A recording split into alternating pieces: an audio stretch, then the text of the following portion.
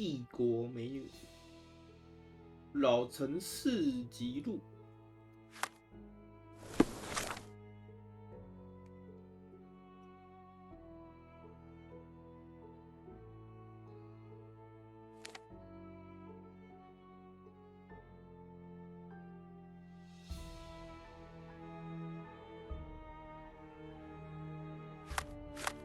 日习路跟爱马仕大道。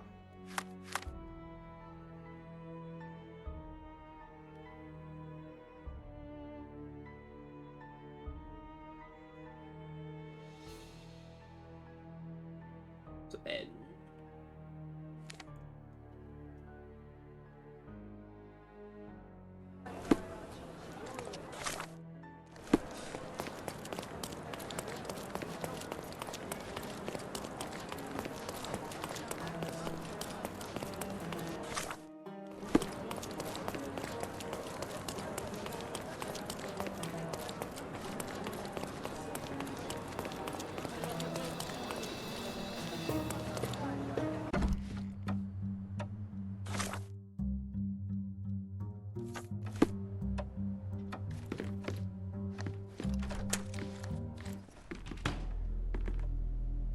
Mr. Holmes, you came. Oh, how kind. Though now, of course, I realize it is because of my game, not the works on display. It needn't be one or the other. Your man's disguise was easily debunked, Mr. Vogel, but I shall admit that you planted in me the seed of curiosity. Ah, terrific. I had no doubt you'd put the pieces together. Let us call it an opening gambit before the real game begins. So, this little game of yours, what's it about? An enigma to solve. A locked area in the basement with no windows found brutally vandalized. I have no clue how it was possible. What about this intrusion? What happened? Last night, I was about to leave the gallery when I heard a noise downstairs. I went to the basement, but I didn't see anything out of the ordinary. It was admittedly a rudimentary inspection. It is not uncommon to get rats down there, so seeing nothing of note, I left and locked up the building. When I returned this morning, alas, I discovered that part of the exhibition had been torched, and there was no sign of the intruder. The mystery being, of course, that all the doors to the gallery were locked exactly as I left them. And the door to the basement is the only entrance? Correct. Tell me you're not intrigued. And this locked area downstairs, what exactly was it? The under gallery. It's always shut, and I'm the only one with the key. Ah, so this is your private collection, not part of the gallery. Oh, no. It's an exclusive exhibition of eccentric pieces. Only a select cadre of artists, investors, and collectors are admitted. Not everyone deserves to have their eyes opened. Well, this matter is certainly within my wheelhouse. This intrusion troubles me. Please take a look around if you're willing. The under gallery is through the door at the end. I will see what I see.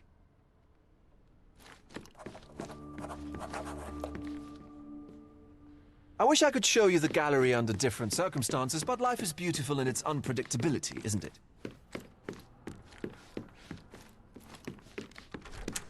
You sure you don't like art, Sherry?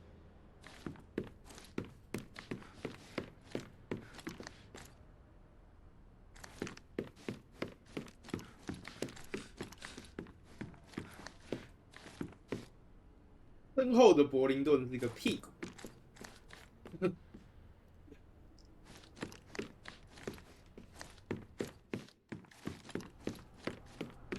Back home, we've got a taxidermist. He's gonna have a heart attack when he sees what I bring him.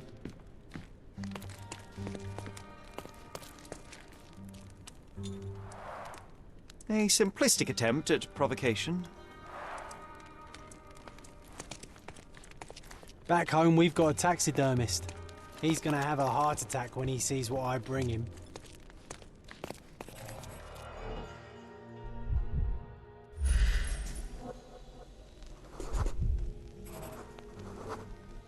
The left step's length is shorter than the right.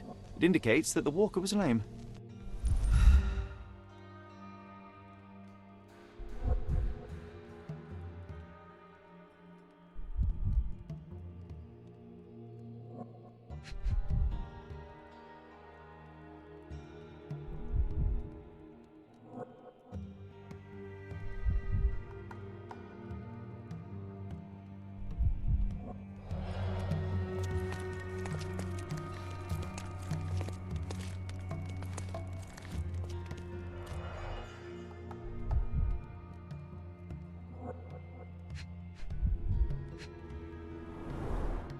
old and hasn't been used for a long time.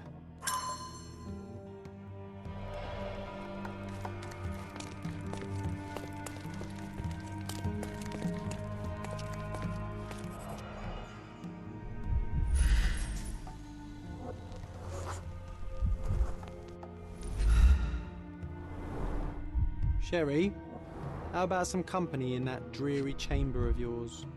Leave my loneliness unbroken, John. A handprint of the thing from another world.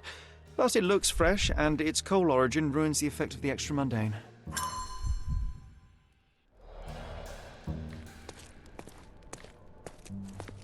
Sodden and mould-ridden. One presumes deliberately.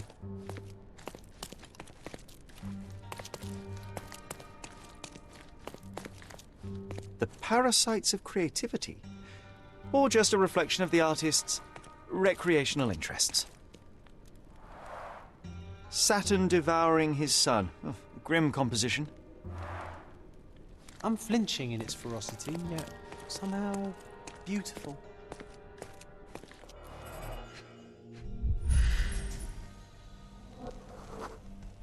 Ugh, sheer vandalism. Only an ignorant person could do such a thing.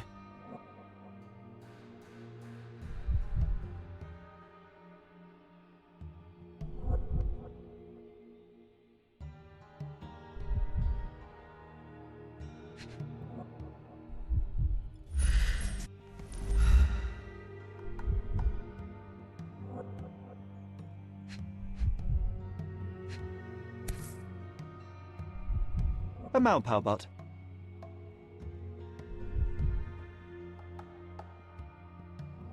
Coal fingerprints. I think we're looking for a man with a coal moustache.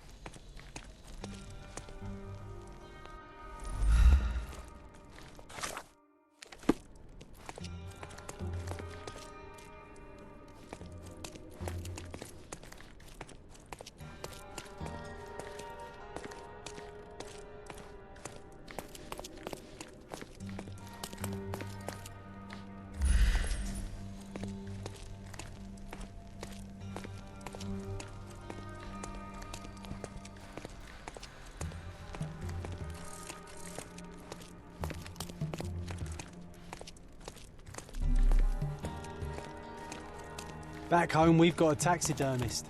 He's gonna have a heart attack when he sees what I bring him.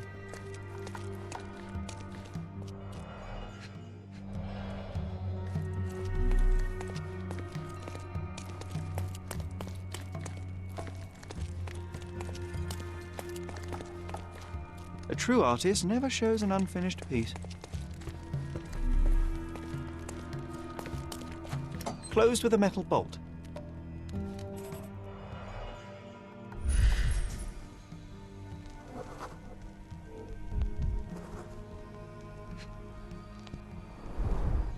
Footprints.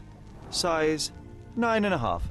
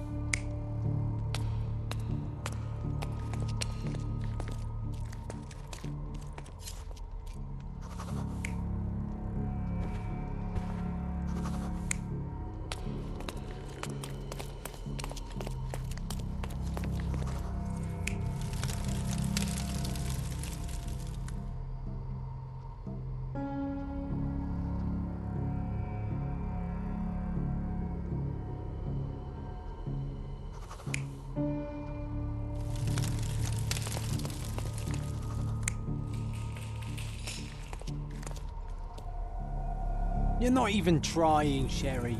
Concentrate.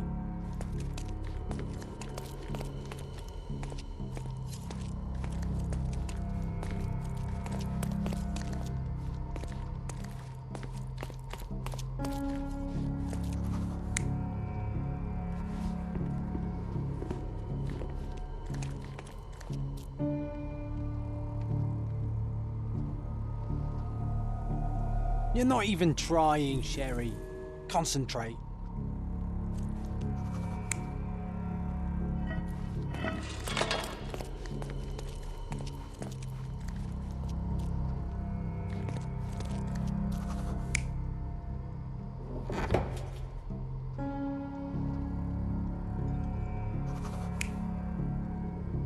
我觉得这个比较。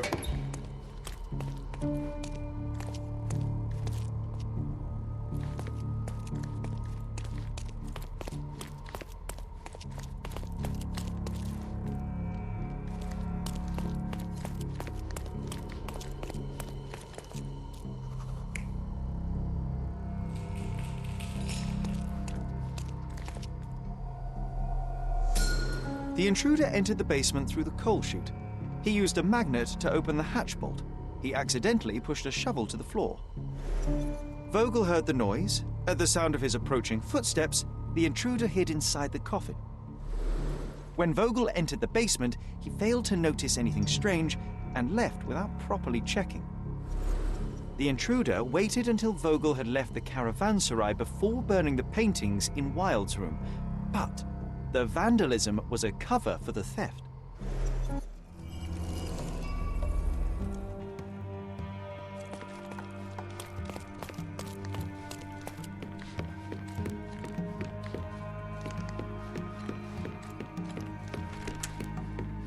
The pieces are not what I expected. What do you think my collection is about?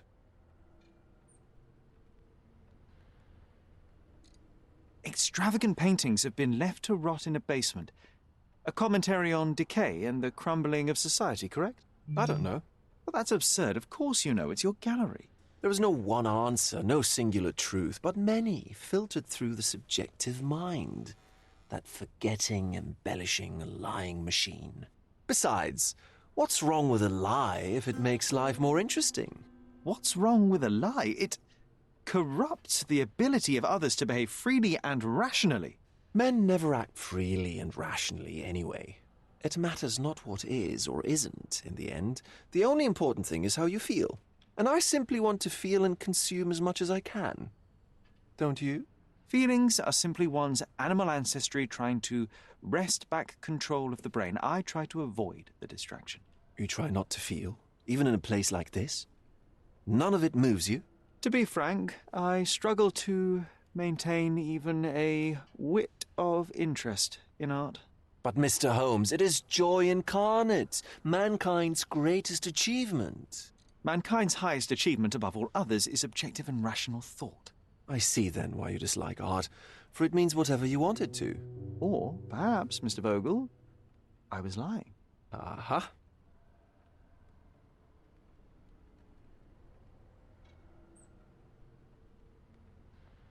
Mr. Vogel, my investigation has revealed that the intrusion was not merely vandalism but theft. The limping visitor left your place with a canvas. That's very impressive. This thief was familiar with the gallery and he was sporting a limp. Do any of your clients or artists come to mind? My, your attention to detail is remarkable, Mr. Holmes. I should introduce you to Bosch's works. Alas, I'm afraid I cannot suggest a culprit. The fire was a clever attempt to hide a stolen painting, even if it didn't fool me. I found the remnants of an empty frame in the pile of ashes. The canvas had been removed. Do you know which paintings in the Wild Room may have interested a thief? Were any particularly expensive? Those pieces belong to a well-known artist named Boniface Mercurio. They're controversial, but not of a notably high value. The intruder entered the basement through the coal chute. He used a magnet to open the latch and dislodged the shovel while doing so. That's the noise you heard yesterday. When you went downstairs to investigate, he hid in the coffin. It seems I should have checked the space more thoroughly. There's something more, is there not? I can see it in your eyes. Indeed. There is another intriguing angle. I recently received an anonymous offer for one of Mercurio's works. The sum was more than fair, and indeed could have saved Mercurio from his artistic poverty. But he declined it. Was it a performative whim? Some artists lionize pain and hardship as if their work would be worse after a meal and a hot bath. I cannot tell. But not only did he refuse the deal, he insisted on displaying the painting in the public space. I was hoping to change his mind, but artists are a special breed of stubborn. What was depicted in the piece? A bound woman, wrapped in robes, being penetrated by a red devil that stared at us, the viewer. The beast had numerous tails growing from his back, and a large crowd gathered around the pair, silently watching the orgiastic scene. Okay, well, given the nature of the other works on display, it's hard to see why that one stood out. What could possibly be its value? The evaluation of art is very subjective, Mr. Holmes. After all, art is everything. A poem, a bruise, the beads of sweat on your beloved skin. Even a masterfully solved crime. I'm not sure I see the connection. Regardless, the painting was one of a series called The Sabbath Night in Cordona. The works depict sex, violence, and other controversial acts that life, for better or worse, contains. Ah, I see. I'm not sure that you do, but that can wait for another time. So where can I find Boniface Mercurio? I know he lives somewhere in Old City, but couldn't be more specific. He's a prominent figure, so finding him shouldn't be a problem. Well, I believe I have enough to begin. Thank you, Mr. Vogel. Your gallery certainly has unexpected depths. I'm delighted to have been able to please a friend. In return, I expect you to come back with good news. Or at least with a good story.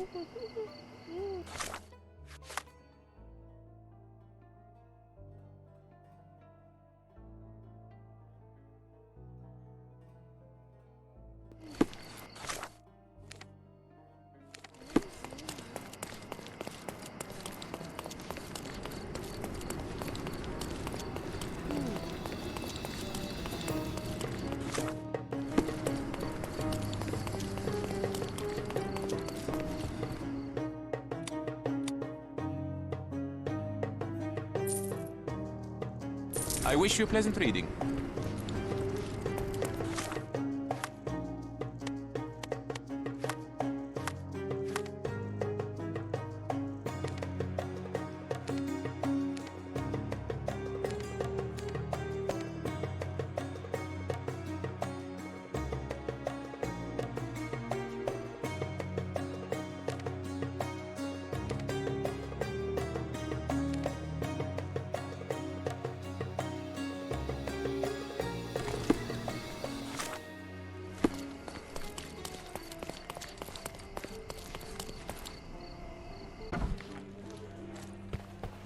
Stop the presses. Who is Cordona's handsome stranger? Or nosebagger spurns local life? Wait, no. Foppish foreigner hides dark past. Oh, you've made quite the impression already, Mr. Holmes.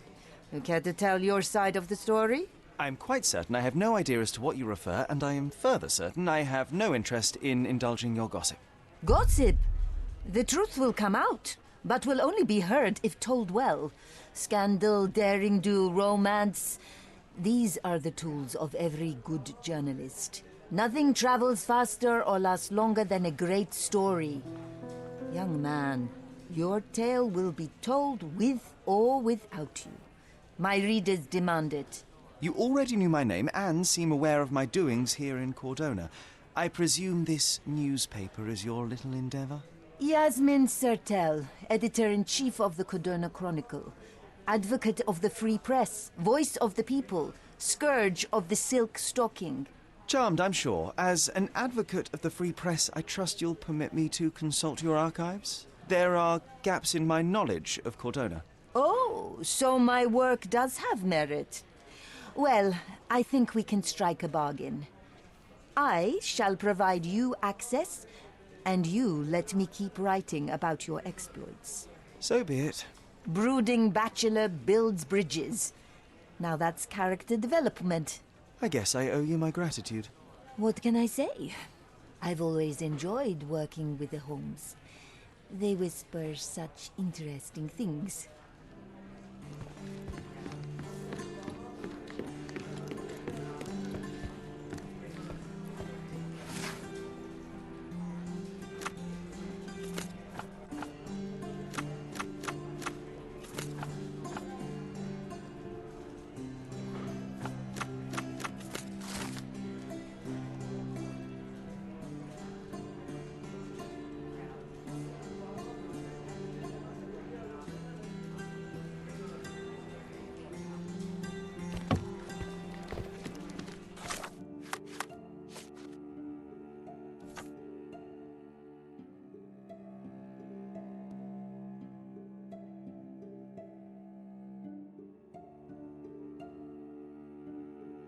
伊卡利特街跟奥利佛街之间的爱马仕大道。Mr. Holmes, I have something for you. Mr. Holmes, I see what you're up to. Mysterious stranger pursues betrothed woman. But please, let us keep things professional.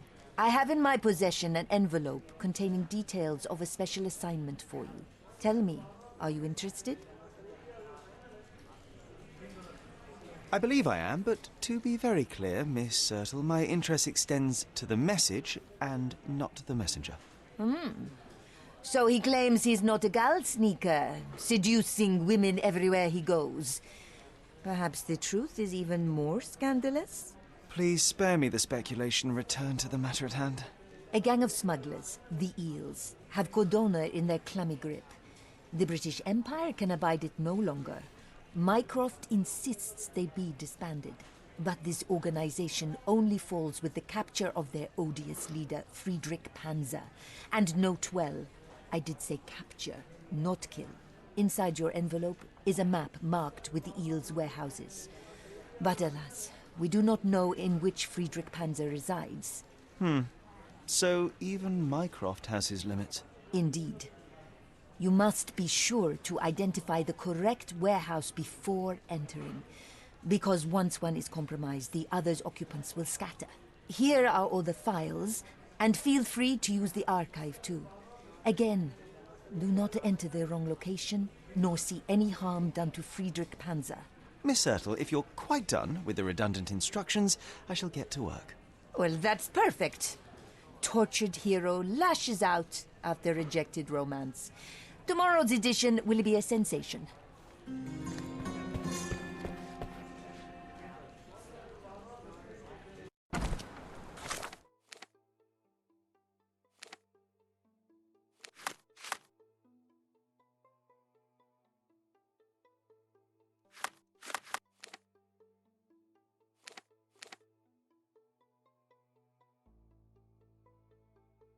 爱马仕。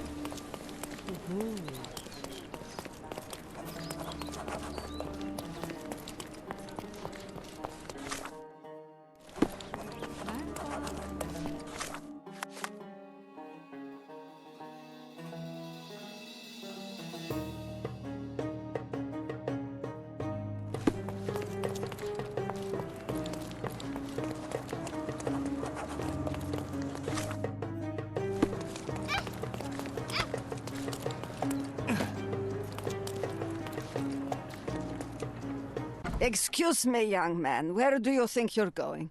Greetings, ma'am. I'm looking for the... I don't care who you're looking for. You shall not pass. No visitors allowed. I wish to buy a painting from Mr. Boniface Mercurio. Is it? Dearie, tell me, because old age has made me blind. Did someone write Information Bureau on my forehead?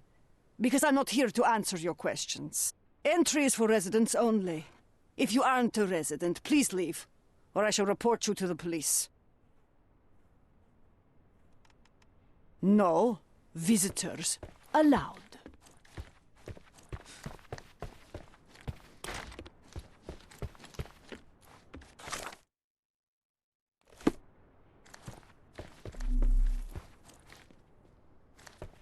No visitors allowed.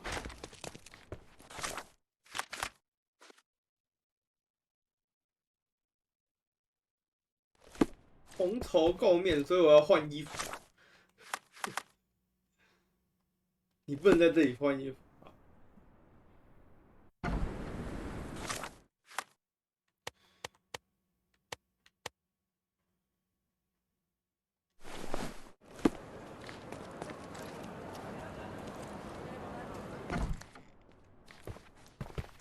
No visitors allowed.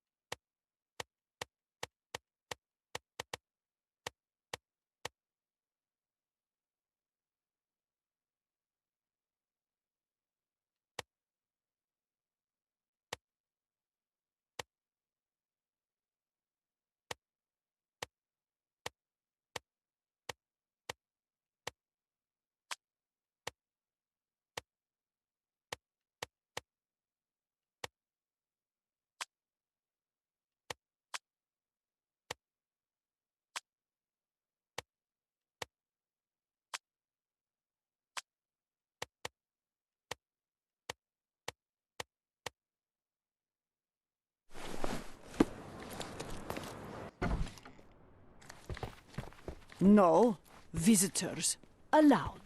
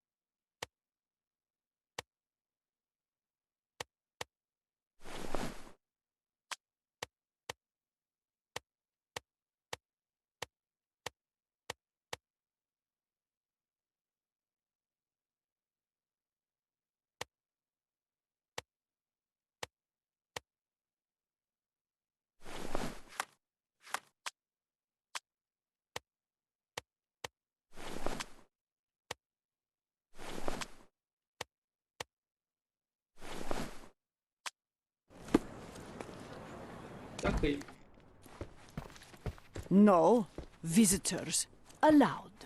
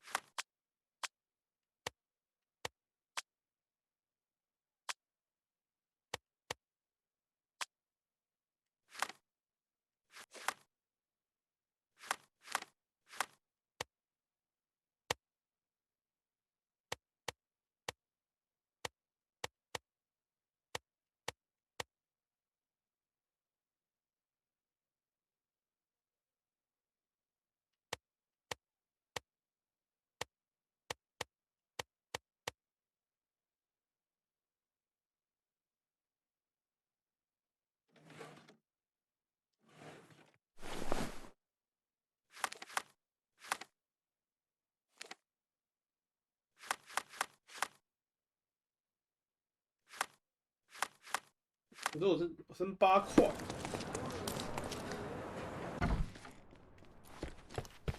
No visitors allowed.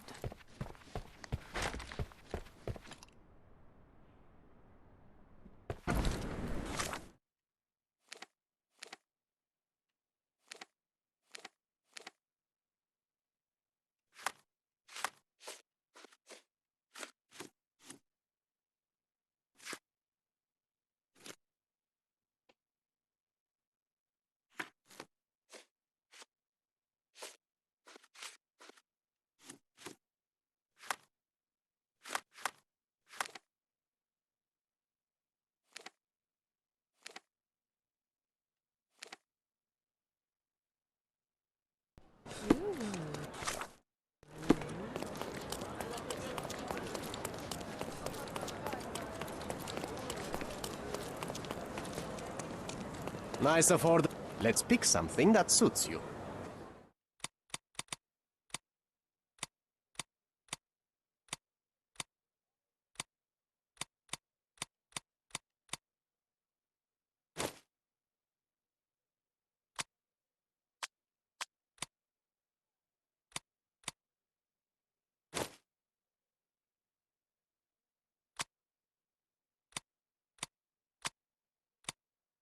Be careful with what you've taken.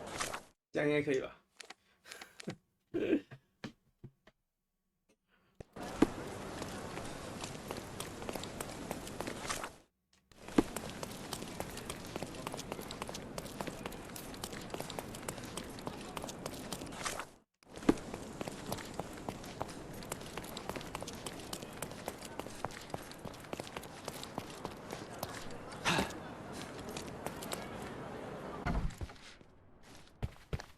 ？Boniface, sweetie.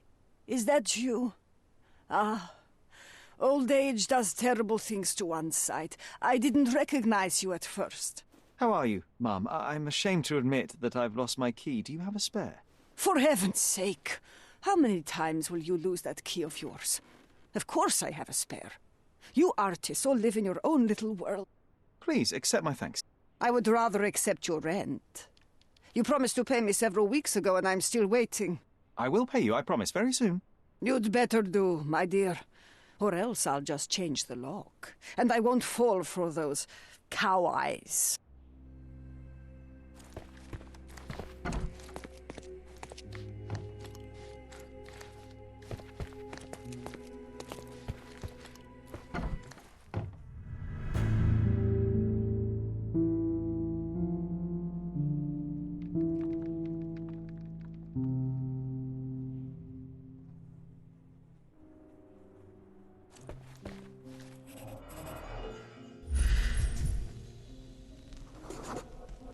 Judging by post-mortem rigidity, the body lay here for 1 or 2 days.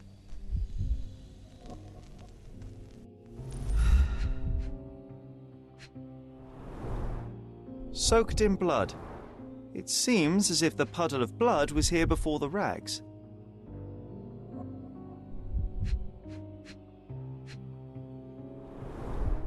The wound is precise. It was inflicted by a razor or a knife.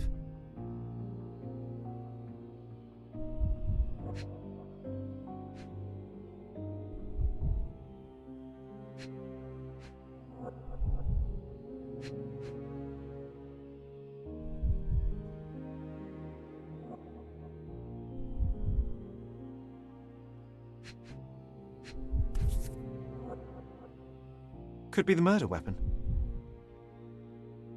A normal kitchen knife.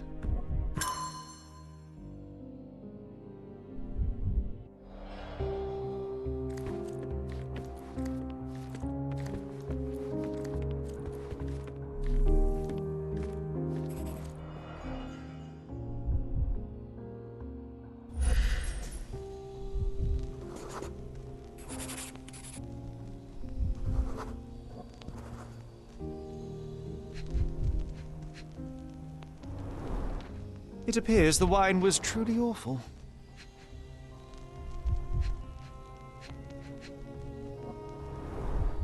Despite the overall tendency towards mess, you cannot sit with the drawer pulled out like this. Someone left it after searching. I wonder where he got that fancy camera.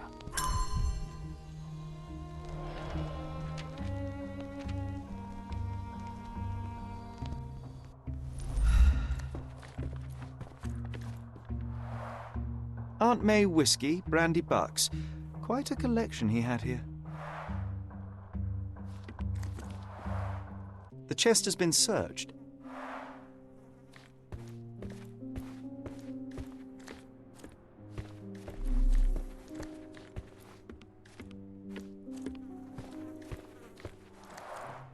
Red skin, tails on the back, reminds me of Werner's description of the stolen painting.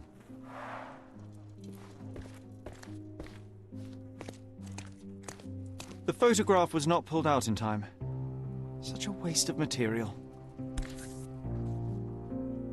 Look at this, John. Isn't it our stolen demon?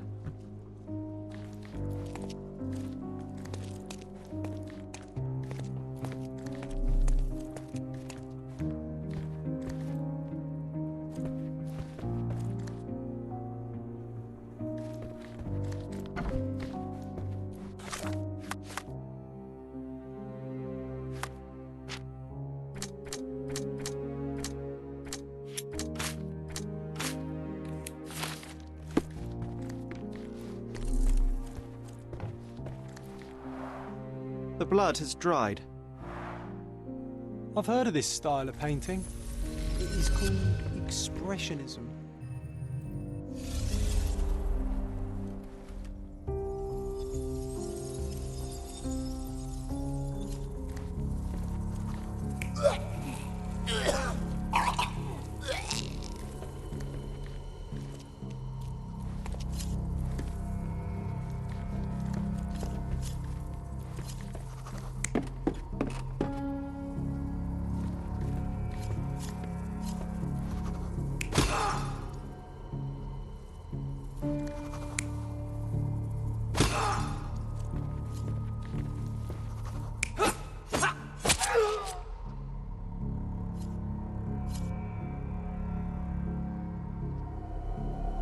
You're not even trying, Sherry.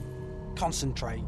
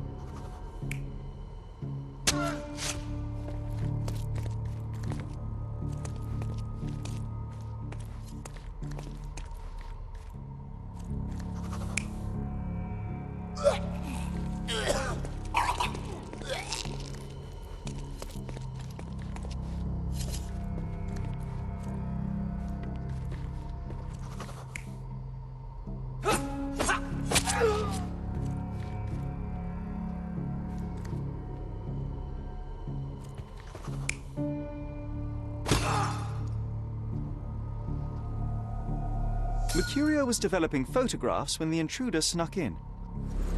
Mercurio heard him coming. While the thief was searching the chest, the painter ran towards him with a bottle in his hand. He smashed it across the thief's head. The intruder had no choice but to defend himself, and the weapon of opportunity happened to be a kitchen knife. Mercurio stepped aside to grab the painting, but the wine-blinded thief attacked Mercurio's throat. When the thief came to his senses, he saw Mercurio bleeding on the floor. He grabbed the rags and tried to bandage him, but it was too late. Why did Mercurio attempt to snatch the painting in the middle of a fight? To strike the intruder? Not with his painting, it was too important to him.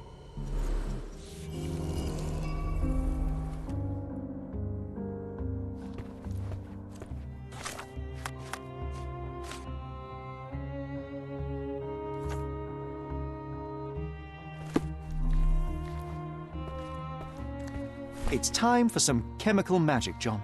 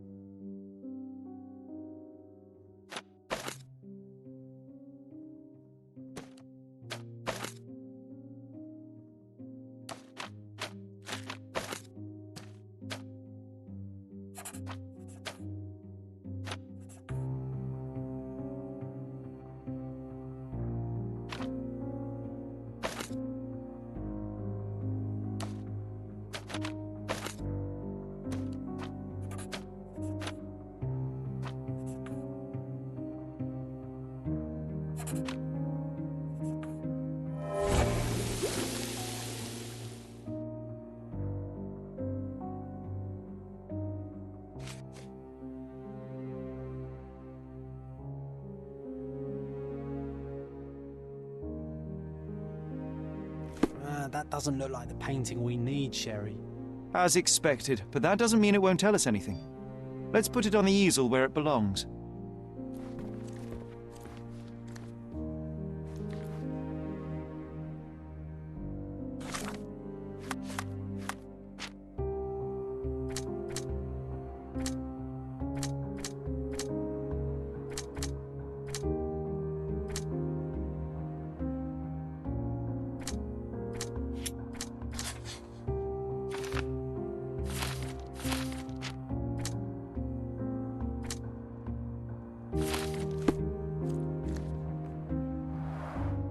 I guess this is his most ordinary painting. Spot the two differences, John?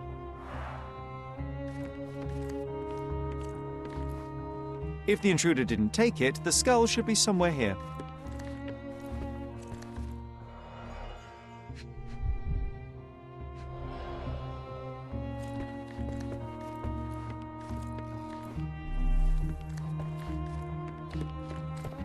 Nothing behind it.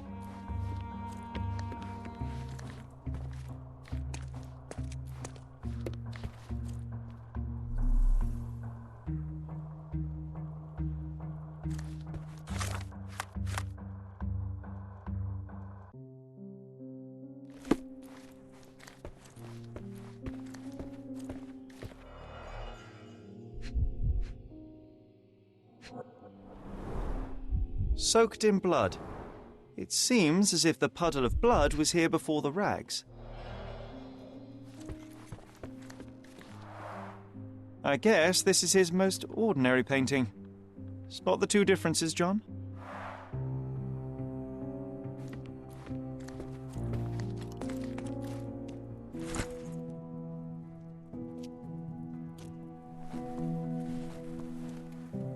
Monster was actually a man.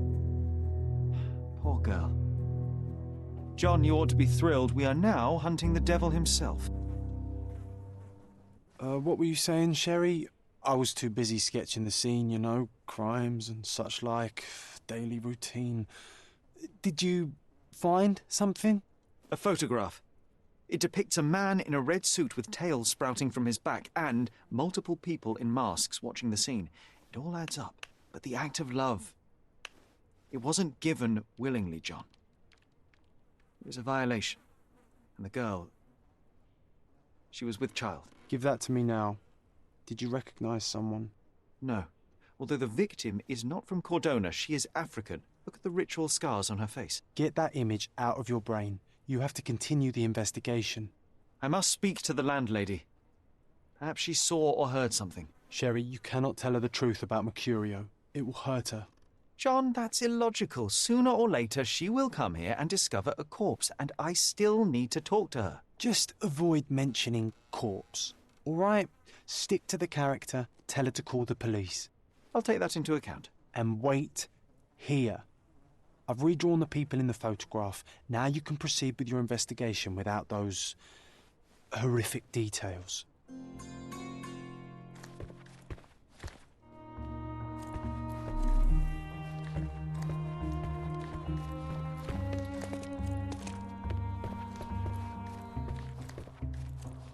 You always take me to the best of places, Sherry.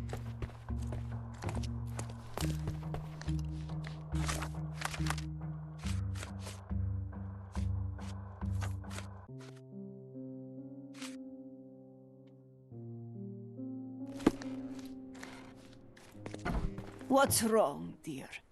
You look like you've seen a ghost. Can you tell me if anyone else has recently entered the flat? Oh, you're talking about that limping man. I'm sorry I let him in. I was scared. And I thought maybe he would motivate you to find money so that you would pay your rent. No offense, dear. Can you describe him? Oh, so you weren't at home. I was so certain you didn't leave your flat that day. He was of average height, had a limp and a tattoo on his neck, and he was smoking Malpal cigarettes. My husband used to smoke those. They have a horrible smell I can recognize from a mile away. Can I ask a favor? Of course, dearie. Please call the police and ask them to enter the flat. And Don't look inside until they come up. What? What trouble have you stepped in this time? It really doesn't matter. Thank you, Mum.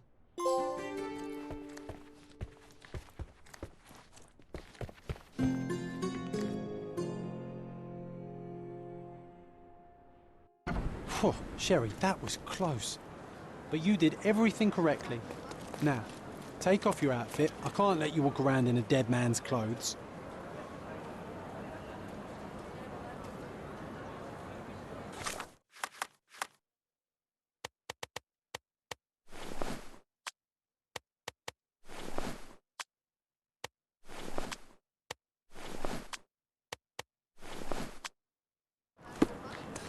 走。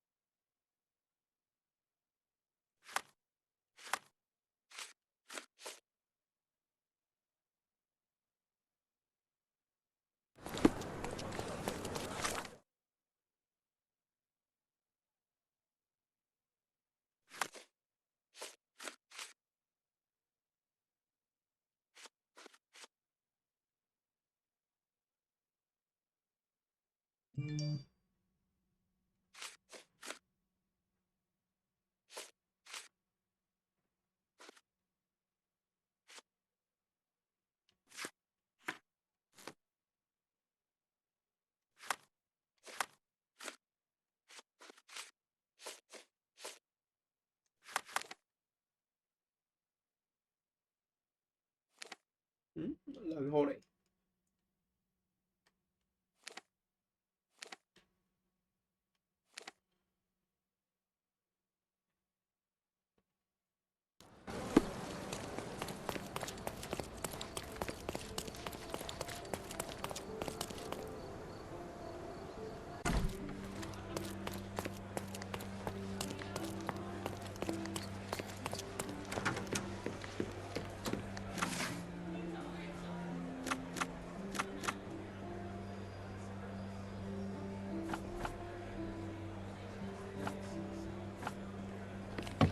不是这个。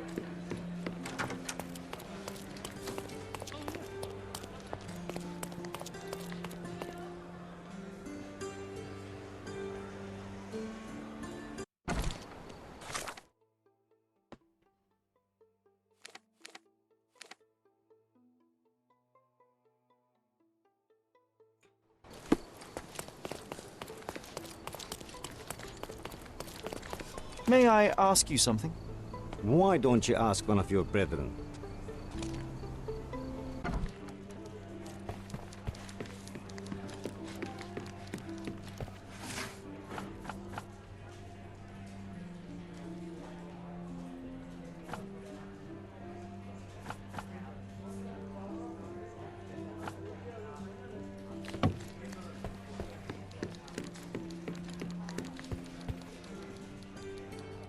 爬。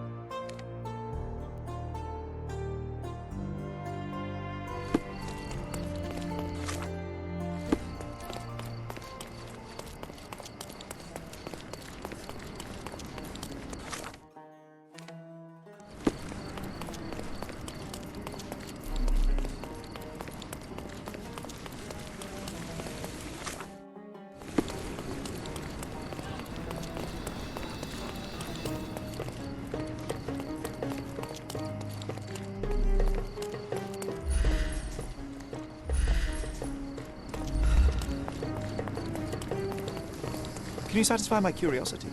Mama doesn't let me talk with sellers. May I ask you something? Didn't anybody teach you not to bother Ottomans? This isn't working.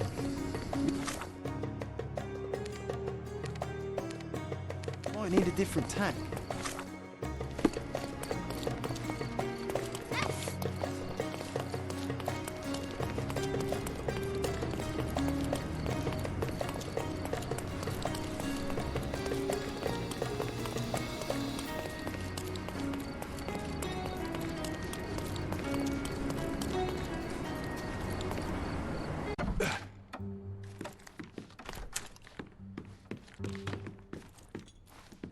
I think I'll leave the exhibition in its current state for a while.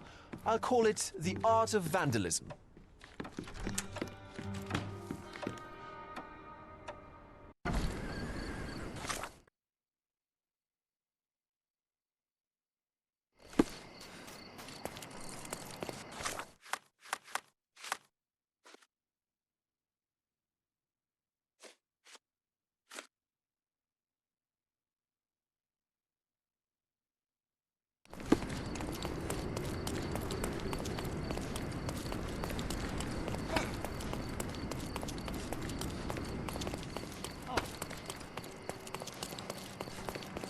Could you help me?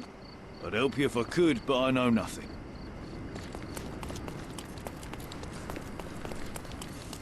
Can you satisfy my curiosity? British soldiers are an insult to my people. This isn't working. You might need a different tack.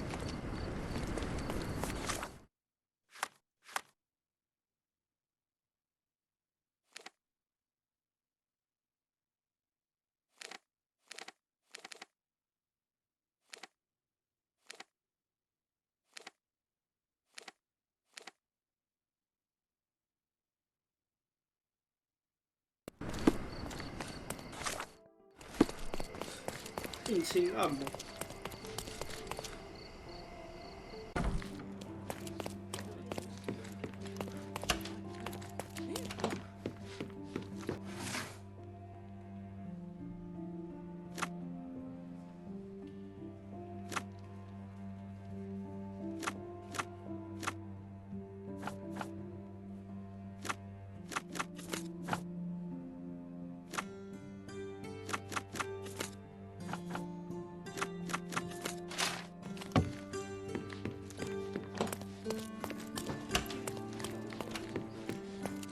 Any progress with the case, Mr. Holmes?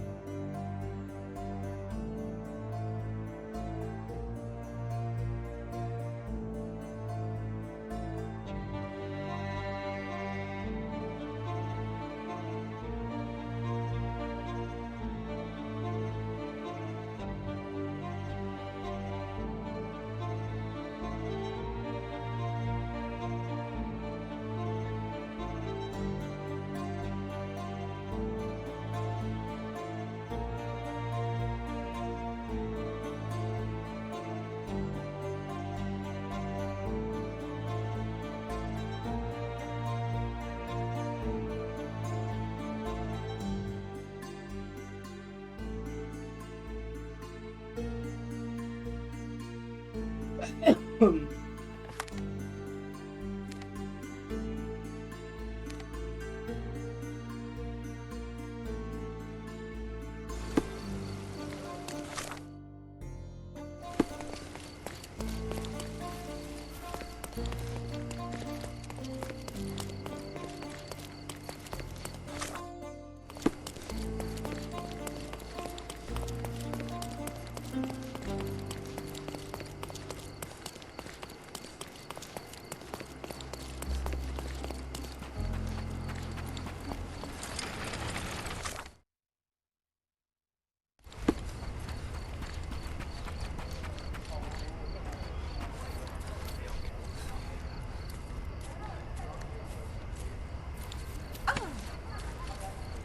you know anything about this?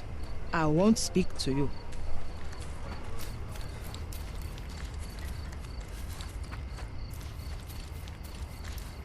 May I ask for your assistance? I've heard the stories of mariners kidnapping women for slavery. I won't fall for your tricks. Time to check your who, what, and...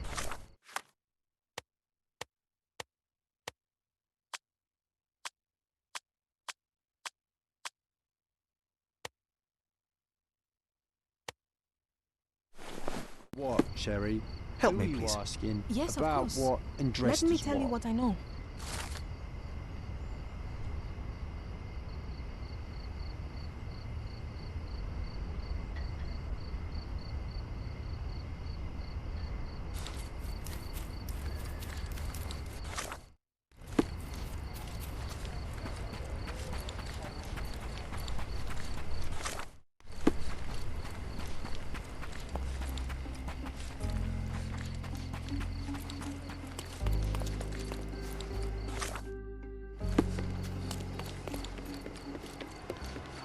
Beasts!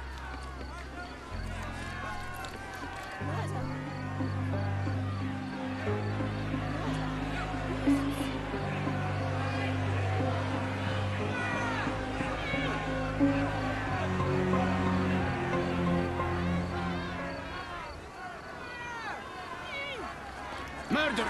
They're completely livid. First they come to our land, then they murder our people. May I ask you something? You and I are the economic foundation of this island. We should help each other. But I don't know what you are talking about.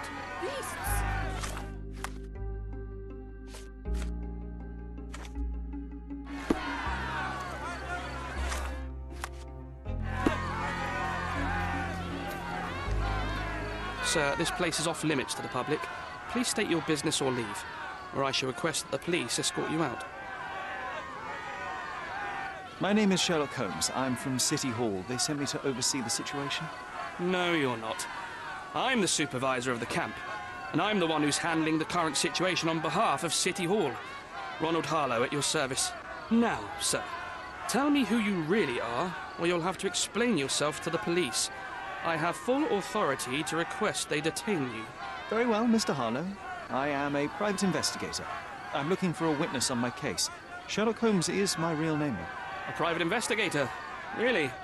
Even so, you're not authorized. I can't let you in, so please, step back.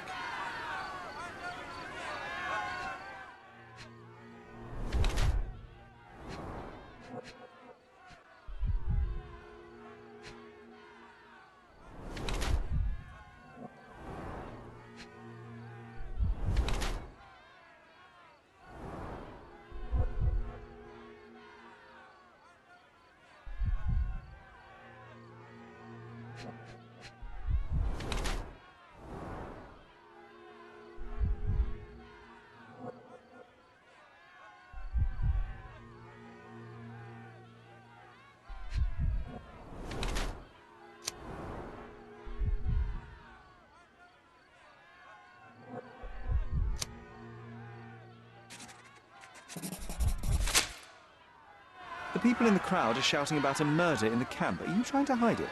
It's mere assumption. I assure you that the situation is under the police's control. If it was under control, if there was no dead body, you wouldn't be as nervous as you are. You would be sitting in your cozy dark corner of a City Hall room doing nothing as usual. Yet, you're here, trying to deal with a series of problems you never asked for. These insults are inappropriate. You don't know what I'm doing for this camp.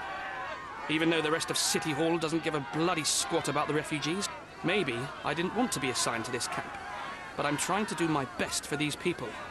If not for my work, they might not have any shelter or food even. I apologize, Mr. Harlow. Perhaps I was prejudiced towards you, but in any case, I'm sure that you would still want this to be over as quickly as possible. The current reality is that neither you nor the police are managing things well here. You are unable to calm the crowd. You have simply never handled a situation like this before. What are you driving at, Mr. Holmes? I can help you to handle the situation if you're truly interested in solving things quickly and quietly. And how exactly would you manage that? Simply tell the police that I'm with City Hall and I'm permitted to investigate the scene. I'll work out the rest, but in return I need your help finding my witness. She's a young refugee. She's with child or was with child recently. Look, there is indeed a dead body inside the camp. So even if the girl you are looking for is there, all the refugees are now being detained and interrogated by the police. They won't allow you to speak with her, and I can't do anything about that until the situation settles down. So it's in our mutual interest to settle it. Oh. I suppose that things are bad enough that I ought not shy away from help. All right, Mr. Holmes. I'll tell the police to allow you to come inside. Just tell me when you're ready. Mr. Harlow, how did the refugees end up here exactly? Oh, so you're not from around here yourself? I've been away for some time, but I read the papers. Yes, this whole story has been in the papers for almost a year now. They were smuggled to Cordona on a ship from Africa. Smuggled? Then why didn't you deport them? The smugglers managed to sneak them to shore and hide them inside an abandoned warehouse. When the police raided the warehouse and found the refugees there, the ship was already gone. We aren't even certain as to which ship it was. We have busy shipping routes with other colonies these days, you see. So you decided to lock them up under a bridge? There was no other option. We're still trying to work out what to do with them. I only hope we'll find a humane solution and not put them on a raft and float them out to sea. Mr. Harlow, what exactly do you do here? What are your responsibilities? What I do and what I am responsible for are two different realities, Mr. Holmes. On paper, I am in charge of the camp territory, security, provision, and the refugees in general. What I actually do most of the time is knock on every City Hall door trying to obtain some funding, or at least rations for the camp. The police here on City Hall's behalf too? They are, minus those who came here after the body was found. The governor won't let the refugees disperse into the island, so there's a significant police presence guarding the camp. Naturally, they answer directly to the police. I have some influence here, but I'm not their direct authority. I'm ready to take a look at the scene. All right. Go inside the camp and find Inspector Tewkesbury. He's the officer investigating the scene. Tell him I sent you. Say you're an independent expert from City Hall. He'll fill in the details for you. I'll find my way with words. Thank you, Mr. Harlow. Murder! Beasts! So they keep these refugees under a bridge like proverbial trolls. No wonder the people outside are so disturbed.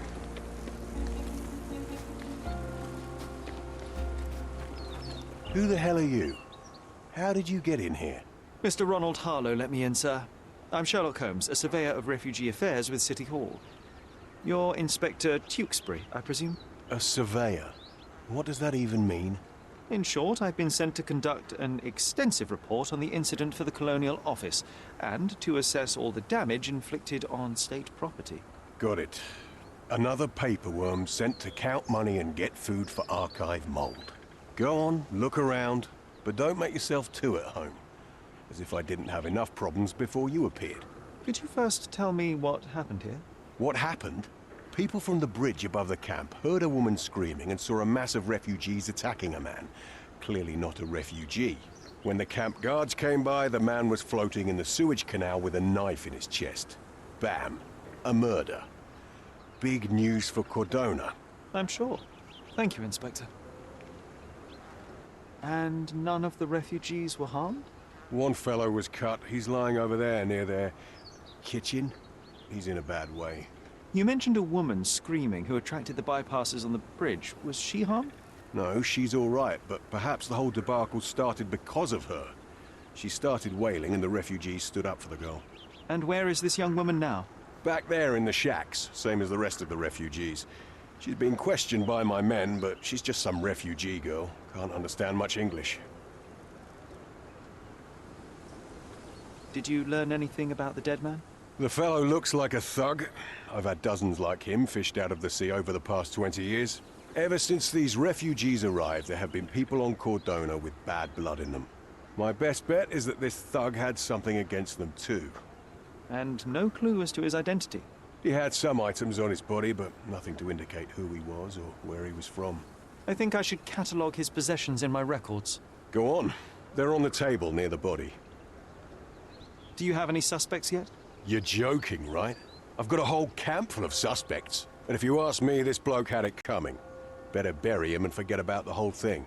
And now there's a crowd gathered at the camp, and my superiors say we must thoroughly interrogate the refugees. At least those who can understand any English. Do you believe that your superiors wish to get rid of the refugees? I think that both our superiors would rather keep the story quiet. Since that's an unaffordable luxury now, they're looking how to protect their public image. That's why I have to waste my time waiting for my people to turn every stone and befriend every refugee. Here we go again. Number of hours on Cordona before stumbling upon another dead body? 0.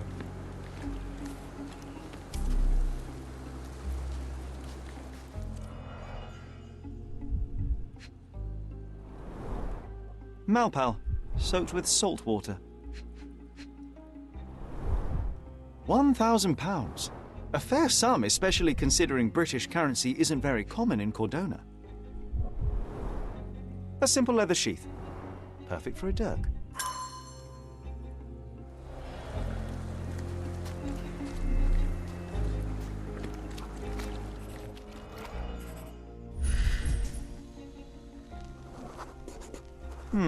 Coal dust under the nails.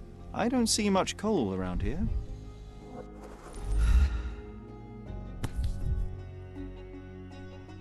A steel dirk. Sharp. A common accessory among sailors and soldiers. I'd say the blade penetrated upward, however the wound is too messy to be certain. An interesting tattoo. Does it mean something?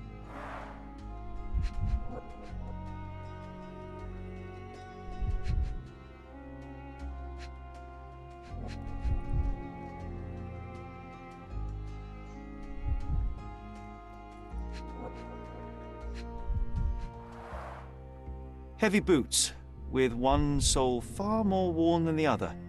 This man was limping John. A violent death. But this man, limping. Coal dust. I think we're onto something here, John. If they find out about the passage, everything will go to hell.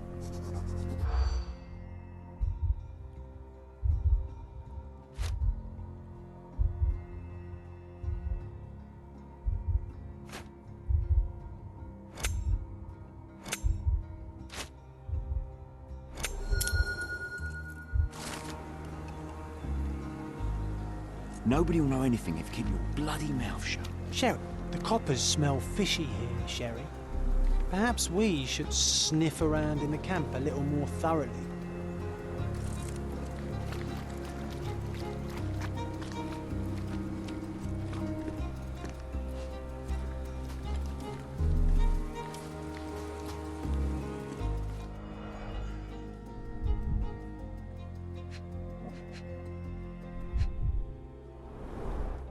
Someone bled profusely here.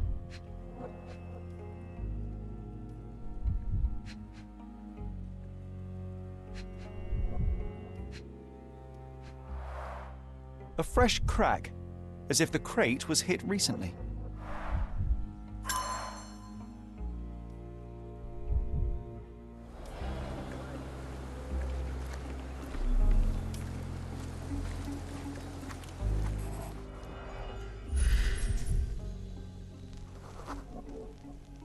A man's footprint.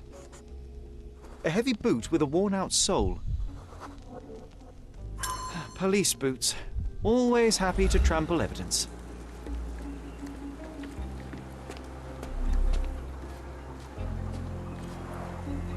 Carnelian agate beads, a traditional African adornment.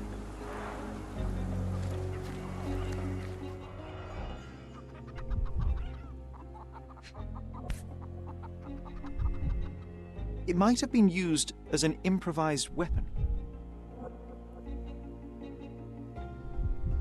No hint of blood or impact. The blood sprayed off the blade after the strike.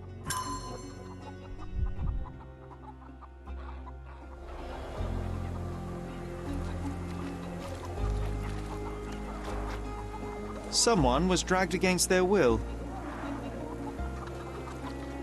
The refugees have been detained and will not leave until all the circumstances are clarified.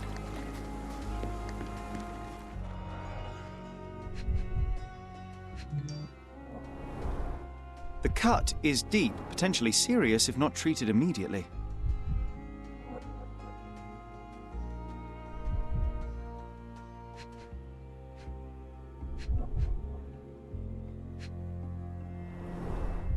He is in shock, feverish and dehydrated. Sherry, you know first aid.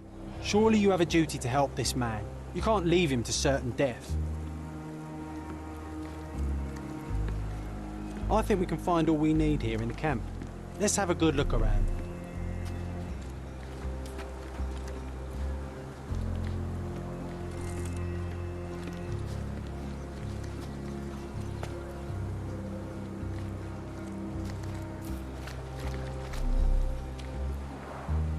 Clearly a left handprint here.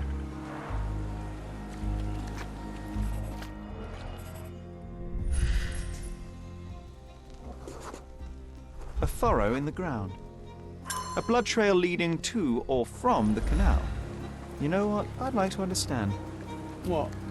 How did our dead man end up inside the camp in the first place?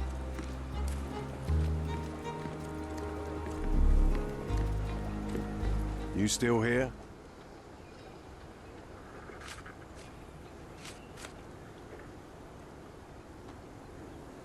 Your problem, not mine. The guards at the sewers were speaking about taking refugees out of the camp. Do you know anything about this, Inspector? Less than you do, obviously. And this doesn't bother you as an officer of the law? I can neither punish them nor put them on the right track, if that's what you're asking. Maybe your friends at City Hall could do something about it, but I seriously doubt that. To be honest, I'm sick and tired of being frowned on for my uniform. If those fine gentlemen you've eavesdropped on are in some shady business, that's on their heads. I'm busy. Don't you have papers to fill? City Hall lubberheads.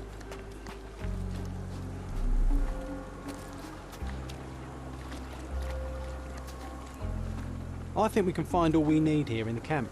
Let's have a good look around. Back off.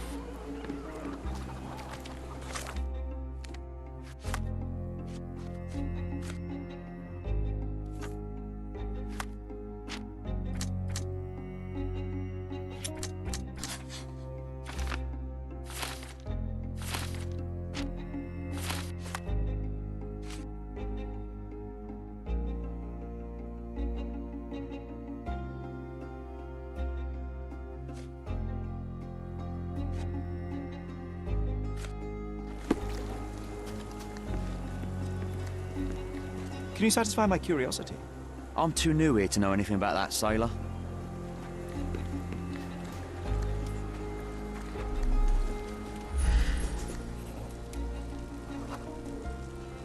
I'll use it to create a solution.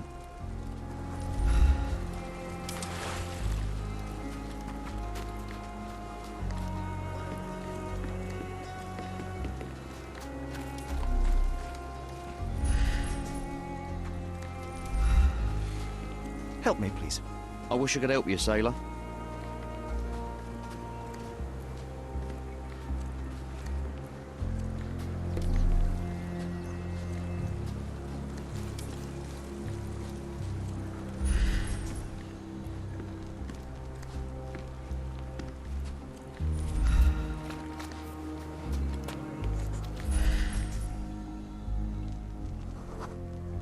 I can use this to stop the infection from spreading. Nausea and stomach pain is not what he needs now.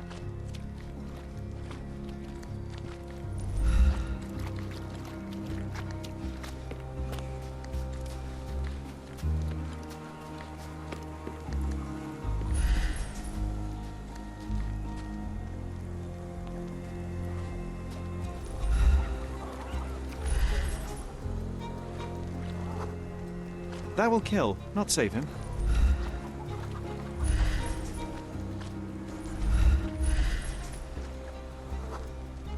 It won't do any good.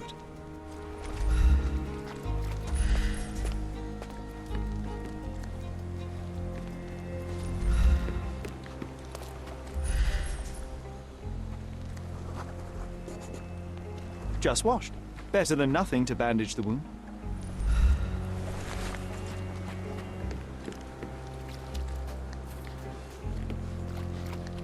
I've collated all the ingredients, now to prepare the first aid solution.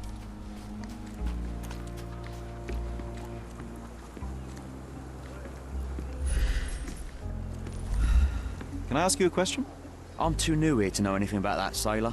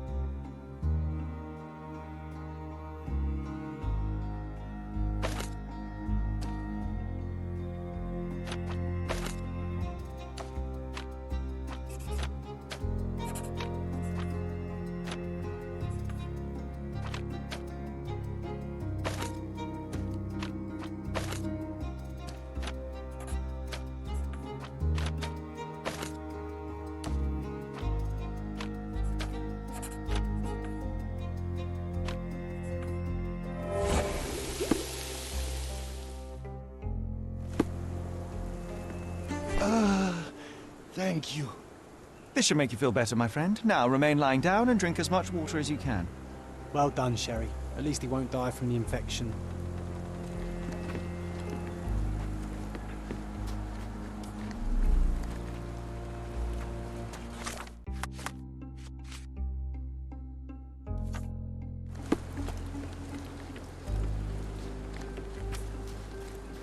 Excuse me, just one question. I'm too new here to know anything about that sailor.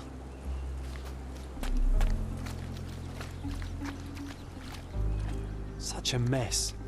Let's figure it out.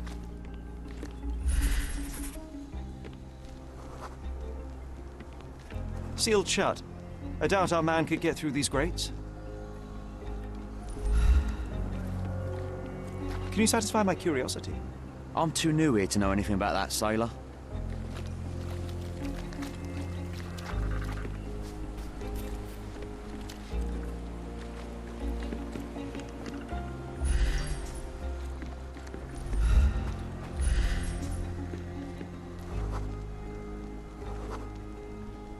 No, it's too short for these walls or cliffs.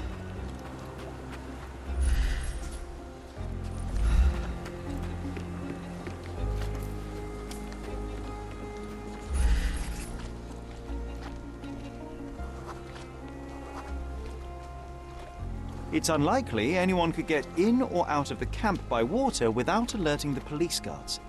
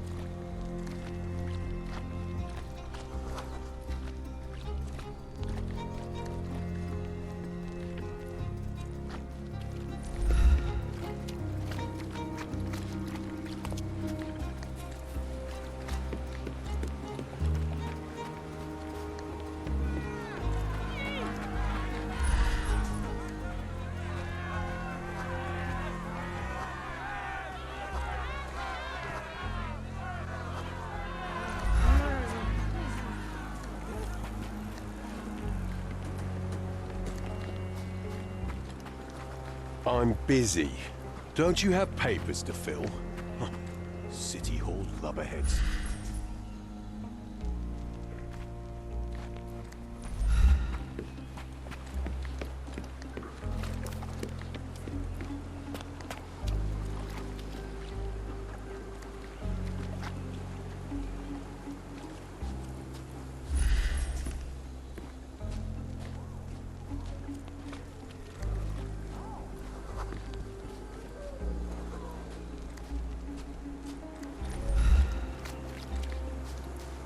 Well done, Sherry. At least he won't die from the infection.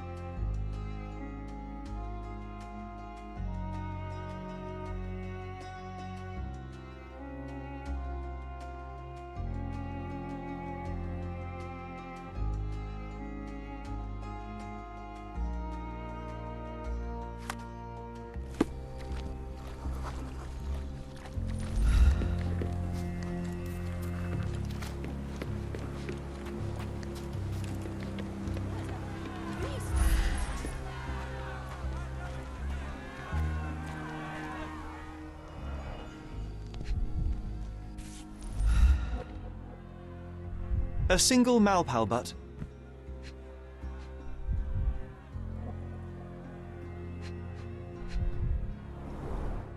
Roadman cigarettes.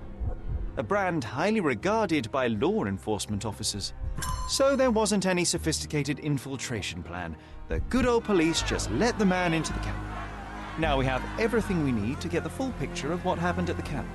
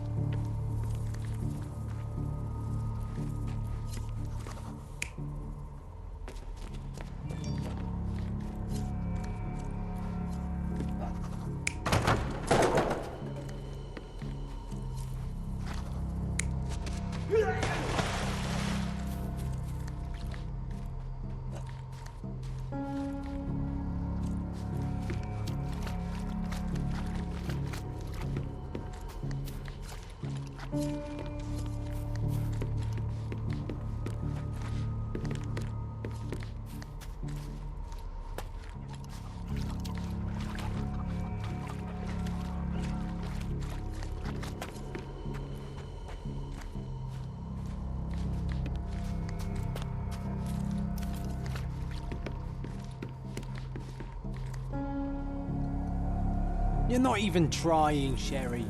Concentrate.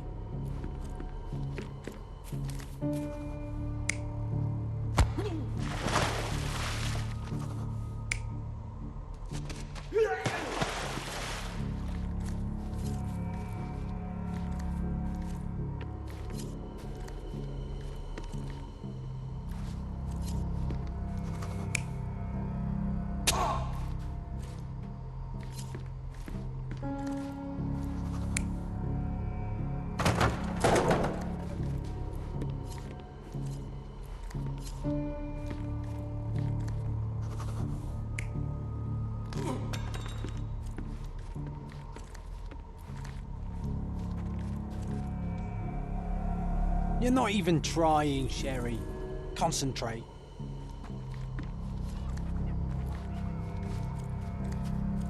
Oh, 火珠在这边掉了。哦，这个错，这个错。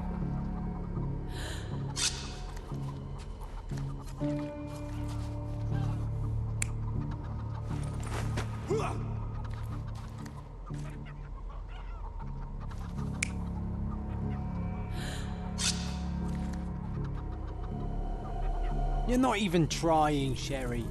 Concentrate.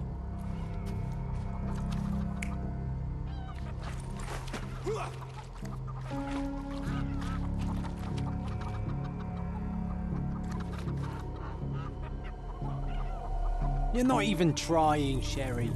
Concentrate.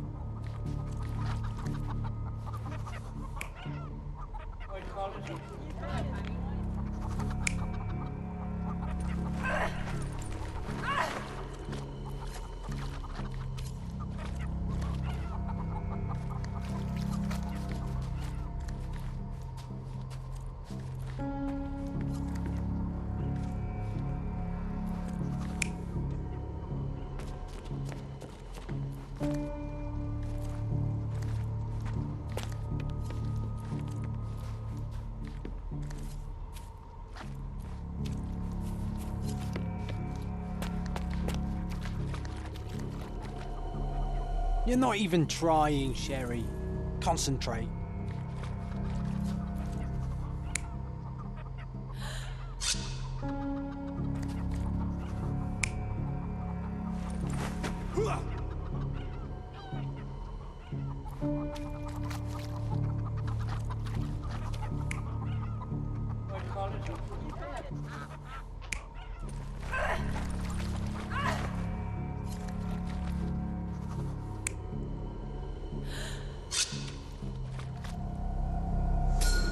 So, we have a thug who came to take a refugee woman with him. She resisted, but he dragged her by force.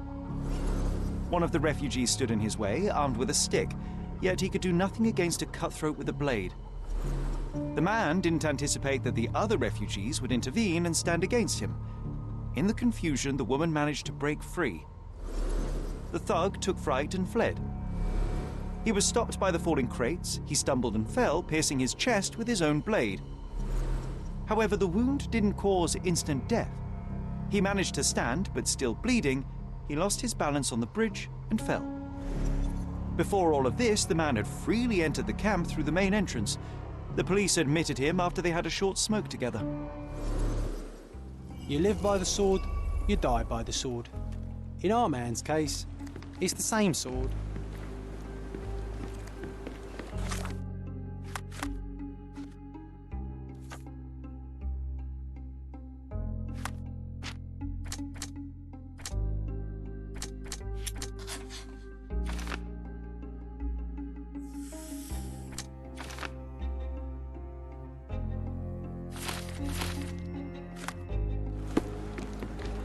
You still here? Inspector, I believe I can aid your investigation. I know who the dead man is and what really happened here. You do? Well, good for you. But I'm afraid I'm not the one you need to share your findings with. Speak to Mr. Harlow here. He's the one responsible for settling things in the camp. You don't even care to listen? Oh, I do care. Maybe even more than I need to. But I'm only here today to lock the place up, question witnesses, and file the facts. It's sad, but coming up with conclusions is not among my tasks here. You fellows at City Hall do that. Anyway, speak to the supervisor. I'll just stand by and listen to what you have to say. Mr. Harlow, your refugees didn't murder anyone. What? Pray tell me what you've learned. All right, listen carefully. This might solve one problem for you, but will create a few more. Oh, well, that's a great start. The man came to the camp intending to kidnap one of your refugees, a woman. What he didn't expect was that the refugees would stand up to protect the woman. A brawl had broken out. In the chaos of it, the man stumbled over those crates and fell on his own blade. How do you know he fell on his own blade? The wound in his chest was inflicted from an unusual angle. It was not an offensive stab, shall we say. The refugees didn't touch him. And judging by the blood at the scene, the intruder managed to raise himself but was unable to walk very far.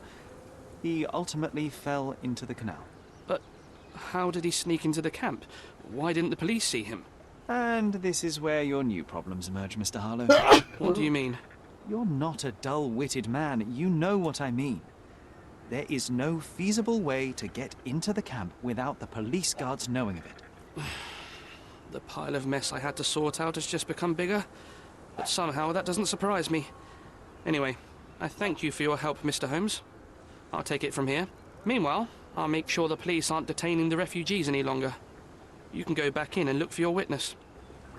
You think one small clock can make any difference in this place? Who knows, John? Just one ill-fitting cog could make the whole machine crumble.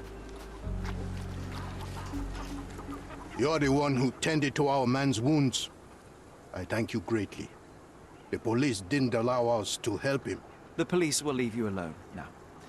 I've proven to them that the man who came into the camp died due to his own foolishness. Thank you for standing up for us. But nobody would help us without a reason. You're here because you want something. Yes, I do. I need to speak with the girl drawn here. The dead man came for her too. He wanted to take the girl away, but we won't allow her to be hurt again. What do you want from Nayla? Nayla. She was hurt some time ago. I'm here to find the people who did this and bring them to justice. And to find them, I need Nayla's help. Will you let me speak to her? Justice. There's no justice on this land. But you helped us, so maybe your words are not empty. You can speak to Nayla, if she wants it. But I will be watching you. Hello, Nayla?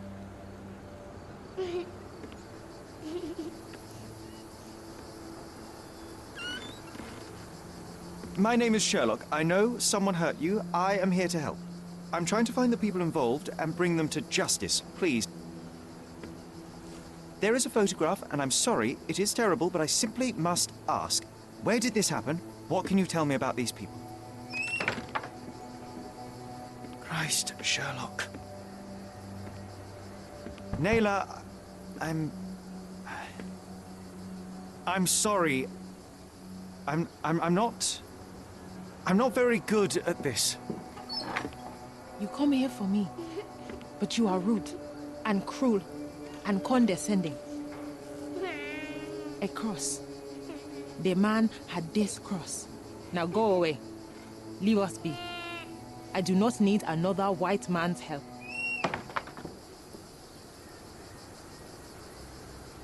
Oh, glad that wasn't me. Not my best work, John, by a long shot. Nayla doesn't want us meddling. I'm starting to wonder what this all achieves. But she helped you anyway. Now we know that maniac's face and the cross he wore, we can still catch him.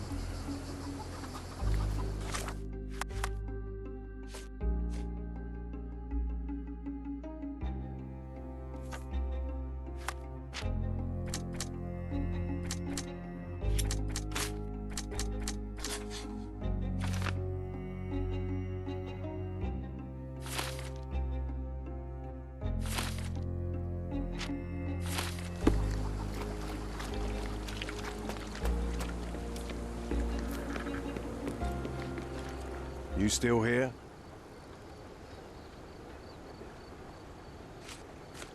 Your problem, not mine. I've already told you all I've learned. The intruder has a most peculiar tattoo on his neck, 2 lines and a point. Do you know anything about it? You really want to know, kid? Why? You want to play a policeman or something? I'm sure you have it in your records, so it won't hurt if I have it in mine. In my records, it's just a tattoo, as it should be in yours. Ah, to hell with you. Suit yourself as to what you're going to do with it. Off the record, though, such tattoos are often connected to a man named Mr. Niccolo Bernadotti. Bernadotti, you say? A respectable businessman in Scalario. His company imports goods and wines, and smuggles everything that can be smuggled between the colonies and the mainland.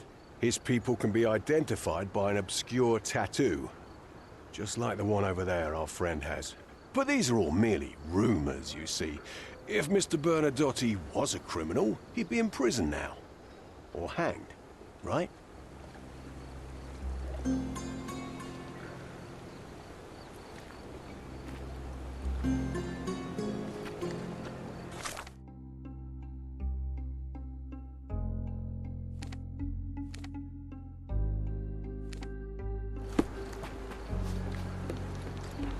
Sherry, wait. You might want to settle all the matters in the camp before leaving. You probably won't be coming back here anytime soon. 我不是解决了。 Beasts!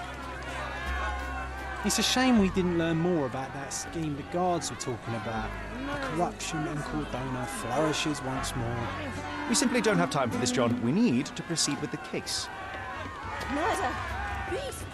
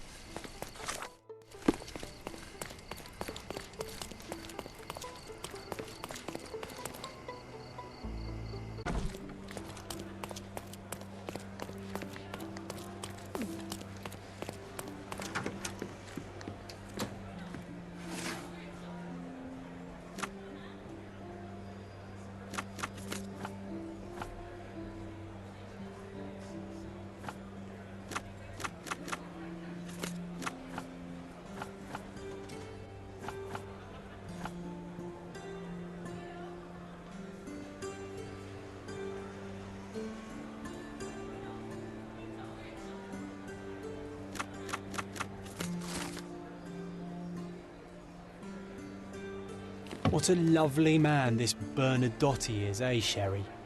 Can't wait until we get to meet him.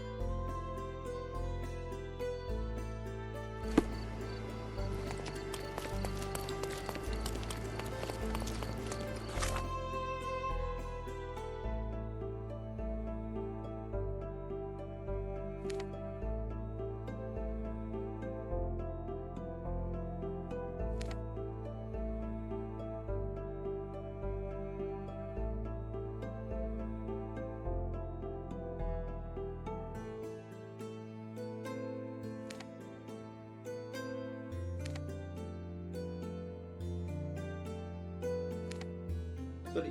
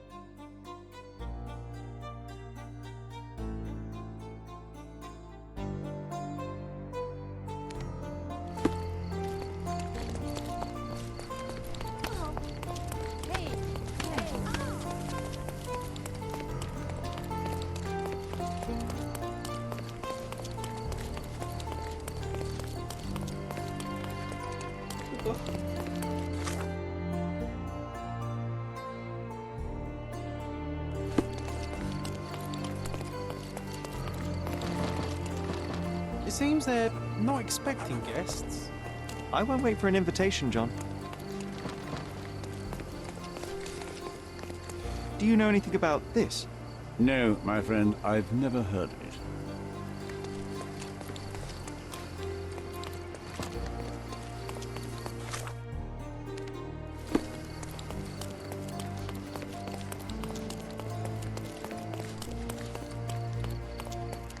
These workers don't look like your average Cordona folk. They're refugees from the camp. Could you help me? Sorry, we don't see much here.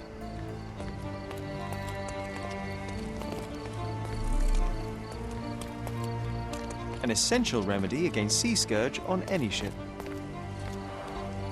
Porcelain friend for every child.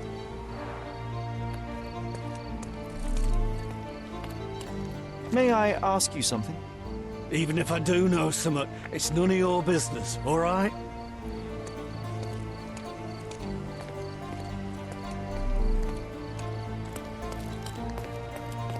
Shipped from Cape Town. The wine route from colony to colonies. That's our way in, Sherry.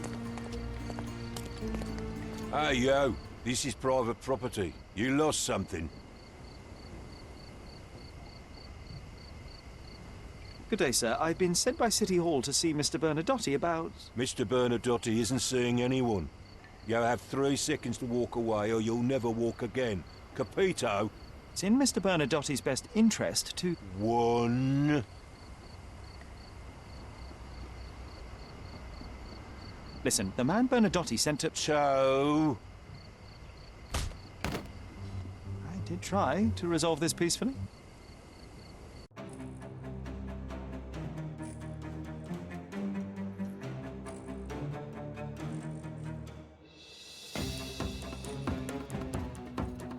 I'm coming for you. 不然不要打。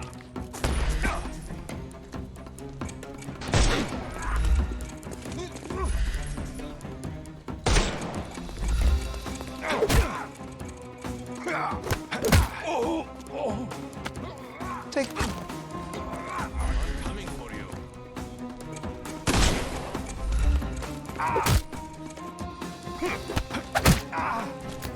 No more crime for you until next month.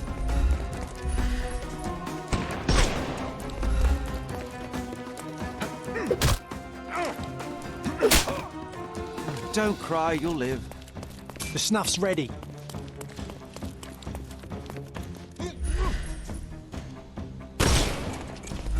I couldn't miss the party. No more crime. Give him the pepper snuff.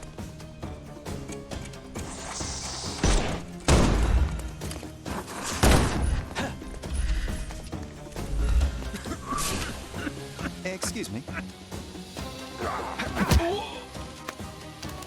Too simple.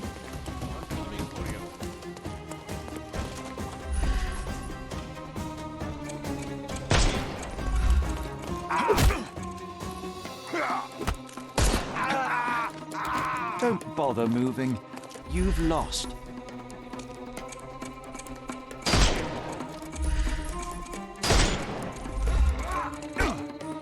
We can open...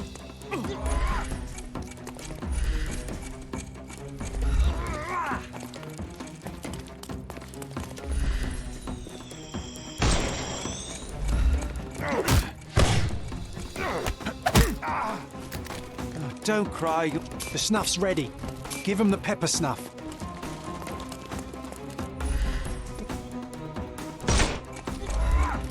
I couldn't miss the party. No more. The snuff's ready.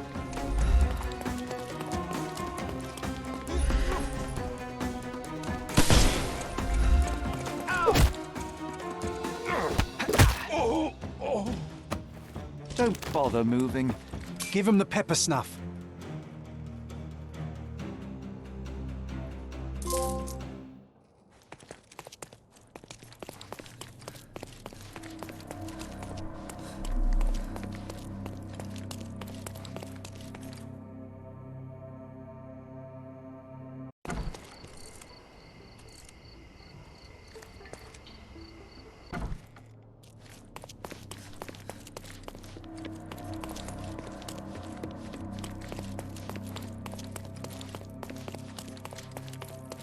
Sherry, look!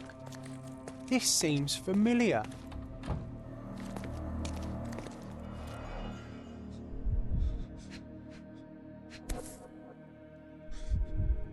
A Dogon statue from West Africa. A century old at least. Masks, traditional for the Chokwe people of Central Africa.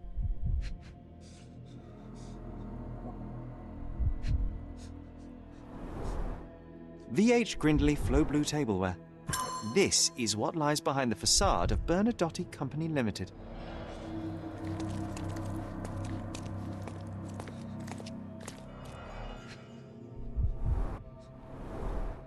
Let's see what's hidden there.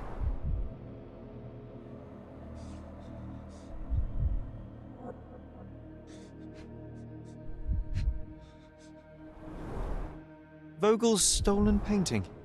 Isn't it curious how it developed into a much more interesting case?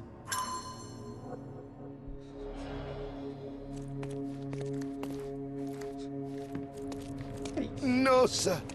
Don't hurt me. It's all right. I won't harm you. Like you didn't harm the folks on the way here? An amazing piece of culture. I imagine many collectors and museums would be interested in having it.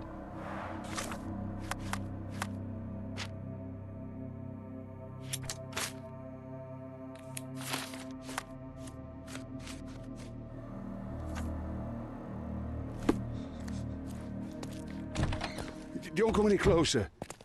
One step and I'll shred you to pieces.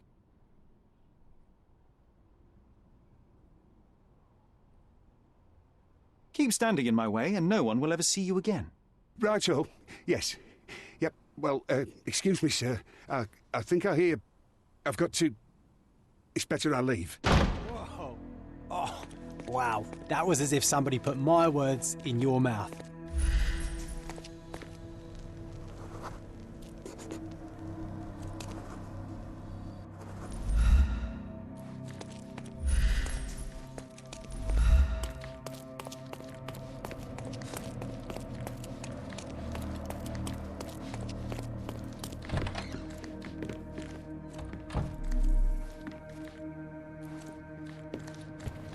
The Bernadotte Company Limited trade network reaches the most distant colonies of... I have a family. It must be very convenient for a man like Bernadotte.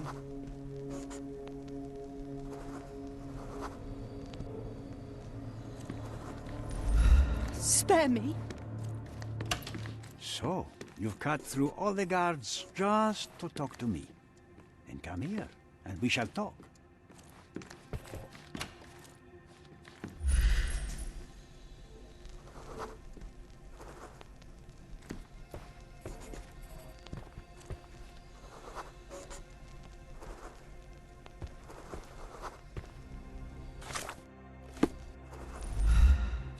Whenever you're ready. I'd hate to intrude.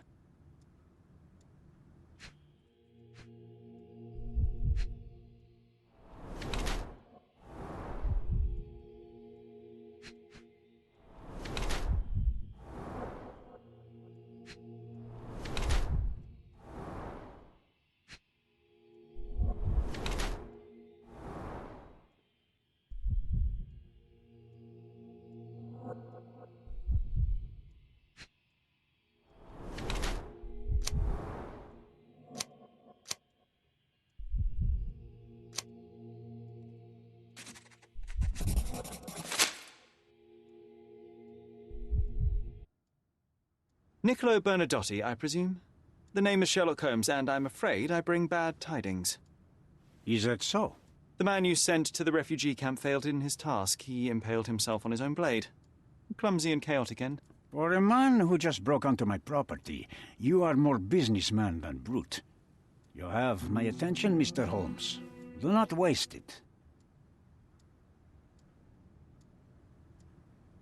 I was hired, privately, to investigate the recent theft of a painting from an art gallery. My investigation led me to a man from your organization, and thus, to you, Mr. Bernadotti. That is quite a stretch. Why would I need to steal a painting when I could buy anyone I wanted? Interestingly enough, I spotted the stolen painting in your storeroom. I buy and sell a lot of things, Mr. Holmes. Unfortunately, if this is true, it is not the first time I have been sold stolen merchandise. I presume you were hired by the owner of the gallery. Tell them to contact me, and we'll sort out the situation. So, this painting is why you broke into my office. Mr. Bernadotti, do you know the name Boniface Mercurio? I do not. Mercurio was a local artist. Recently, a man broke into his apartment, ransacked the place, and killed him. The thief was looking for something. You are testing my patience, boy. In a moment, the connection will reveal itself. As I said, your man was found dead in the refugee camp. He was there to kidnap a woman, but the other refugees intervened to try and save her. The ensuing scuffle resulted in the man's accidental suicide. He sported the same tattoo as your men in this building. In fact, it also bears a resemblance to the one on your neck. Care to explain what business your man had with this woman? You have no idea what you are talking about. I can assure you this was no kidnapping. The refugees in the camp are on edge. What happened there is a tragic accident, one I am not responsible for. For what reason was your man there if not to abduct her?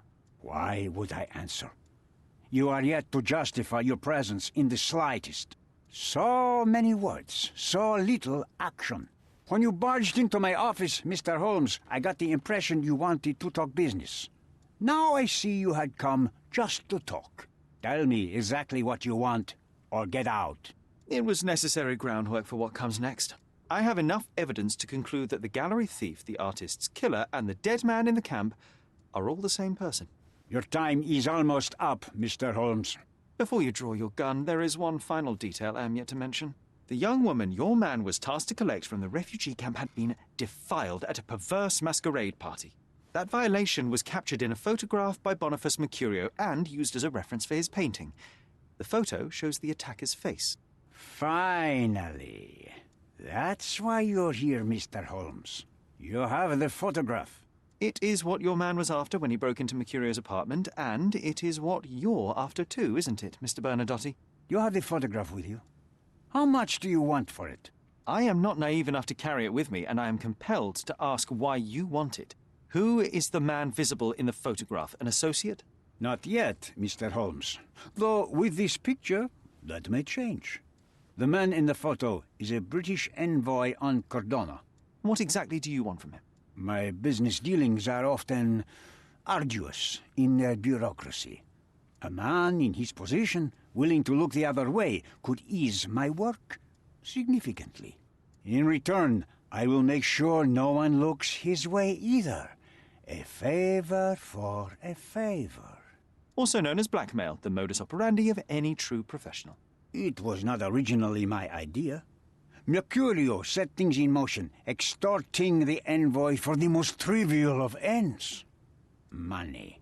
In response, the envoy hired my man to retrieve the painting and the photograph, eliminating Mercurio's leverage. I only learned the whole story after the artist was killed in his home.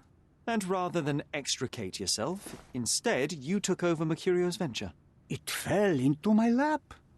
As a businessman, I simply seized the opportunity. Now, how much do you want for the image?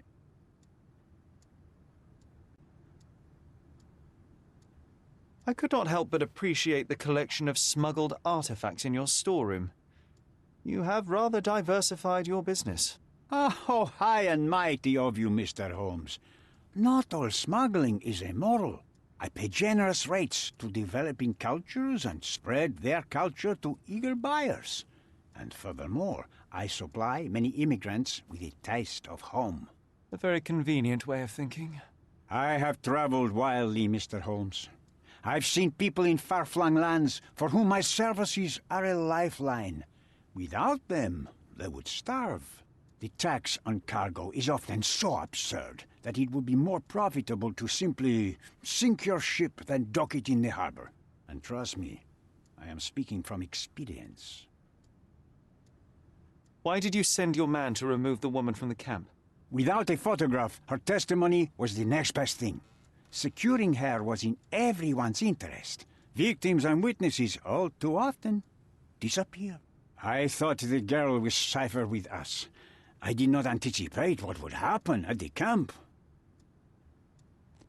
I saw refugees from the camp at your warehouse. They work for you. I have made certain arrangements with City Hall and the police. Thanks to me, refugees can work and be paid.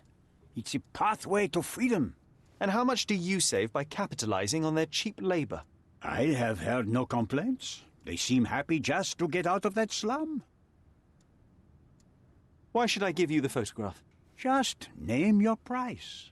What if my price were not money? You claim to have connections, Mr. Bernadotte. Perhaps you could improve conditions for the refugees. Give them a chance for a better life. Ha! I do have connections, Mr. Holmes, but help the whole camp? You are asking too much. I could, however, make arrangements for one person. The woman who was violated will have her own home outside the camp, solely for her and her child. She will no longer be a refugee, but a princess. That I can guarantee. Is that really possible? It will be neither fast nor easy, but I can do it. She deserves it, don't you agree? And as for her abuser, he will serve me as much as he deserves. So in your plan, everybody will be given their due. Especially you, Mr. Bernadotte. Seems like a fair deal, no? I doubt anyone could offer you better. Simply give me the photograph, and the world becomes a better place. I give you my word. What makes you think you can decide what's best for these people? Such is the arrogance of British imperialism. I take your point.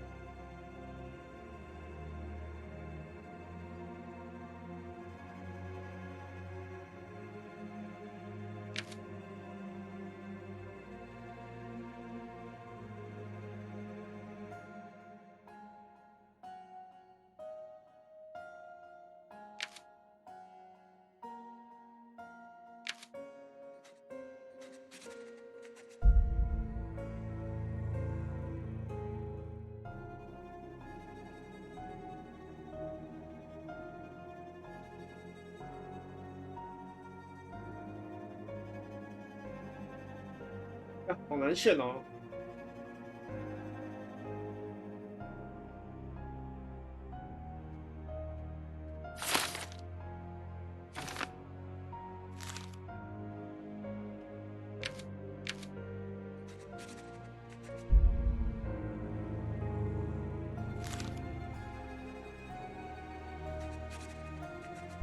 啊，算了算了，小孩活下来比较重要。 If I give you the photograph, how do I know you will not come after me? Mr. Holmes, you are not a threat. The local authorities owe me favors. For all your confidence, you cannot actually harm me.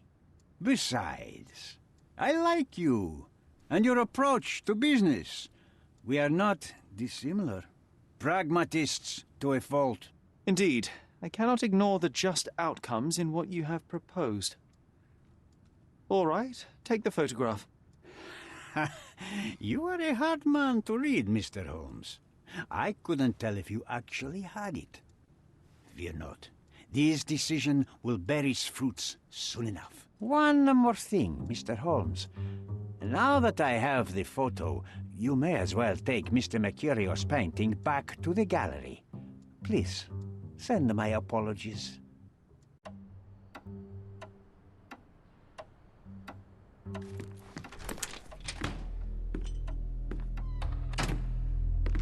Mr. Holmes, you've returned. Have you uncovered anything new about the theft?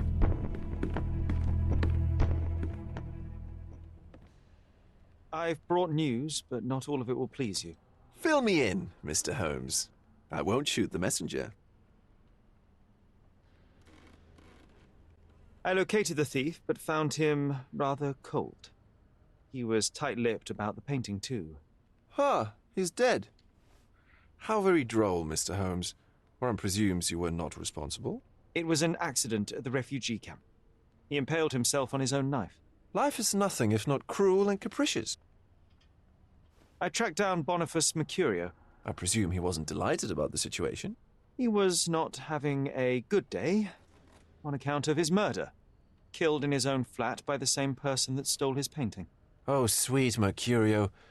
Perishing in the pursuit of his art. How apt. I will miss his exceptional sense of humor. What about the stolen painting? Have you located it? Yes, it's here. Splendid! I'm most grateful, Mr. Holmes. It must have been a difficult task. Will you share your adventures with me? I cannot, Mr. Vogel. The story is much like your undergallery. Not for everyone's eyes and ears. So sometimes you do hide the truth. What has happened to your crusade? I'm not on a crusade. I simply do not owe you the story. It was not an attack, Mr. Holmes. If you've chosen to keep secrets, I'll respect it. Besides, the truth is often more boring than the mystery. No? It is what it is, Mr. Vogel.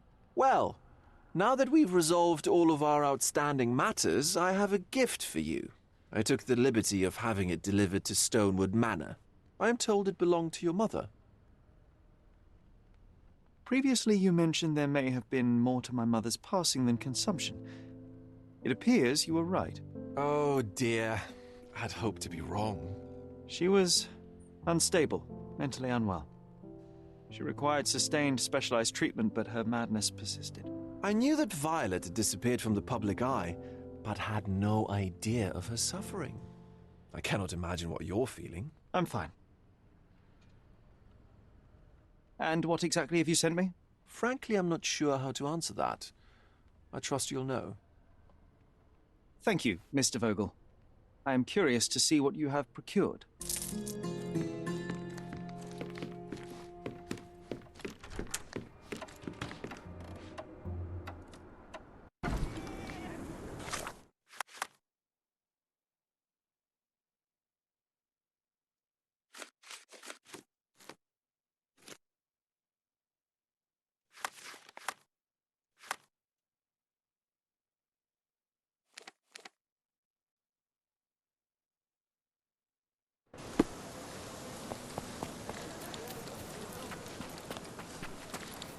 So, are you ready to take on the task? You have my attention, Mr. Estevaux. Mark Ridley, the son of General Arthur Ridley, is being blackmailed. Suffice to say, the compromising material is of a delicate nature. The matter is of no small importance to the Crown, especially given the status quo on Cordona. What about the status quo? The Ottoman population holds a certain animosity towards the colonial rule. It's been this way since we took over the island. General Ridley made concessions with their leaders, but I'm afraid we are still teetering on the edge of open hostility. What does Mycroft want me to do? Retrieve the blackmail material? No, sir, nothing of the sort. Mark Ridley is meeting the blackmailer atop the old city bridge tower. You shall observe from a distance, then establish the blackmailer's identity. Do not attempt to arrest him. We'll handle it from there. Saving the best for yourself? Fine. There is a cafe just over the bridge that provides a good vantage point. Please report to me when you are done. I'll be waiting for you here, and remember, discretion is of the essence.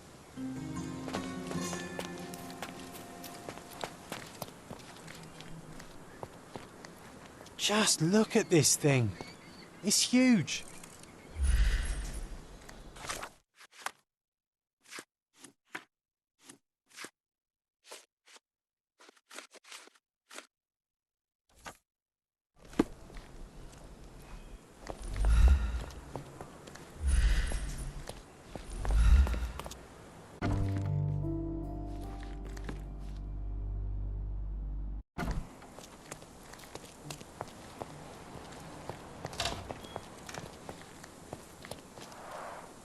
It's a bizarre object, and yet oddly familiar.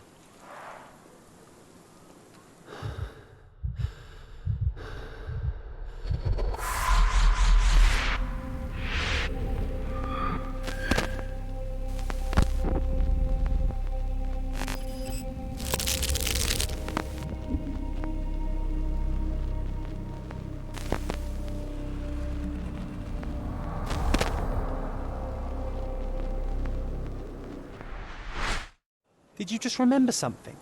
Yes. A room full of curiosities and artifacts.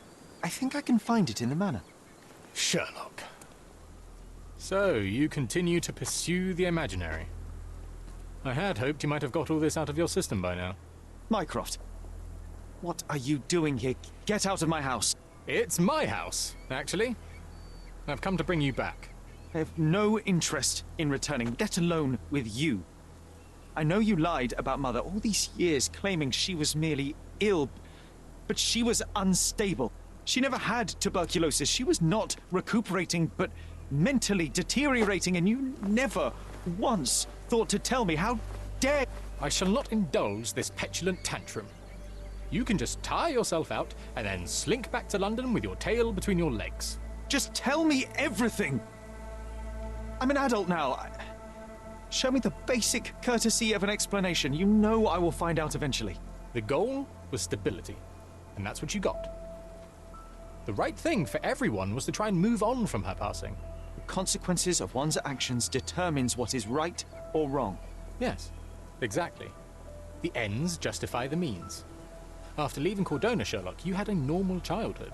In London, I was able to support you, guide you, shape you into a fine and productive young man. You have so much potential, so much to offer society. But that's not the end. Now I found the truth, and it has shattered everything I knew about her, about you, and about myself. I feel unstable because of you. Your actions were not justified. Lying never is.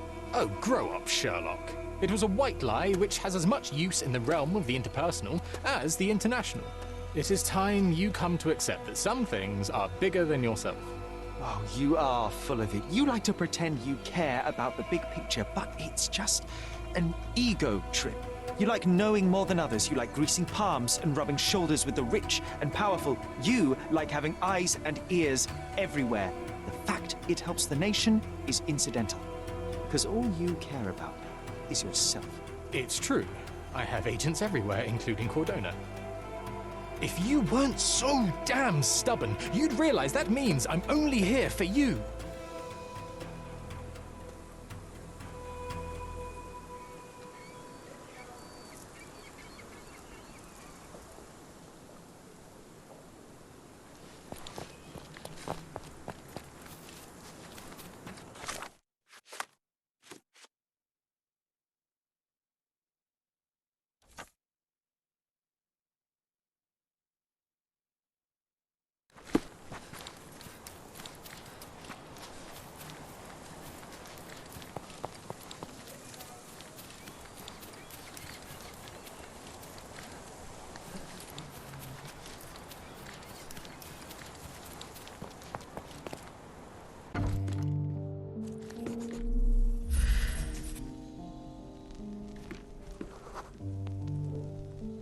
I remember returning home with a pair of perfect sticks.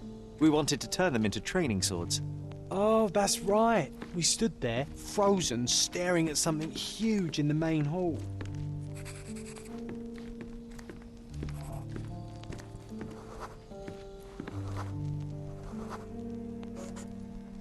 It was a giant aquarium with a living mermaid in it.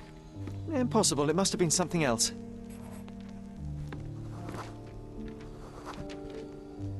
Oh, of course, that mortifying hoax presently taking up space in our front yard. Well, fine. Your memory's better than mine. But I'm sure we started examining it immediately. And someone else was around, too.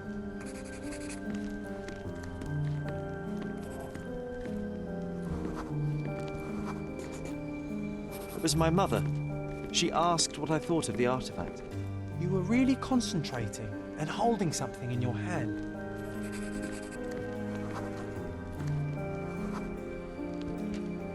I inspected it with a magnifying glass and was able to confirm it was made of two different skeletons. The mermaid was a fake. And so it was time to smash the thing. Your mother took a hammer and... Slow down, John. That's not how it happened. I remember other people joined us. The workers took the artifact and placed it into the cabinet of curiosities. It became part of Mother's collection of fakes. She always said that the truth lies in the details. This mermaid helped me to learn that.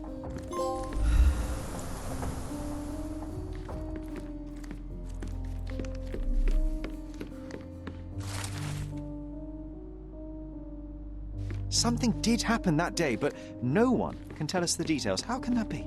Agreed. It's rather suspicious.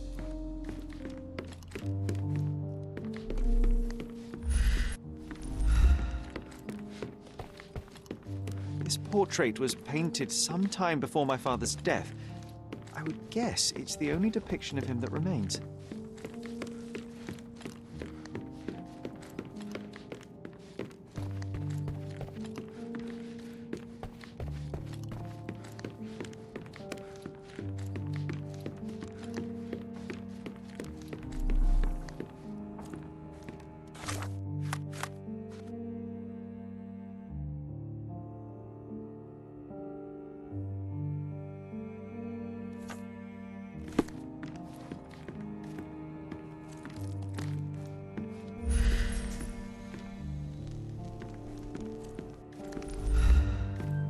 Hey, this is the luggage we brought from London, isn't it?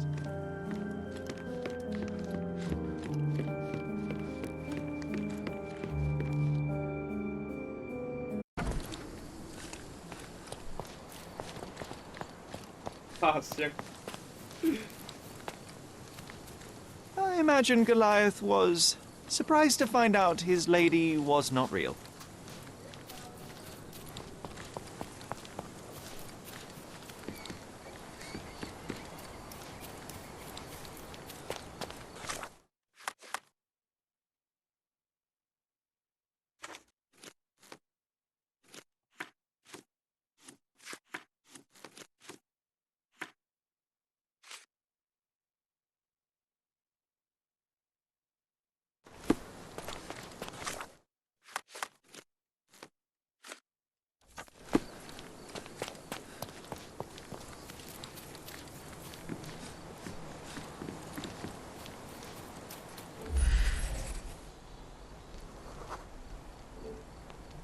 Ah, yes. We were sword fighting in this very spot.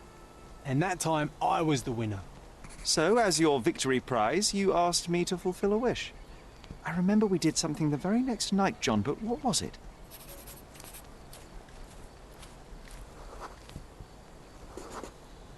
We brought a cage with us. You insisted it must be made of iron. That's because we were preparing to hunt fairies in our garden.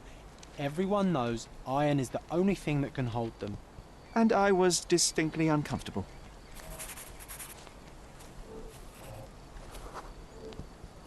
It was a disguise, of course. Fairies are easy to scare off, unless you're incognito. And every trap needs bait.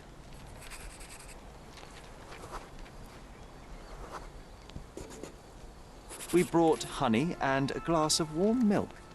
After 2 hours lying in wait, we noticed movement in the bushes. The fairies appeared at last.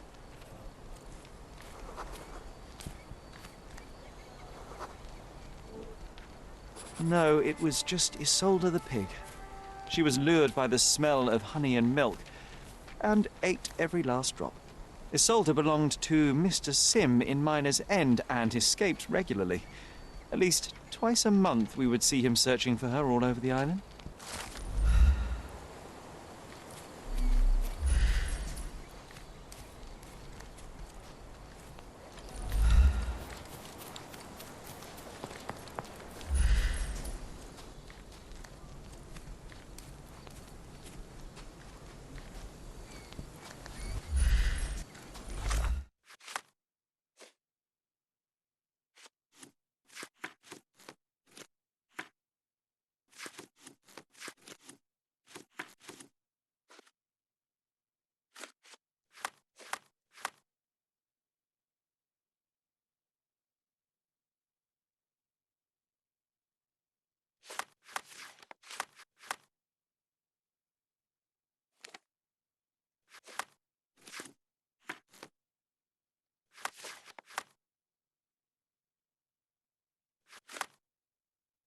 下一个，下一个。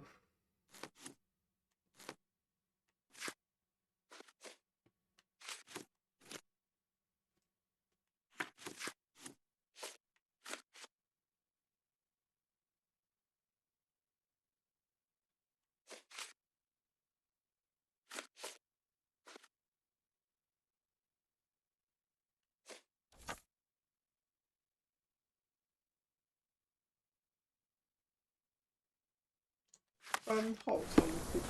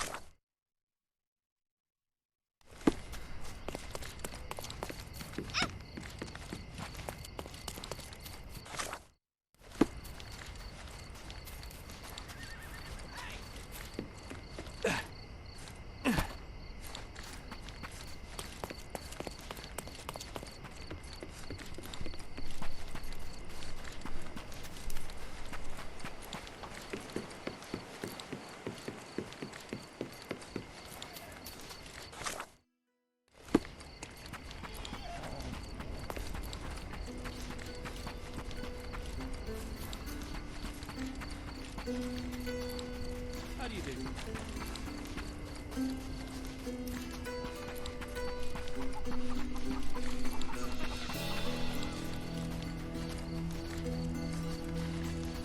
Mycross Informer should be somewhere around here. Try not to mess it up, or you'll blow his cover. Do you know anything about this? Even if I do know something, it's none of your business, all right?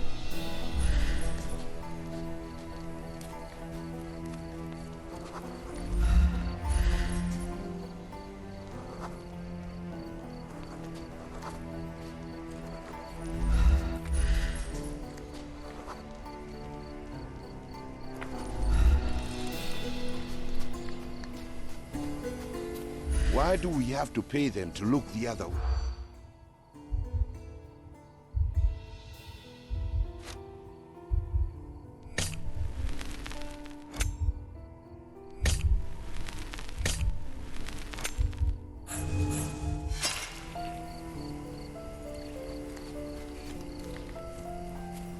Why do we have to pay?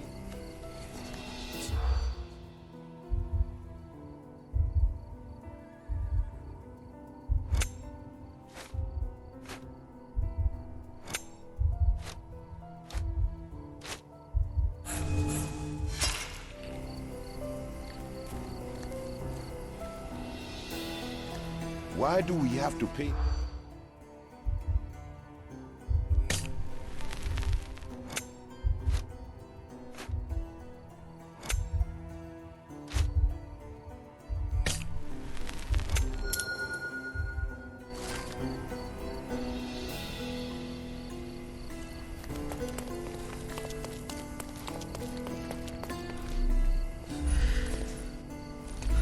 May I ask you something? That's a good question, friend. But like all good questions, I don't have an answer. Do you know anything about this? Sorry, friend, I'm not familiar with that. Time to check your who, what, and what, Sherry. Who are you asking?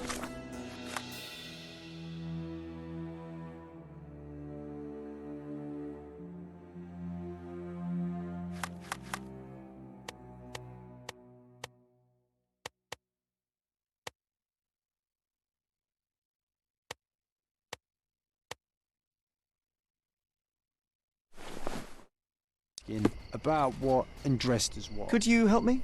Why do you think I will help?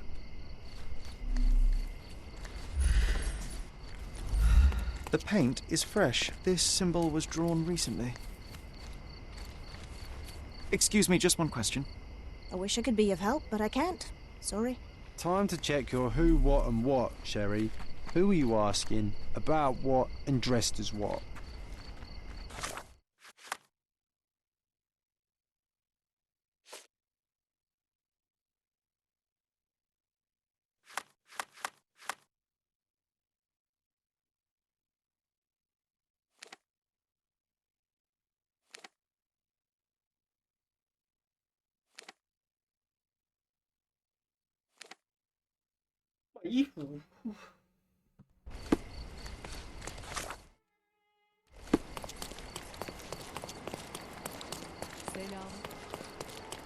Simply the finest clothes for the finest citizens.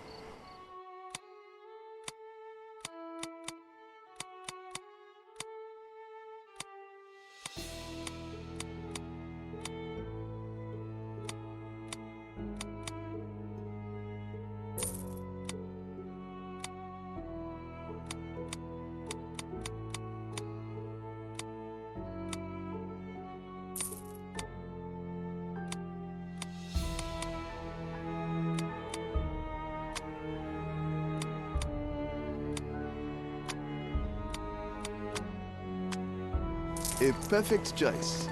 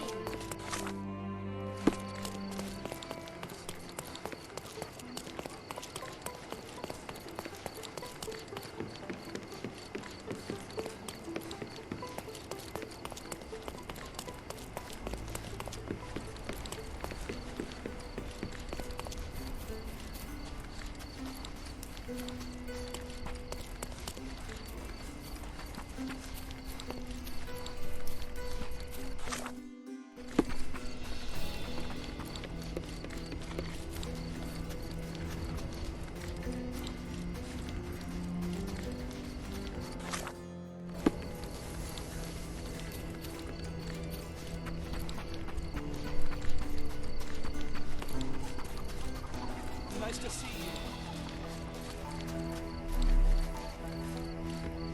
May I ask for your assistance? That's a good question, friend. But like all good questions, I don't have an answer.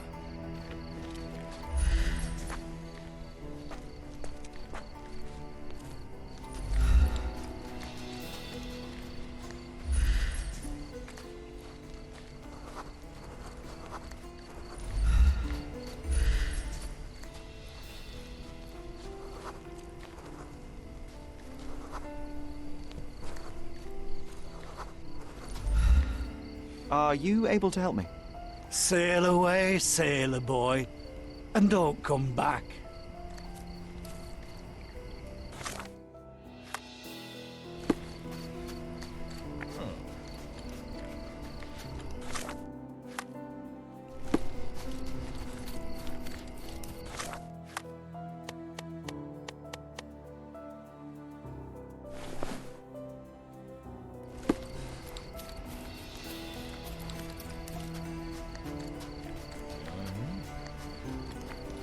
Are you able to help me?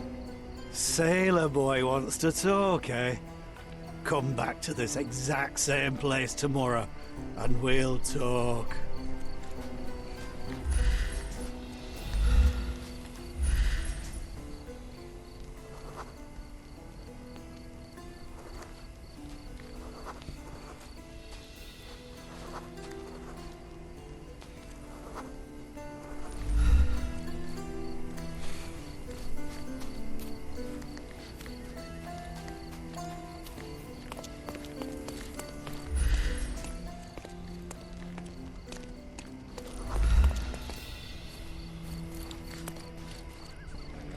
مرحبا.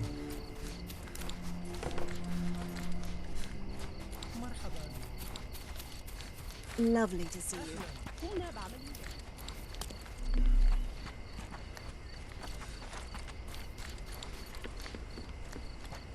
Can I ask you a question?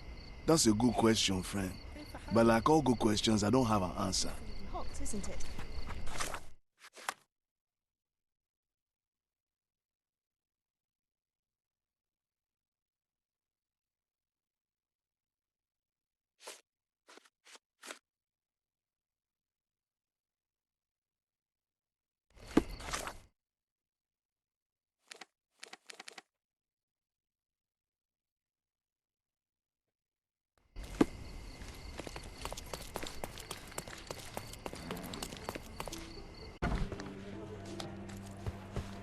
Killed with one perfect shot to each eye. Can you imagine?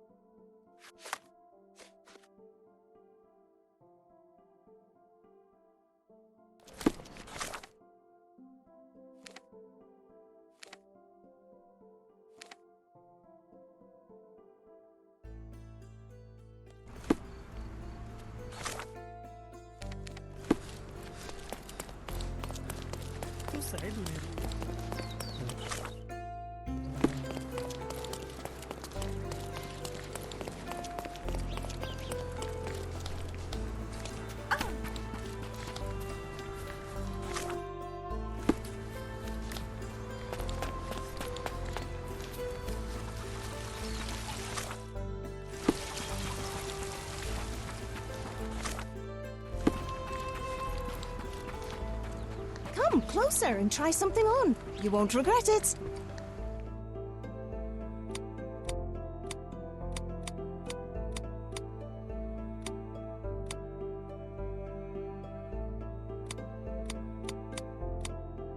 Of course. Think it over. Take...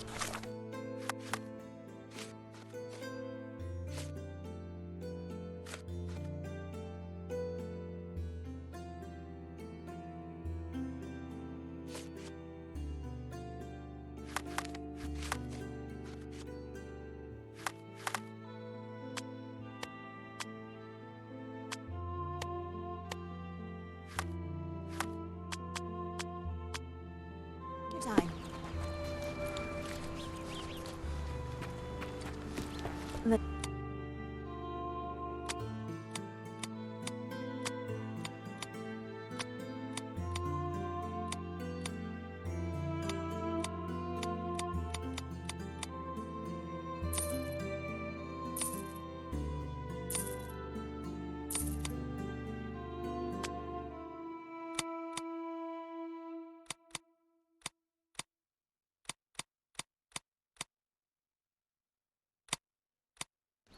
perfect choice.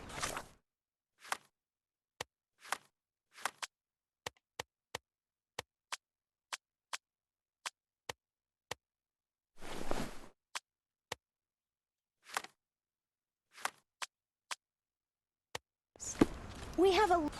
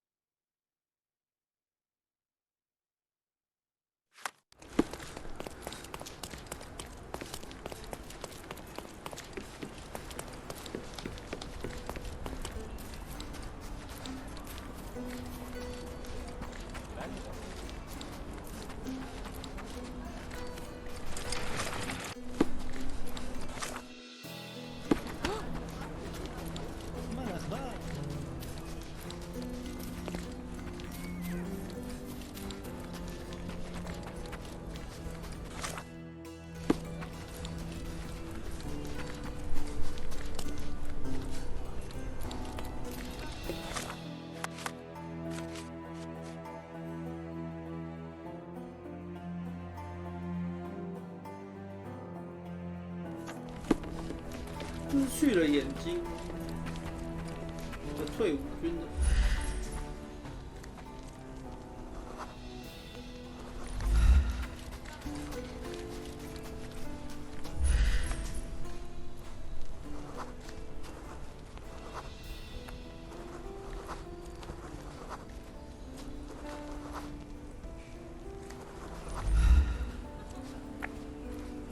Help me, please.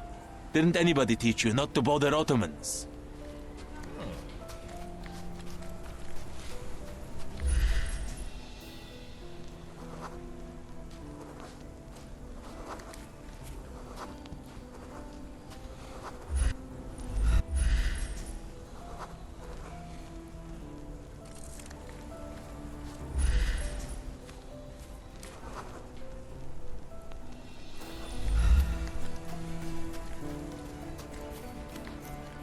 Excuse me, just one question. Sailor boy wants to talk, eh? Come back to this exact same place tomorrow.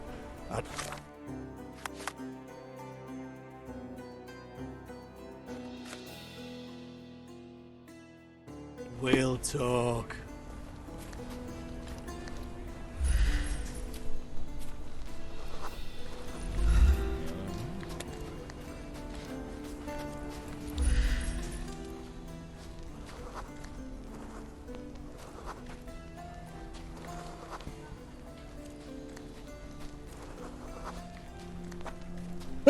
Oh.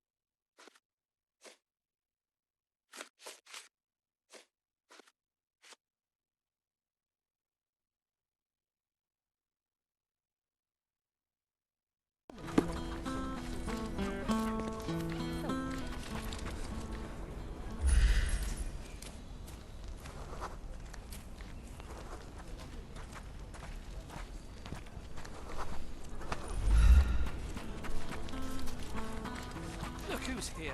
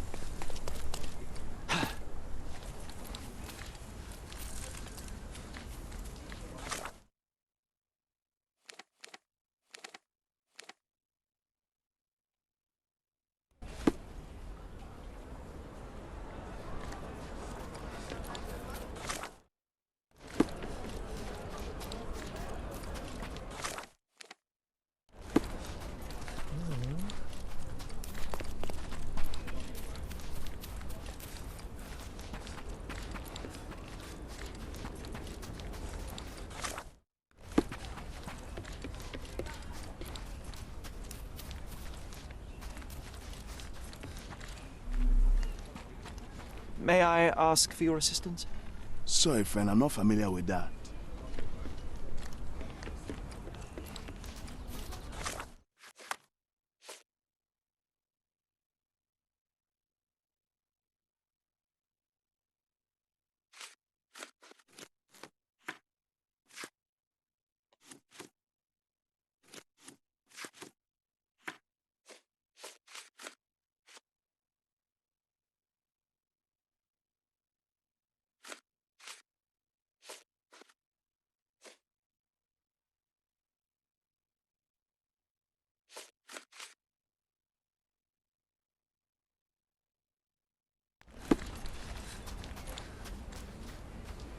Are you able to help me?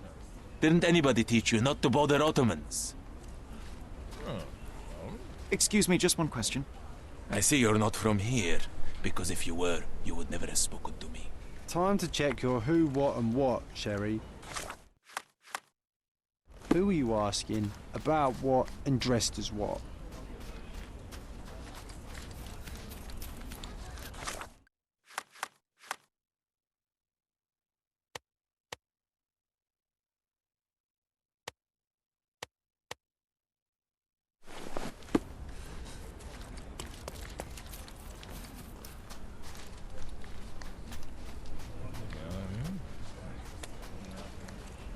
Do you know anything about this?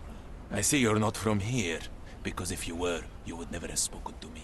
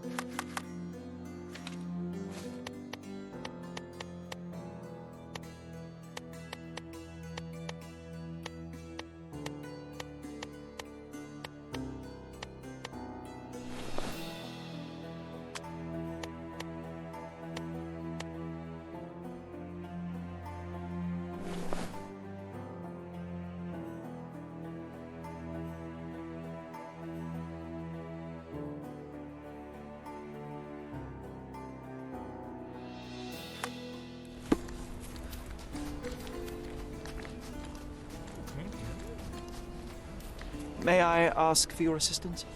Hey, you're a lucky man. I know about this.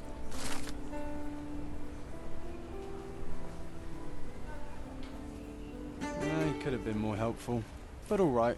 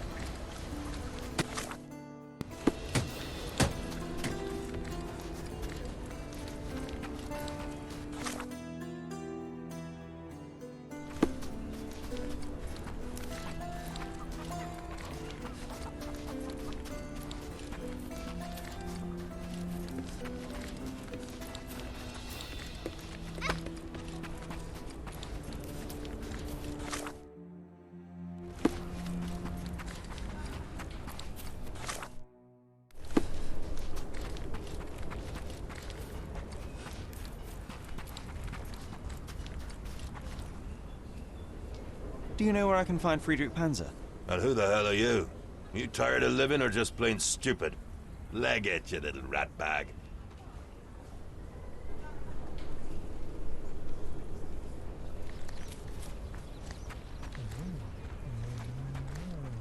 I'm coming, Sherry. Just give me another second.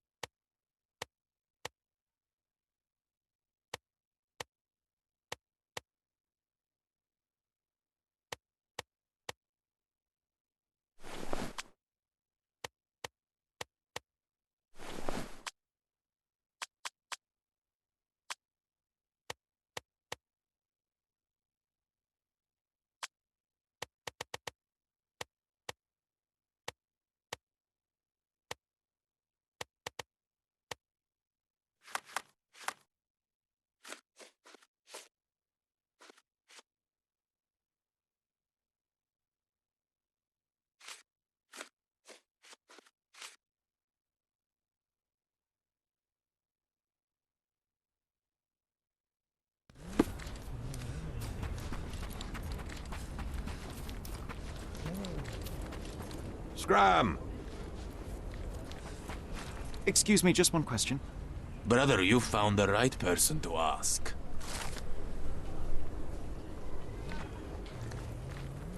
Help me, please. Not my problem.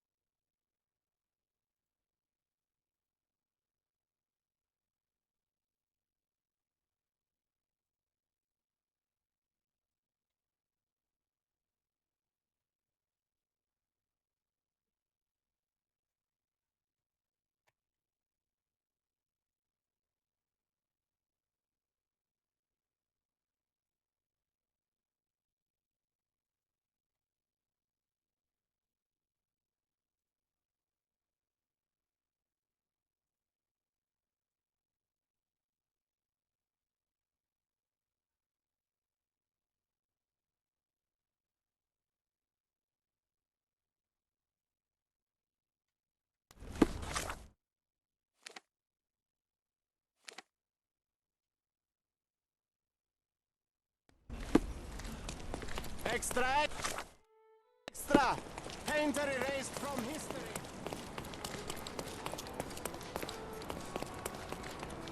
Define...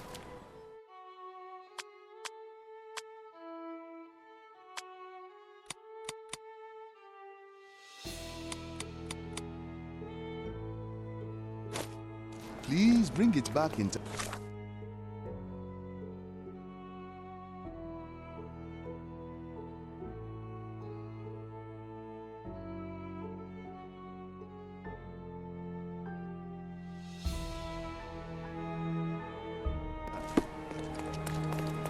The finest clothes for the finest citizens.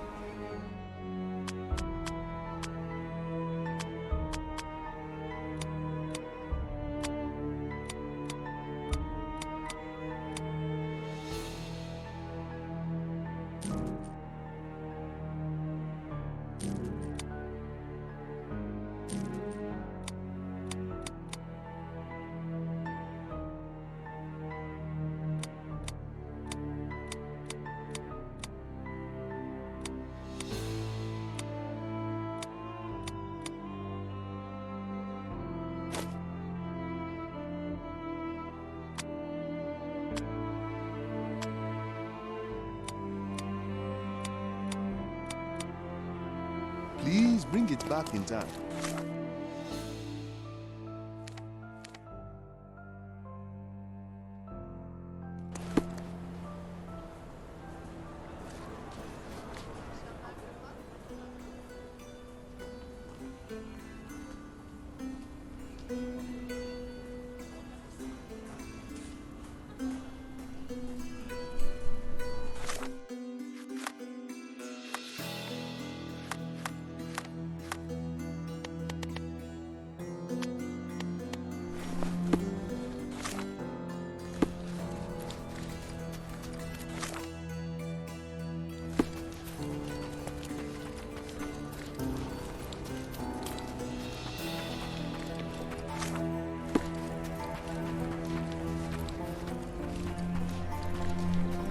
Scram!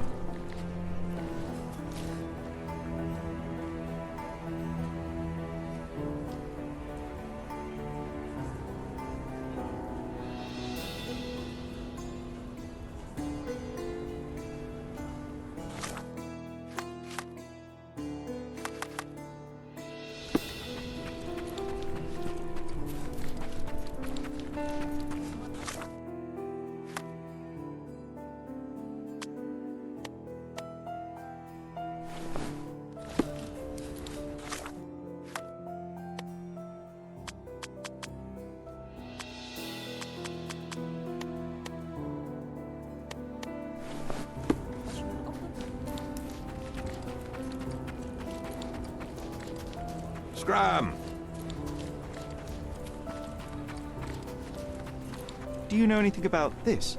I would like to help a companion in misfortune, but I know nothing about this.3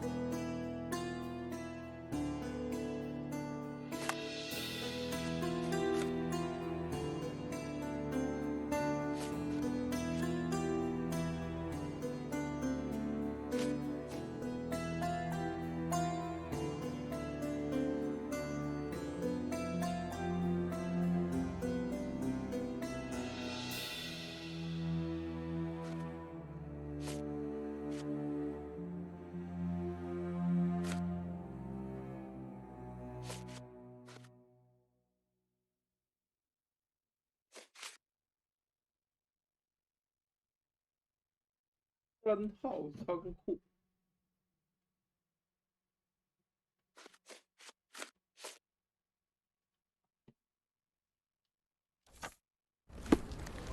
Can I ask you a question? I can't tell you, because I don't know.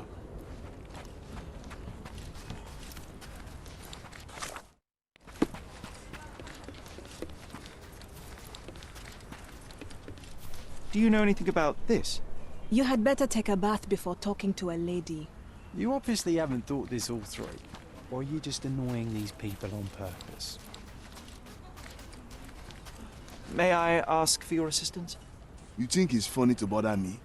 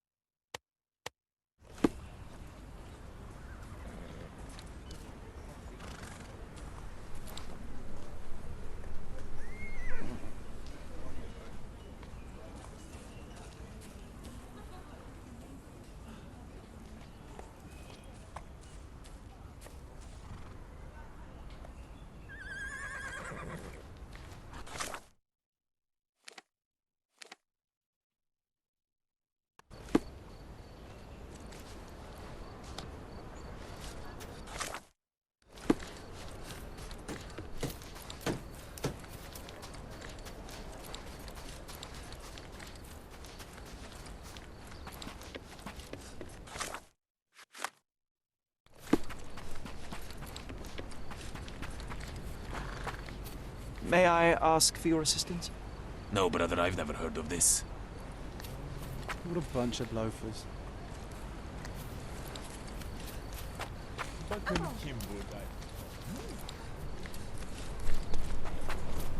He's strange.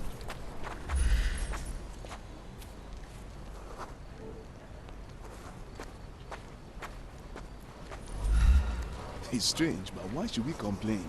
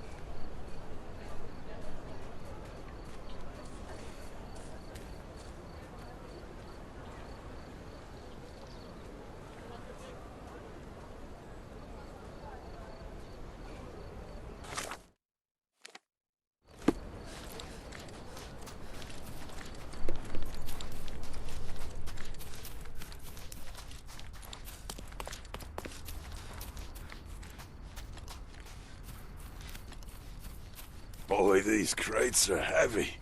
Boy, these crates are heavy.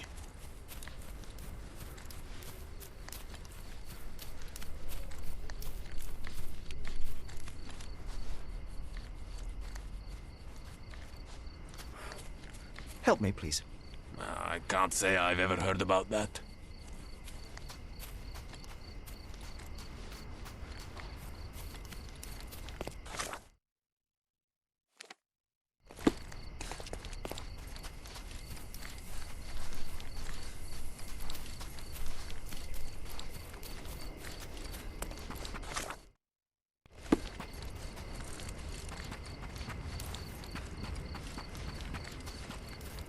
Scram!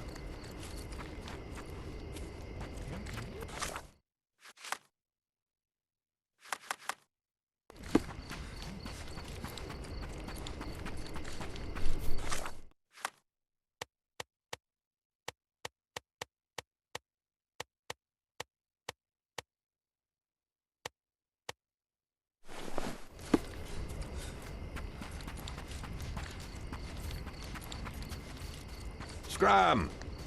Can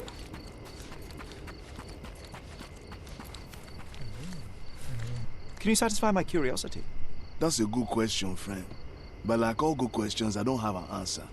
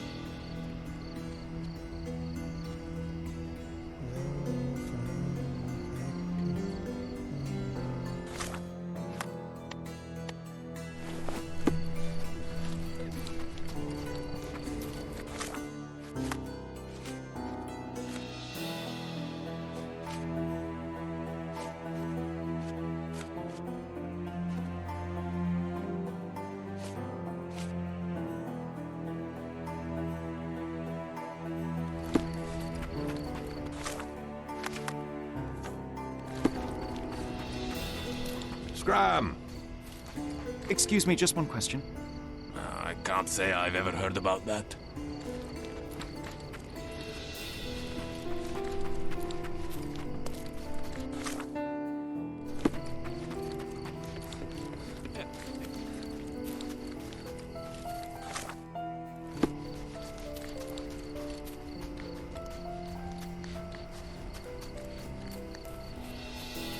these crates are heavy.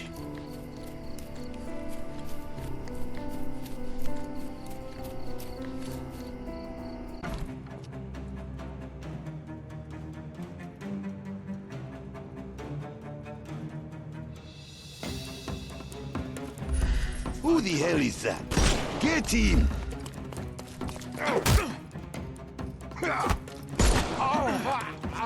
Take a rest, my friend.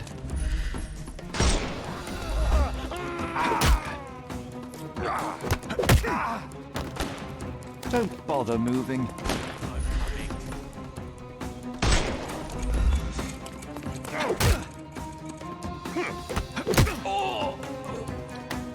Too simple. The snuff's ready.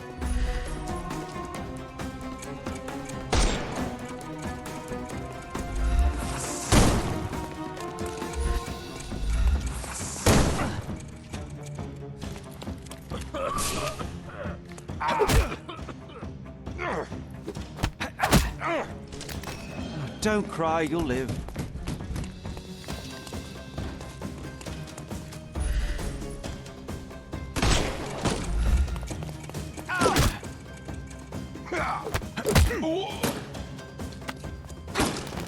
I will end you.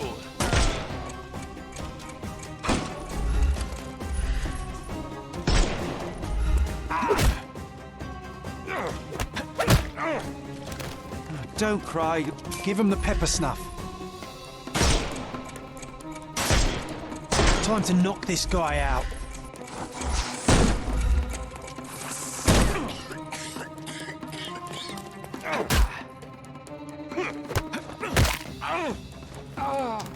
Don't bother moving. You've lost.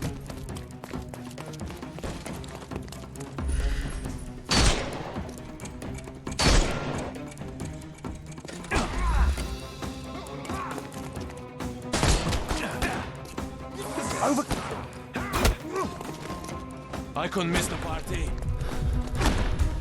Eat lead. I'm coming. Oh. I'm coming for you.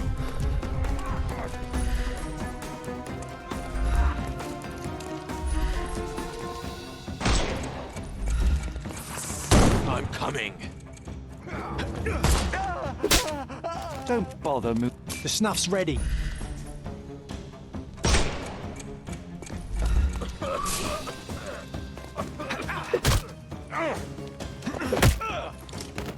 Don't cry, you'll live.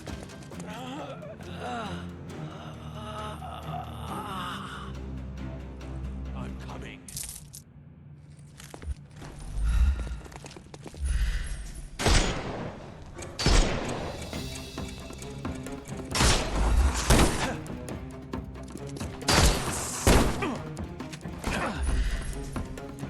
No, you killed him.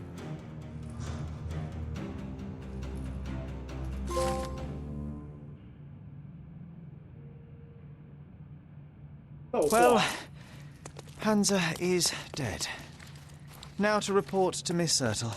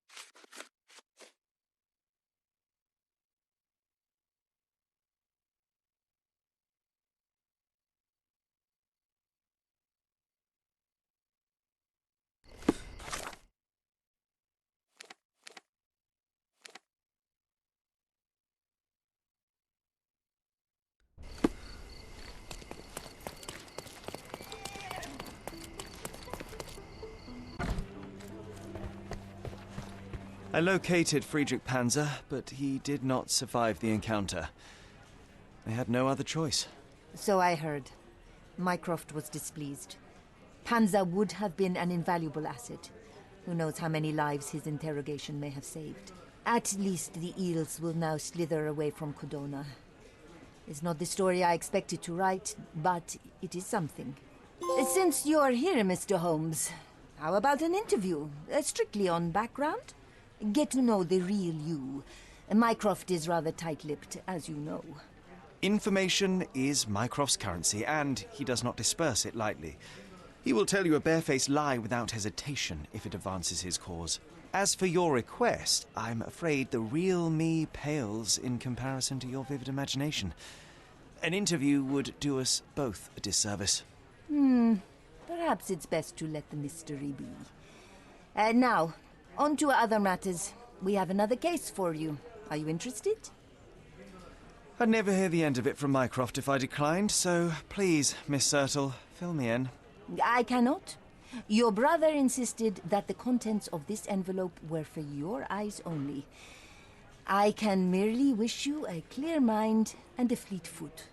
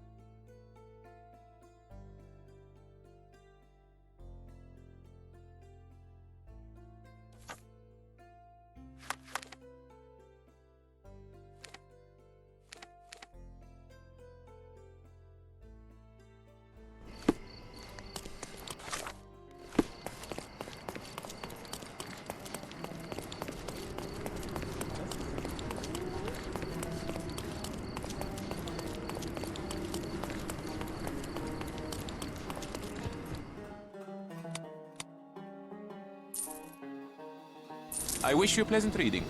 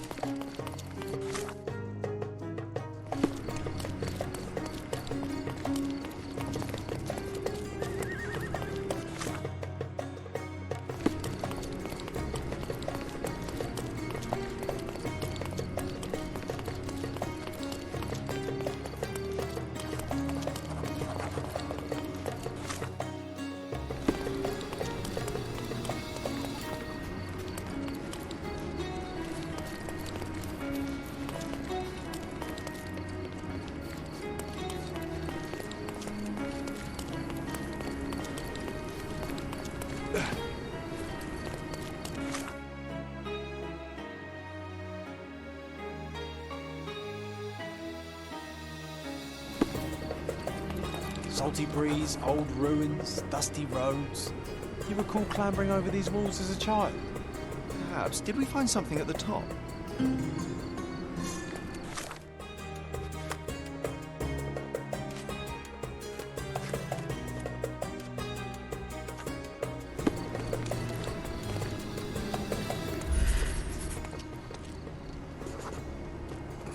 It was an old skull. What a lucky find for a pair of young adventurers. It was easier to climb these walls back then. Not merely because we're older, but because the ruins are too. Of course. You said we needed to bury him. Do you remember where? Oh, one would think burying a human skull would stick in the mind, but somehow... no.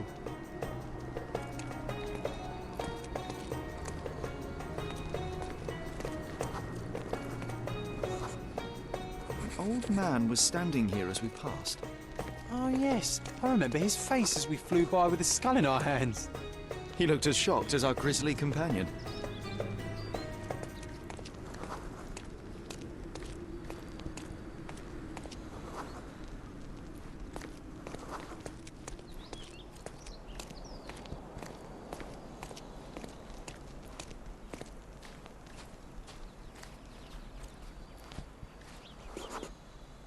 Nothing ever bothers an old Ottoman backgammon player.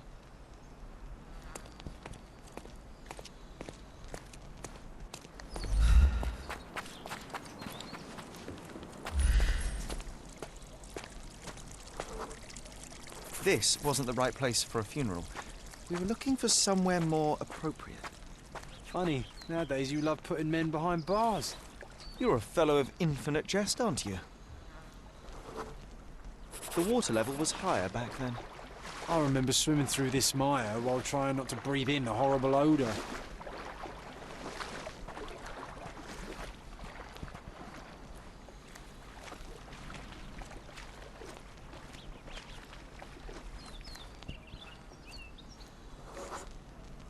This is where we buried it. It seems that with time, our friend has emerged once more.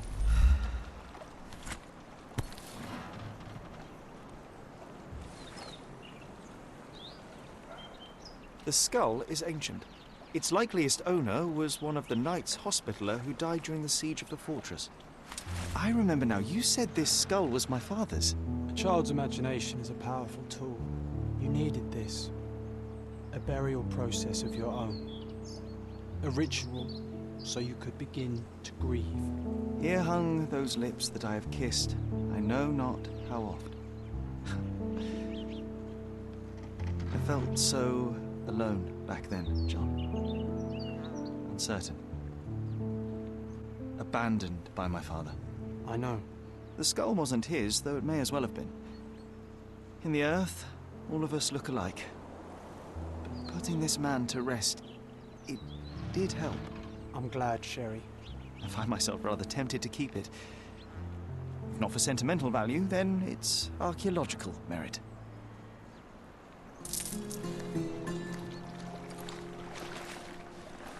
Sherry, I think we're getting the hang of this.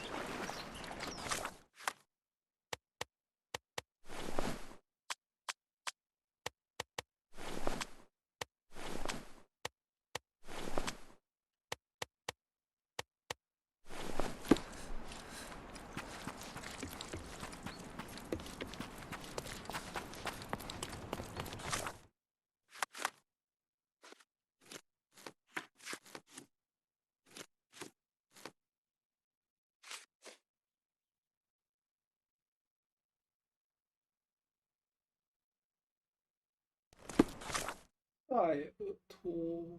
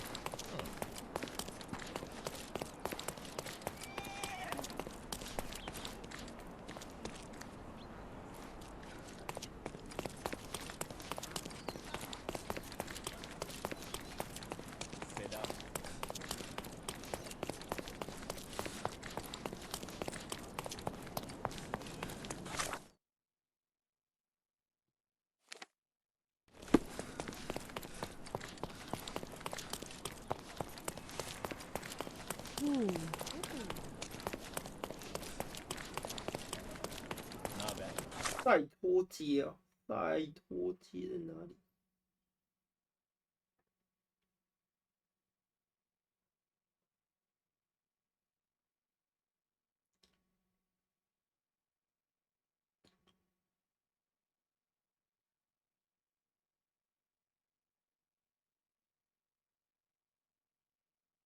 哦，这边。看这个游戏对东，跟我对东的概念是不太一样。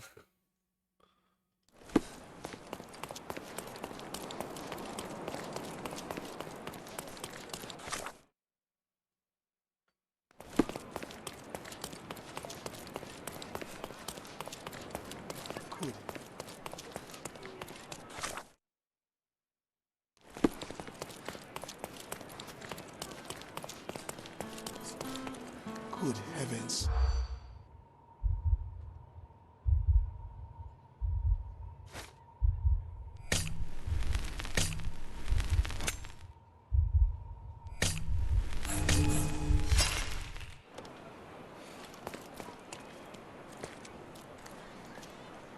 Good heavens.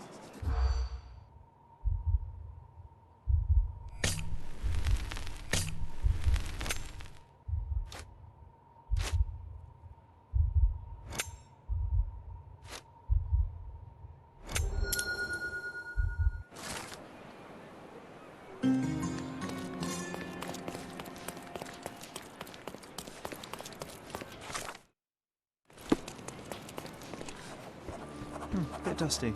Hasn't been touched for a couple of days.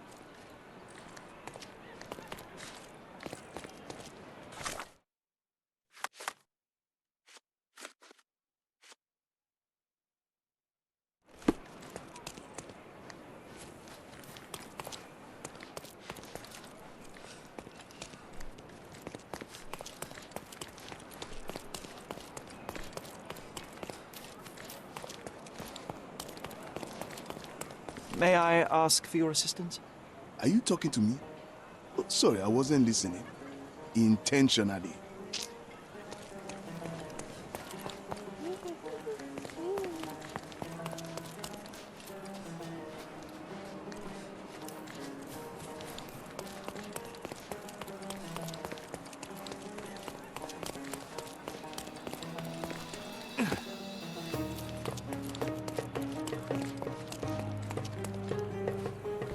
Bit dusty. Hasn't been touched for a couple of days.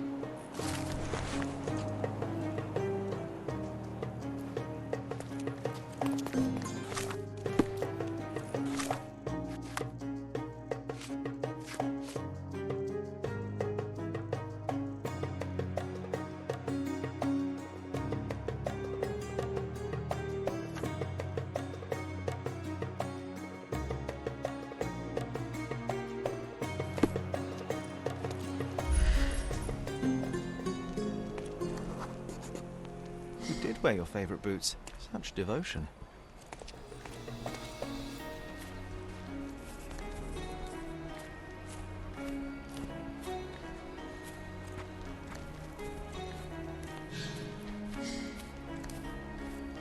Angelo's footprints end here, abruptly. Not a good sign.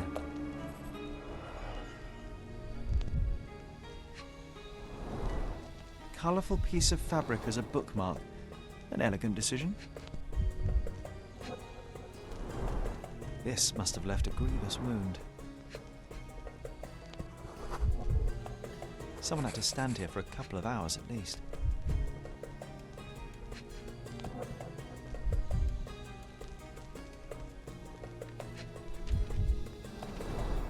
"11 cigarette ends of the same brand. Somebody spent some considerable time here. A hasty job by an amateur, but Angelo was taken by surprise nevertheless.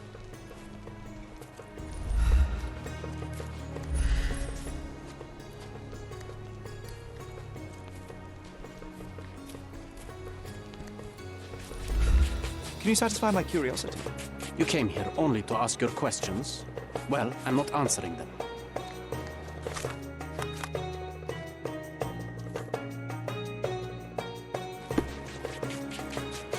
Are you able to help me?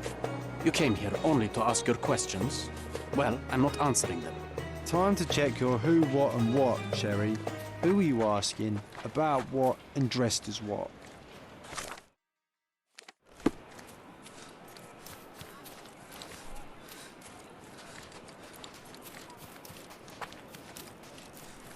Can I ask you a question? British soldiers are an insult to my people.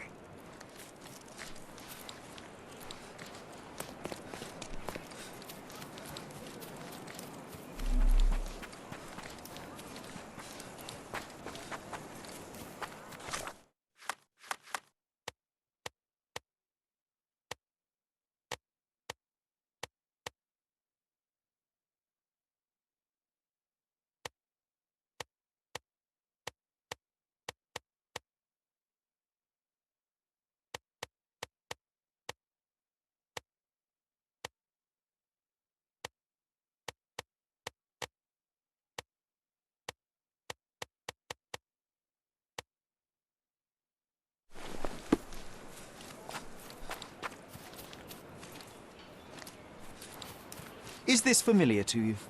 Of course. Let me help you.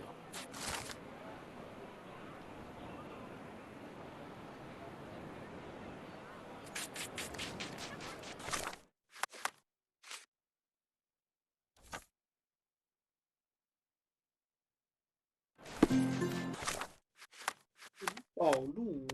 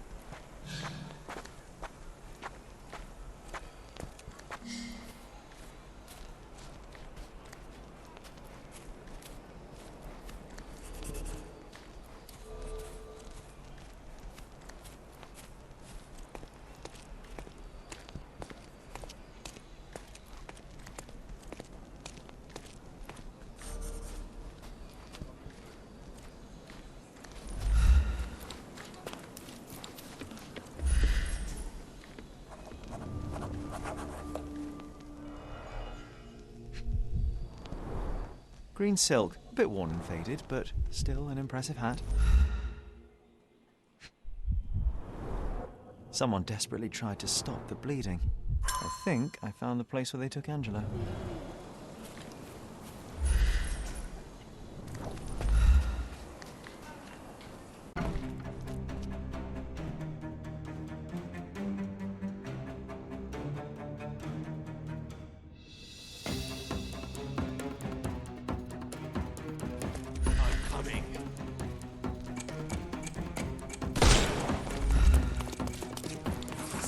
I'm coming for you. Too simple.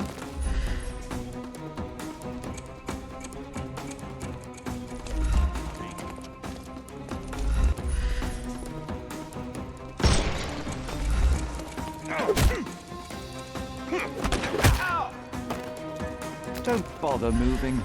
You've lost.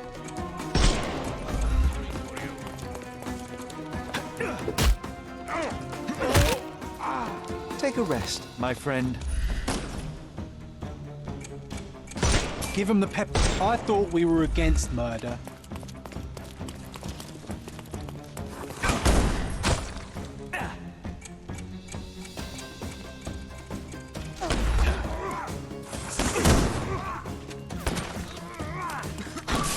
Dodge this!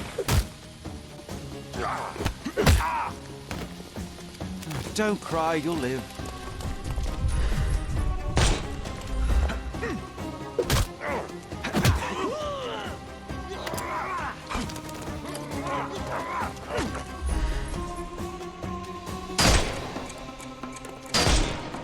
He's all yours now. Go for it.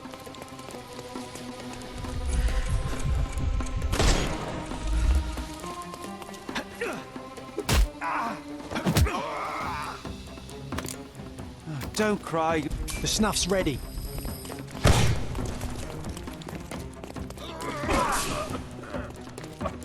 I'm coming for you. Too simple.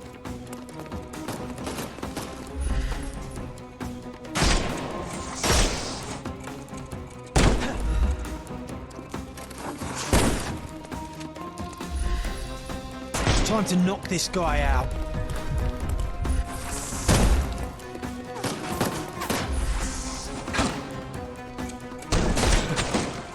No, you killed him.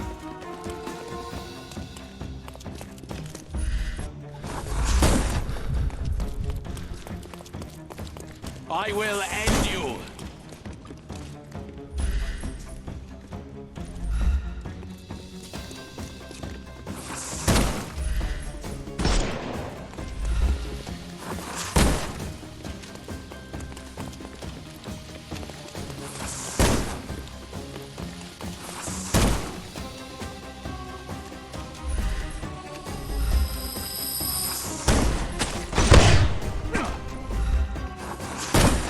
It won't work this way.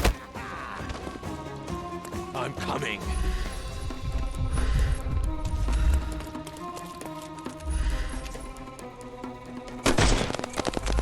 Hello there. Don't cry. Give him the pepper snuff.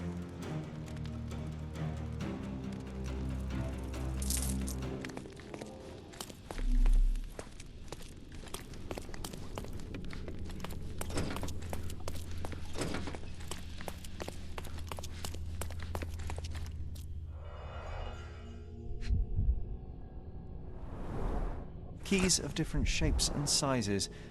What could you open with these? They were tracking down Angelo.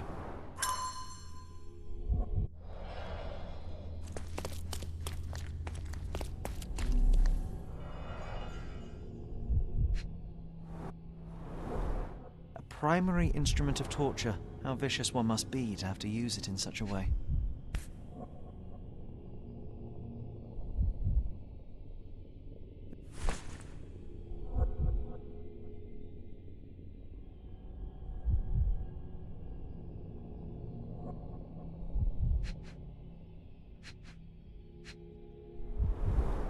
Severed finger. No one deserves such cruelty.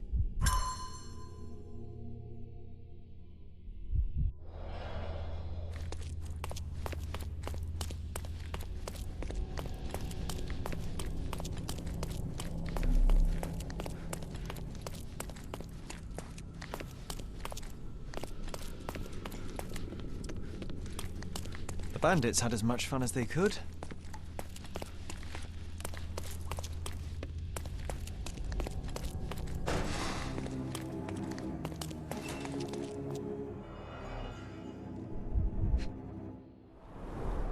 He sustained a great many injuries. They severed his finger while he was still alive. At last, I found you, Angelo.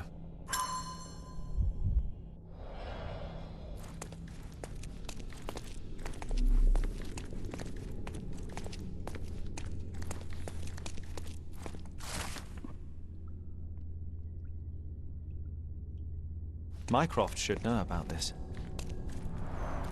Quite a collection of books, but none of them with FD as the author.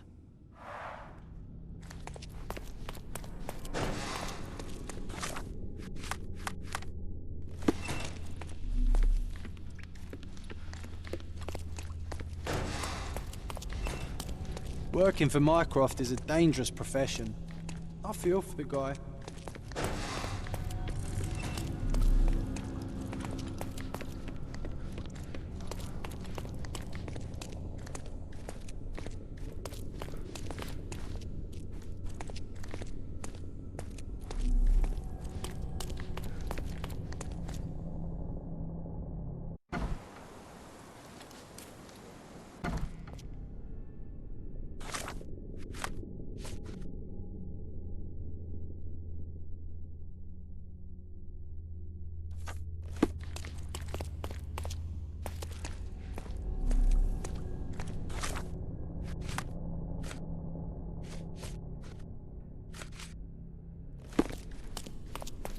Oh, they got themselves a nice setup in here for a gang.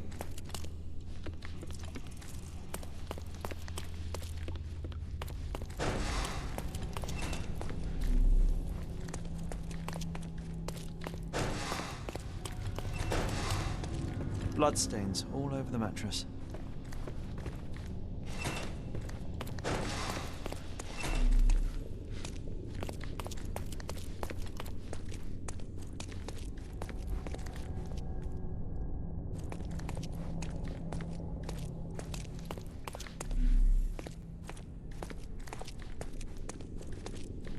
The bandits had as much fun as they could.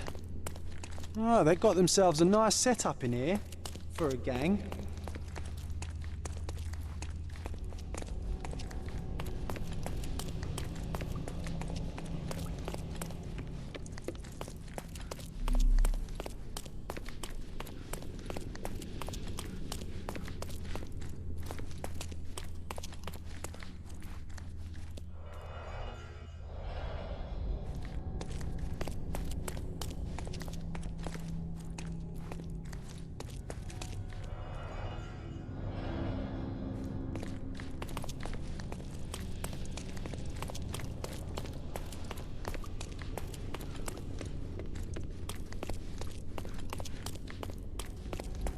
嗯，这里没东西了。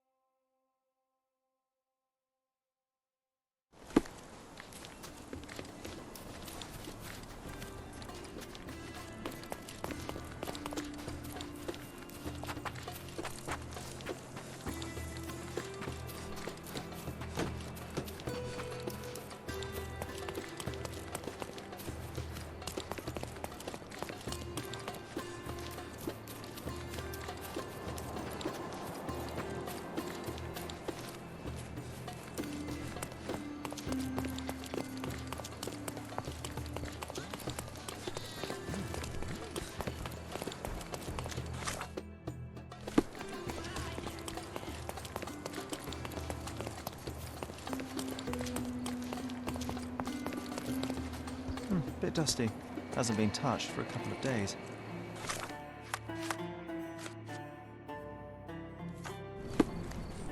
Bit dusty. Hasn't been touched for a couple of days.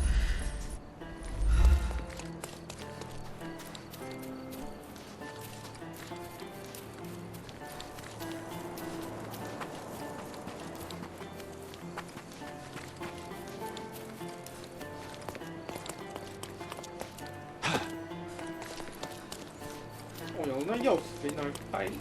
来，好吧。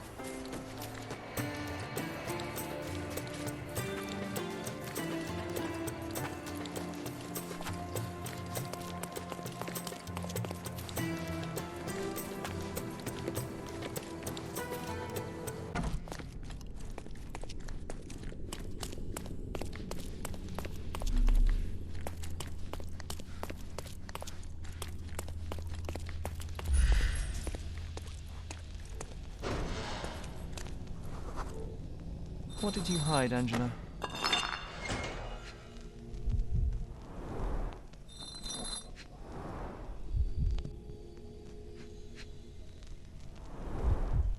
Seems like Mycroft will get the book he wanted after all. Do you think it has a coded message inside?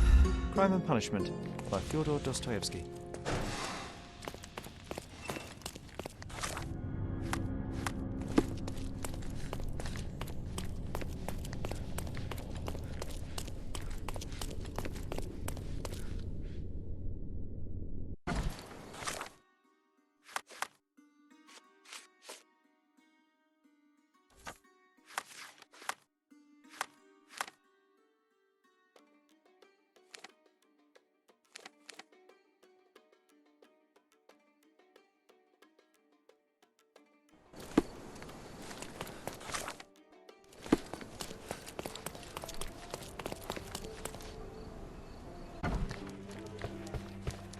Ah, the illustrious Mr. Holmes returns no worse for wear. And with a gripping tale to tell, no doubt. While the matter proved rather simple in the end, I'm afraid the details are not for your ears, nor your readers. How very tantalizing. Your brother asked that I collect your report, and a book if you obtained it. Here is my report, and Miss Sertle. He will know if you opened it. I also retrieved the book for Mycroft. Crime and Punishment. Sounds appropriate. More than you may think. Uh-huh. How so? There's something else. I found a ring belonging to one of Mycroft's men. Did he mention anything further? Alas, no. Well, the man was a hero. Protected the secrets of the British Empire. Here, please deliver this ring to Mycroft. I'm sure he'll know what to do. I don't understand. Miss Sertle, I'm afraid neither do I. This is his ring. My Angelo's ring. Angelo Dondolo is your fiancé. My God. Your brother told me Angelo was sent to Roma. What happened? Where is he?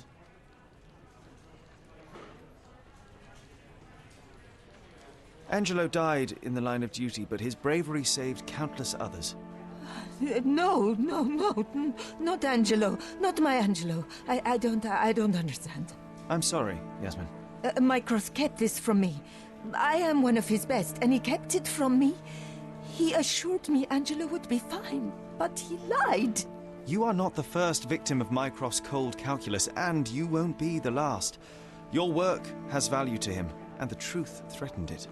Well, by hiding the latter, he has lost the former. Thank you for your honesty, Mr. Holmes. Now, please.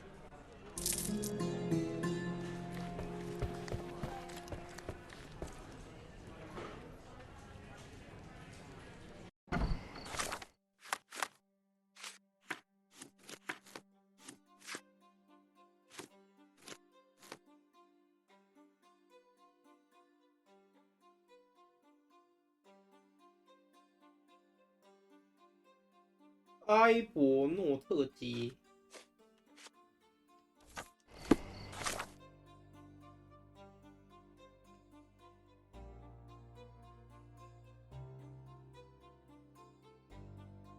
这边。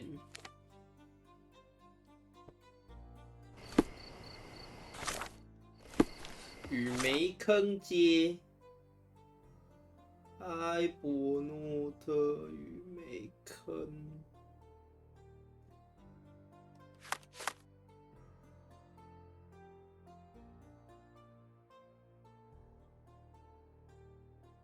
工程师像的一个后路。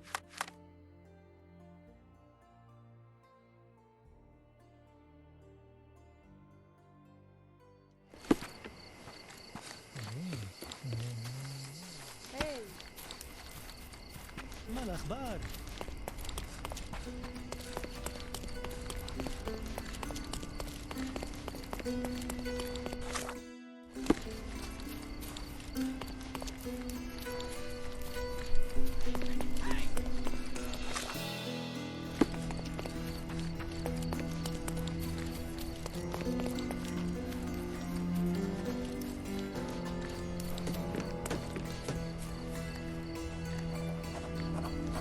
It's you again.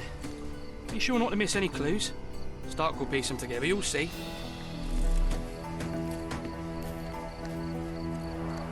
Pieces of brass tacks, piranha rounds.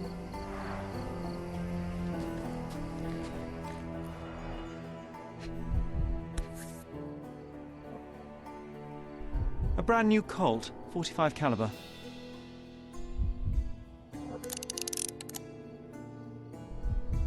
The shooter fired 3 rounds. Bent glasses with cracked lenses.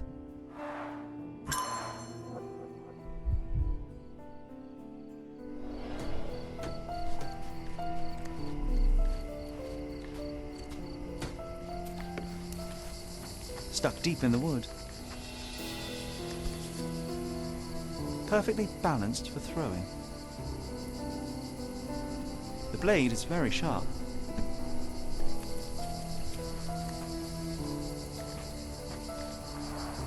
The man with the shotgun fired only 2 shots. Seems he was too busy bleeding to reload.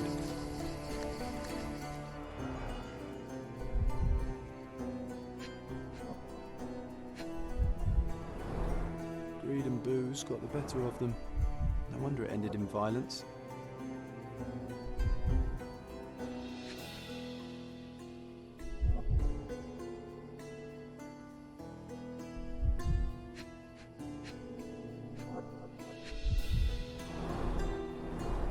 Greed and booze got the better of them. No wonder it ended in violence.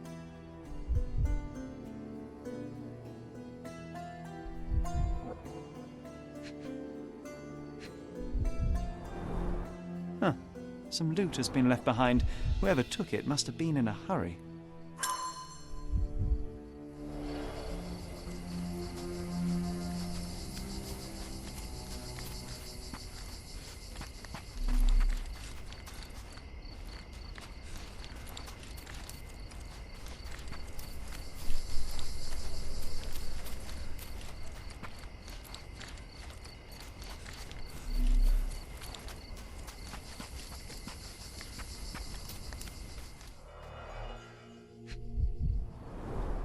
Two bullets hit the cart, no traces of blood though.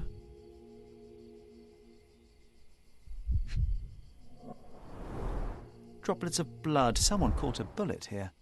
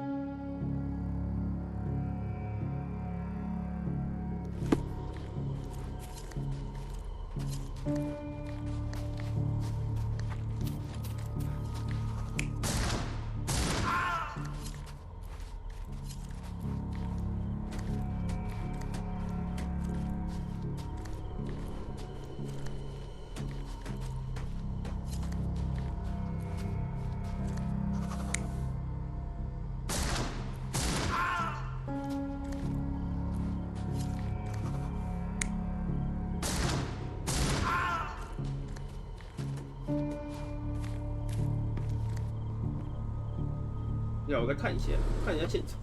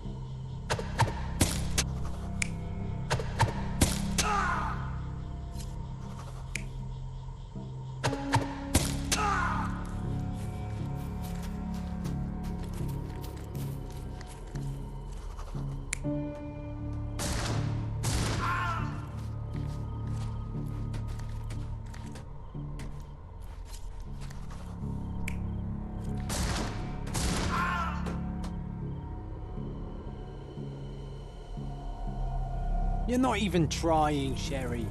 Concentrate.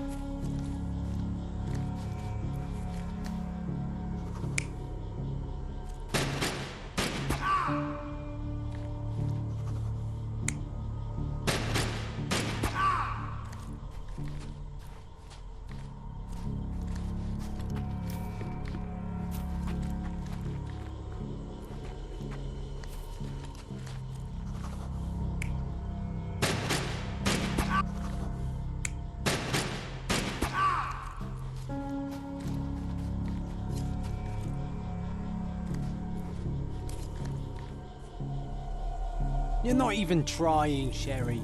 Concentrate.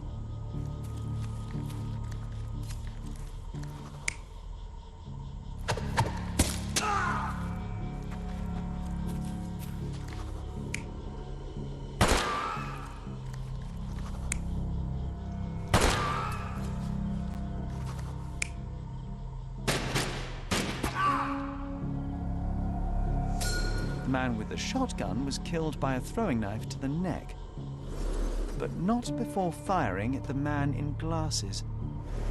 The man in the hat took a bullet to his leg, but 2 other bullets missed. The report mentioned he was shot in the heart, but how?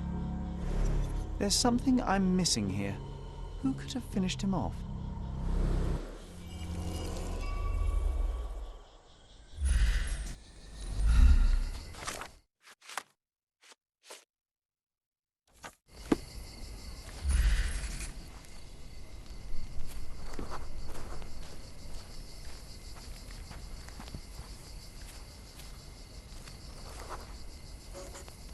A police boot print. So that's how it ended.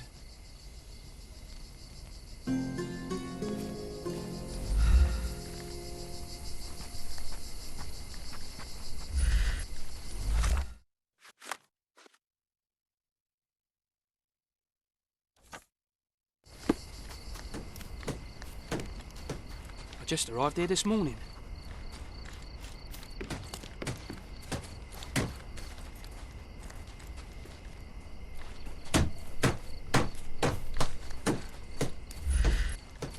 Are you able to help me? Are you talking to me? Oh, sorry, I wasn't listening. Intentionally.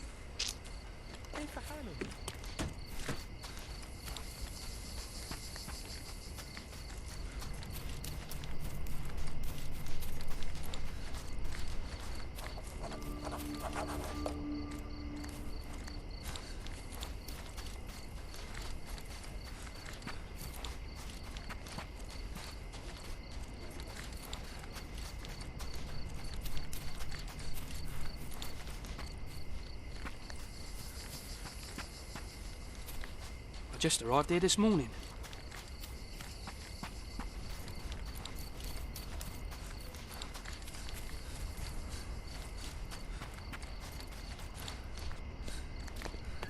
Could you help me? Why do you think I will help?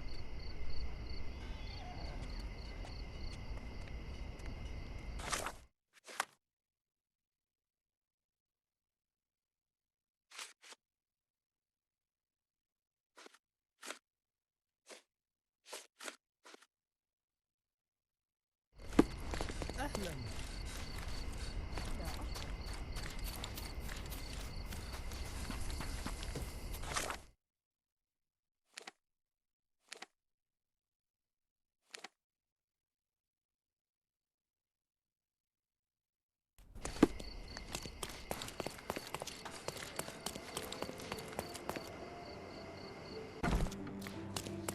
'I visited the location where the three robbers killed each other over some stolen loot, but I wasn't the first to inspect the scene, was I? No. Officer Schmidt arrived there first, just hours after it was reported. Poor Schmidt. That same day, he received news that his dear old grandmother in Austria had died. He had to leave for the funeral immediately. He is anything but poor. I doubt he'll be coming back. It was he who killed the last robber and took the loot for himself. Blast it. I knew he was acting suspiciously. He may be beyond our reach now, but I'll be sure to expose the little weasel when I write my report. Nice work. Feel free to take another case. We make a great team, you and I.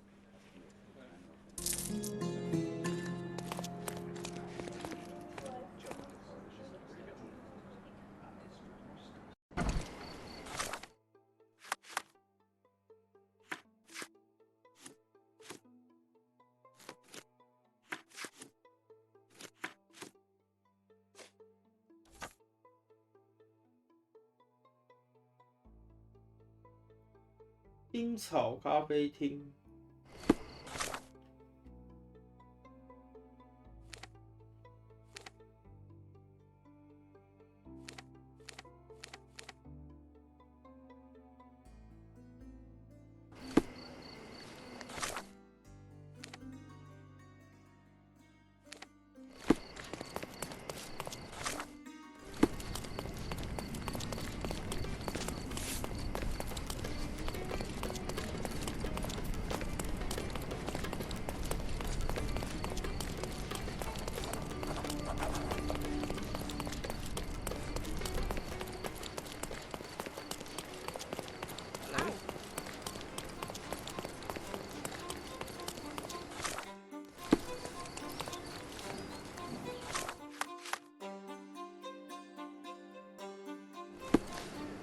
Here, grab a seat.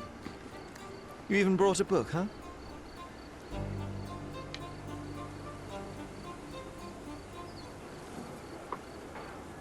May I have...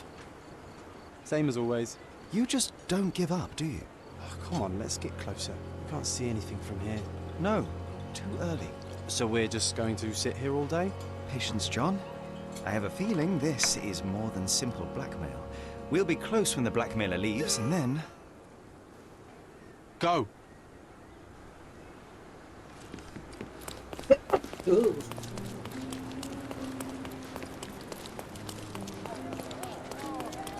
Oh, not a pretty sight, this.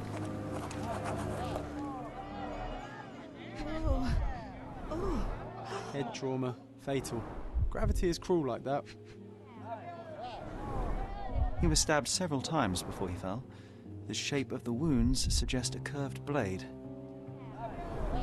The knife is missing.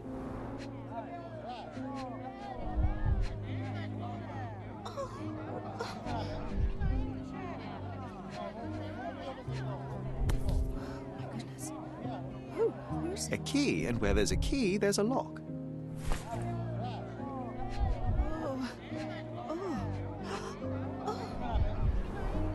A rather frivolous accessory for a military man. Shame it's all bloody now.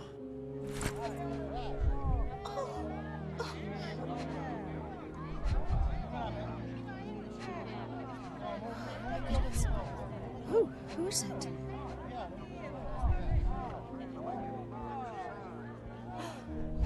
What's happened? Who is it? It's almost like he's dancing. Dancing the danse macabre. No signs of life, no pulse. I'm declaring Corporal Ridley dead.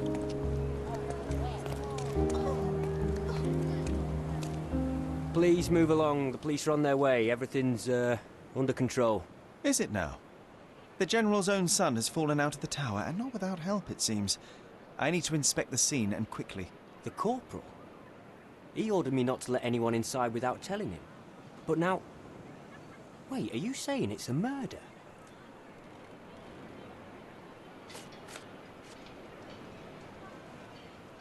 A brief examination of the body was enough for me to conclude that he was murdered by a blade of Ottoman origin. You can't possibly be so certain. Oh, I can be. The corporal suffered deep stab wounds which were inflicted with great force. They were made by a knife meant for cutting, not stabbing. A curved blade, such as an Ottoman jambir or a Gurkha kukri.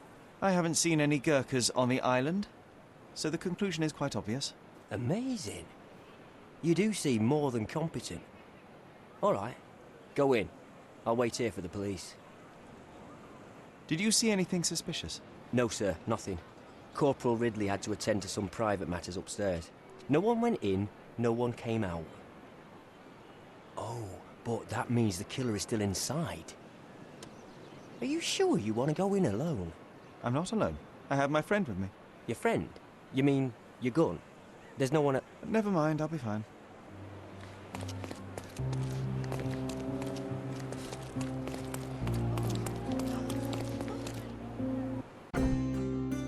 The killer's gone. Vanished into thin air.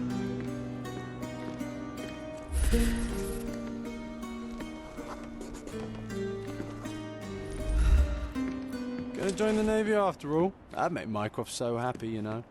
Shut up, John.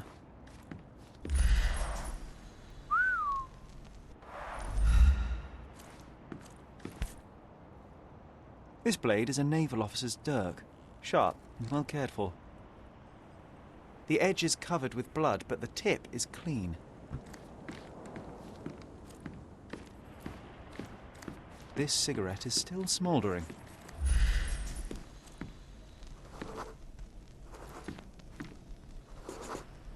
Can you smell the body odor, John?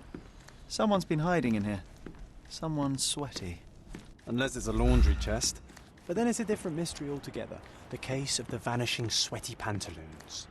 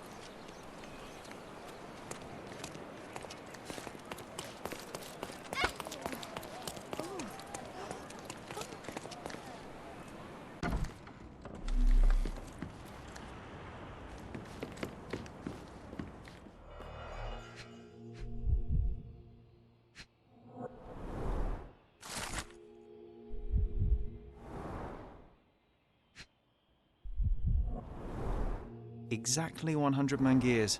The killer didn't touch them.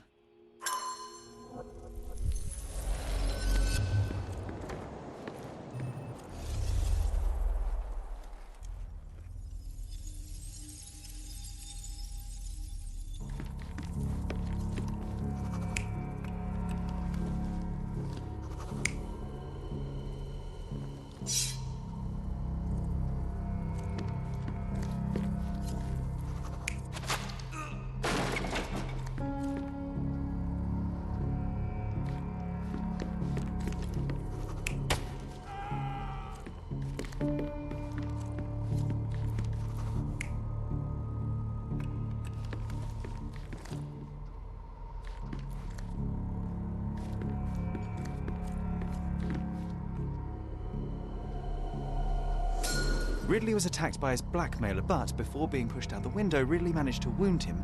The The killer must still be bleeding.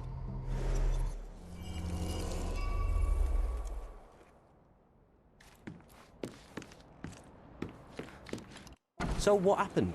Was there anyone upstairs? No, the killer escaped. We're dealing with a carefully planned assassination.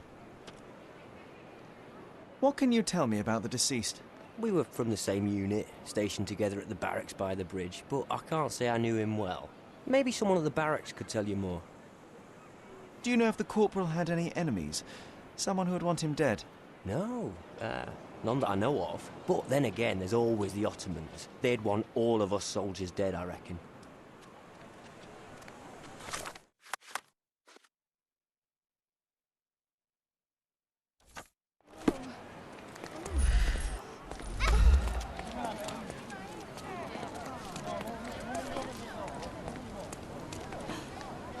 What's happened?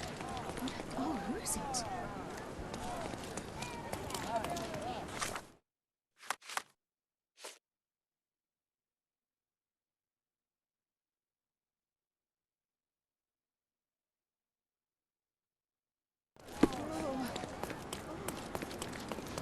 Hey.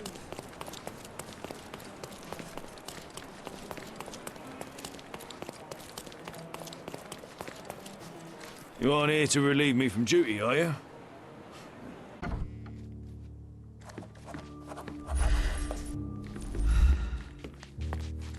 Ridley's blood is on Ottoman hands. I just know it.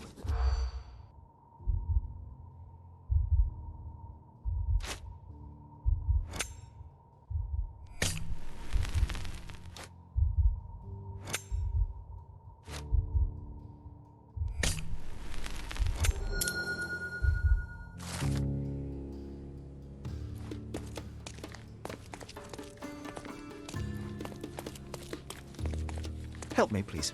I don't know, but I'm sure there are others who'd be glad to help a fella in uniform.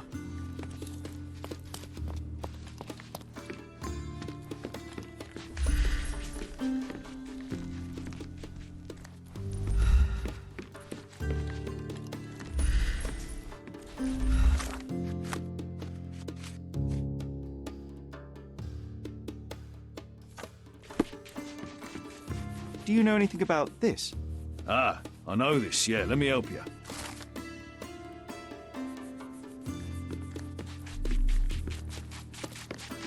Are you able to help me? I'd help you if I could, but I know nothing.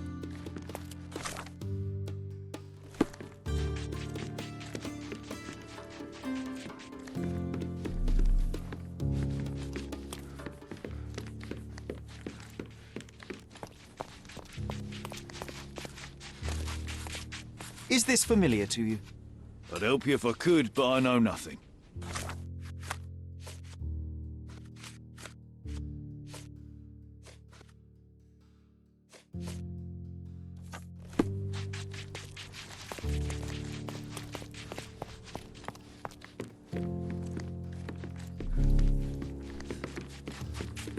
Excuse me, just one question.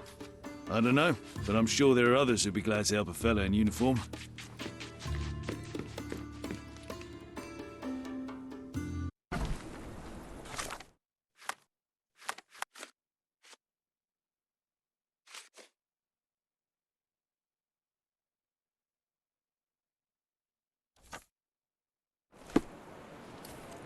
You aren't here to relieve me from duty, are you?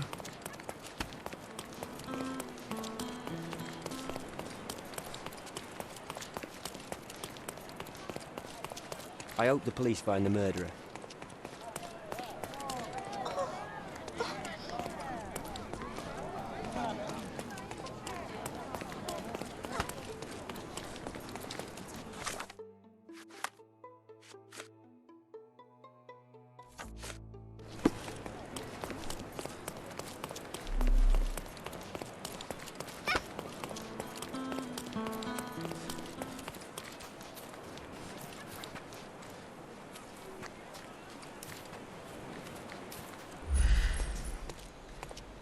That was a rough landing.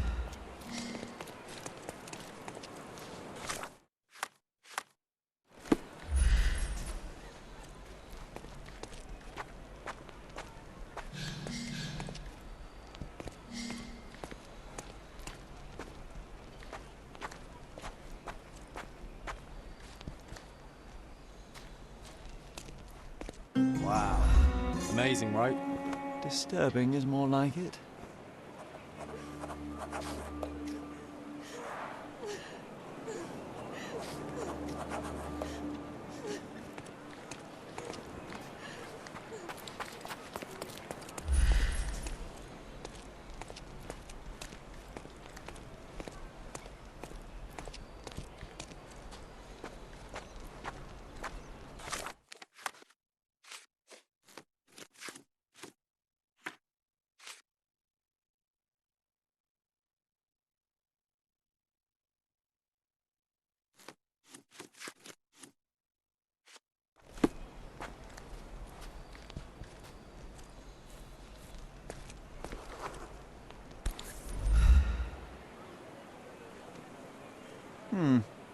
I doubt that this eagle is purely ornamental. Aha! A curved knife covered in fresh blood. There we go. Careful, Sherry. Locals aren't too happy with what you're doing. I'd better leave the knife away from here. it. Now is a bad time to ruffle any feathers. Who do you think you are? Leave it!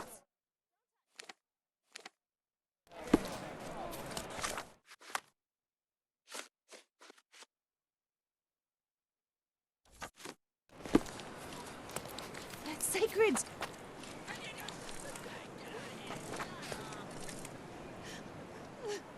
Stop that! Don't touch those!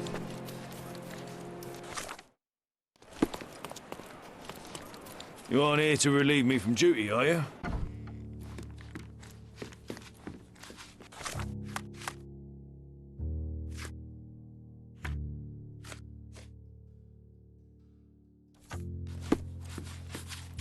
May I ask you something? Ah, I know this, yeah. Let me help you.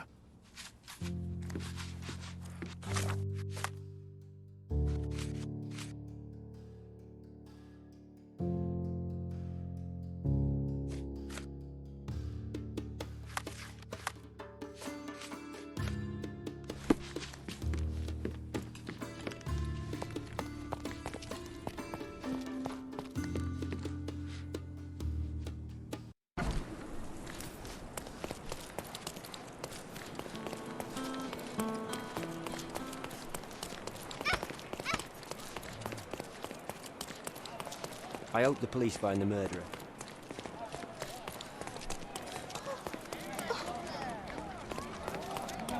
Could you help me? I've heard the stories of mariners kidnapping women for slavery.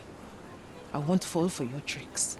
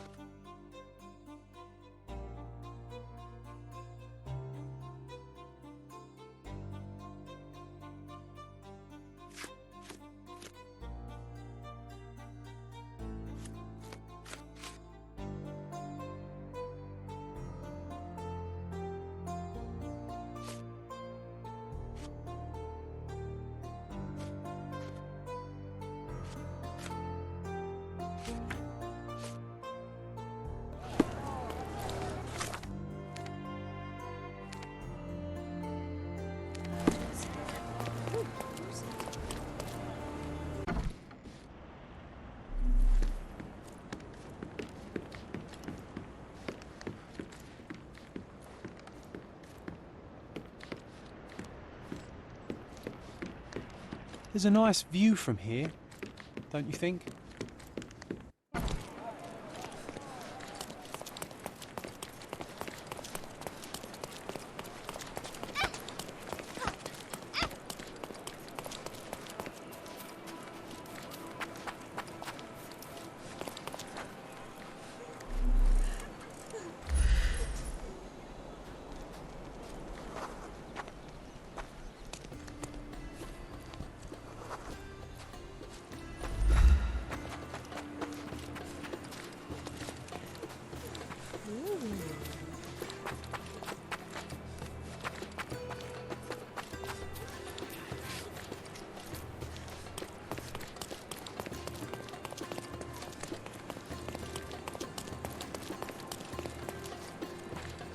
Could you help me? Let's pretend you did not ask me.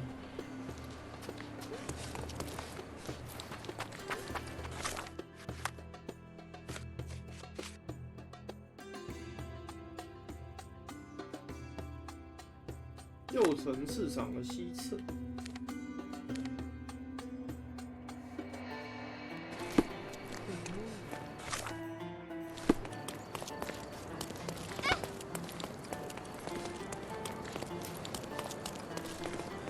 You have no business here.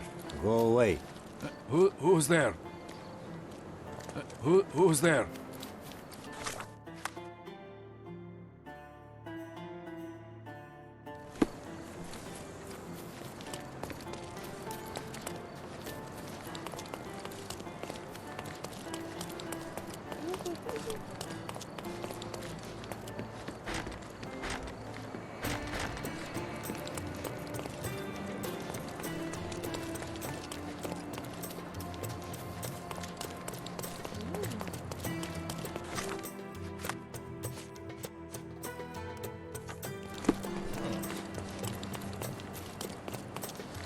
Who's there?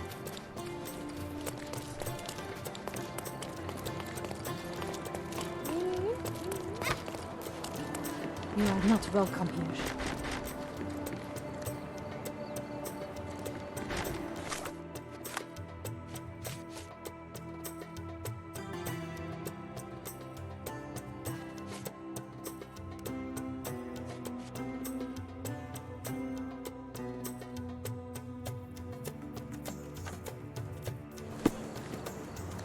You are not welcome here.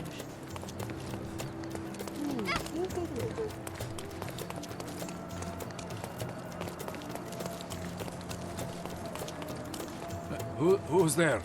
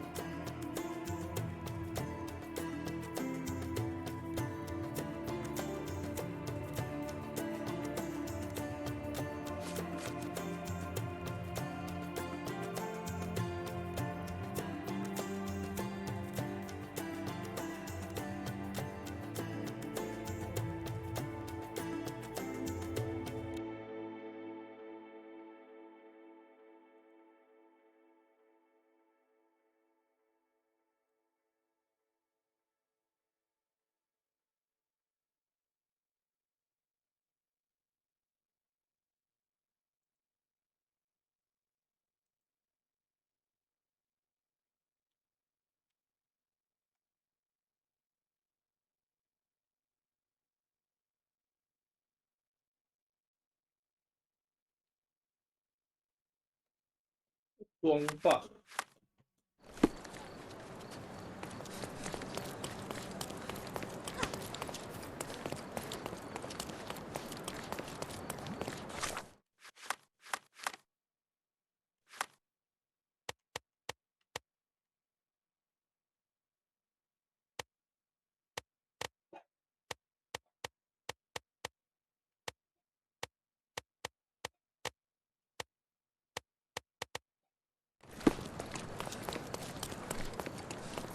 Don't. Let's pick.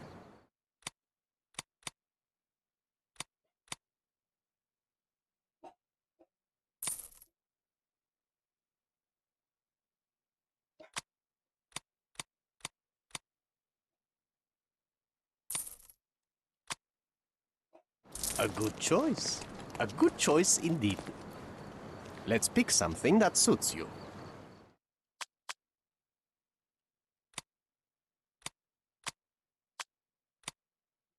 Don't leave.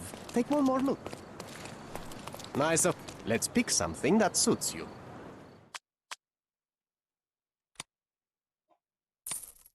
A good choice. A good choice indeed.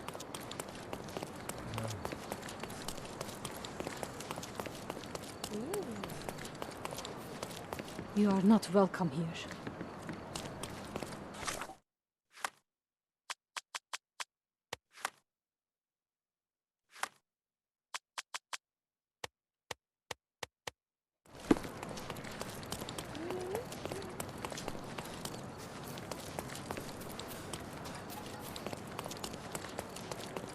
Don't pass by. Let's pick something that suits you.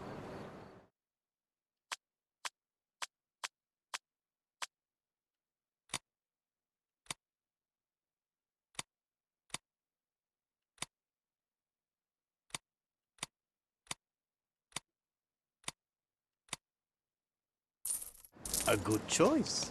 A good choice indeed.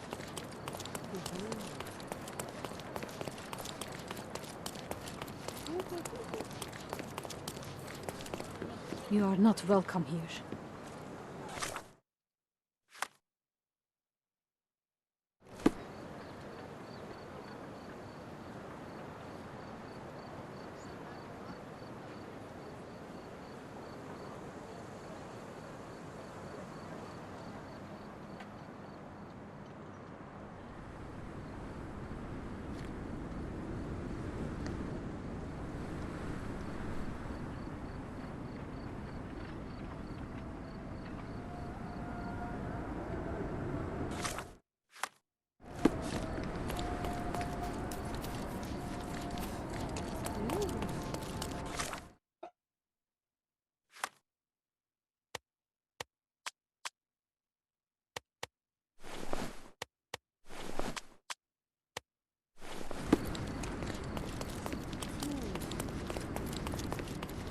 You are not welcome here.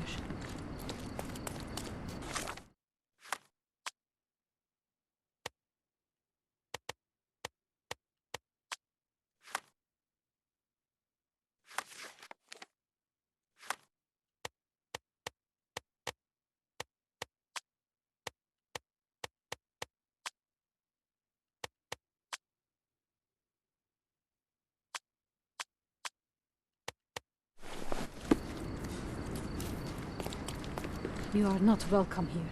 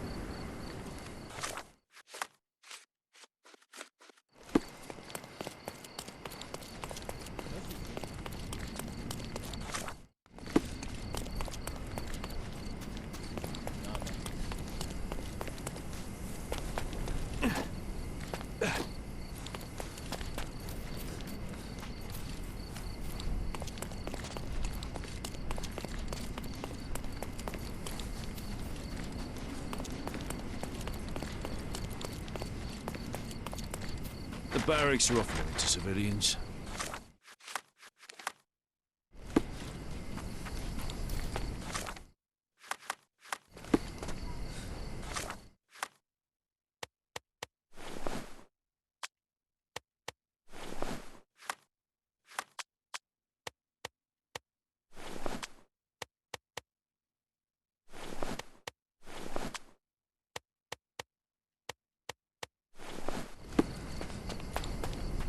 You aren't here to relieve...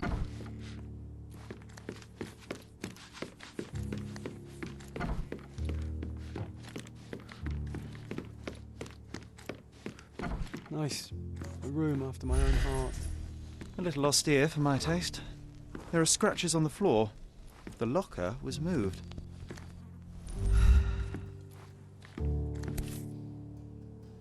Rise all the way to the top. Make me proud, son. Being the son of a general must be difficult.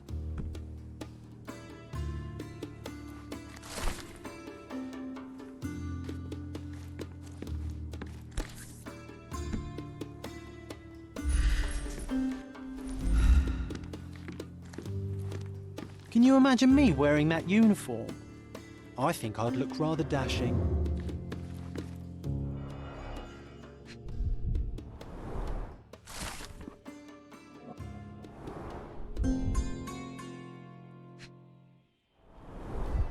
That's quite a hefty sum.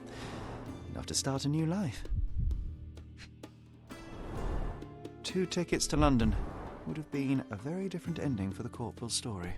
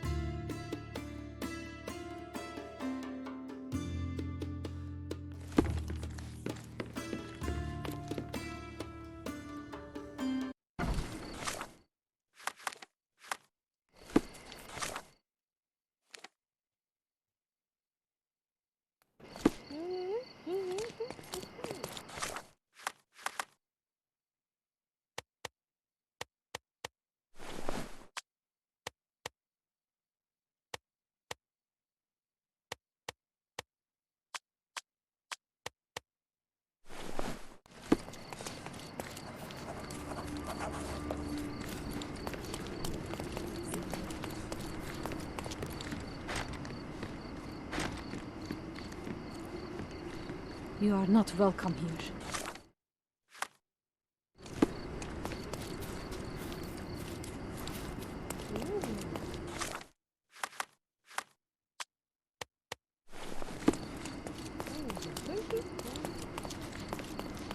You are expected. Quickly, come in.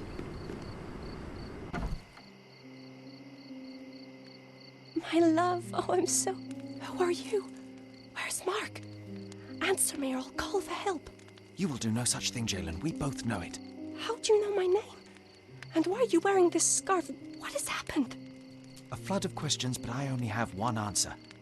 Mark Ridley is dead. No. This cannot be. You're lying. Tell me you're lying. Keep your voice down, miss. I don't have time for a lady's hysterics. Mark has been murdered, and I believe that the murderer is part of this house. No. It was a secret. We were meeting. How could anyone find out? The truth always comes out one way or another, but enough of this. Tell me, have you seen anything suspicious here? No, I heard the servants talking about blood near the main entrance, but I didn't think... This is too much for me. I can't. I wasn't mean. Now is not the time for pity. Is that you or your reptilian brain talking?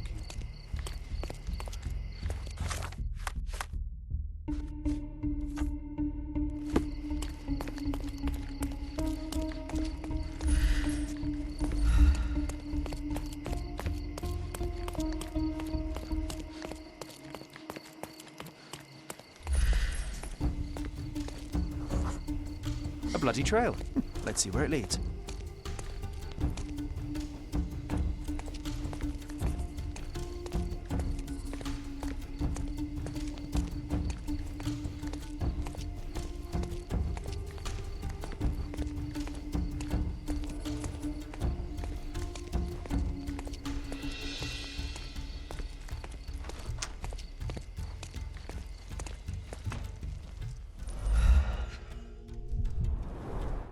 pile of fresh clothes. How convenient. All soaked in blood. Well, a fresh shirt is as good a lead as any. So, think you can identify the killer on the first try? Huh. Do you doubt me?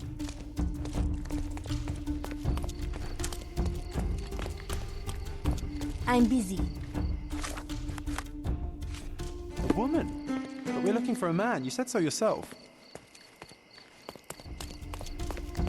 Leave me be.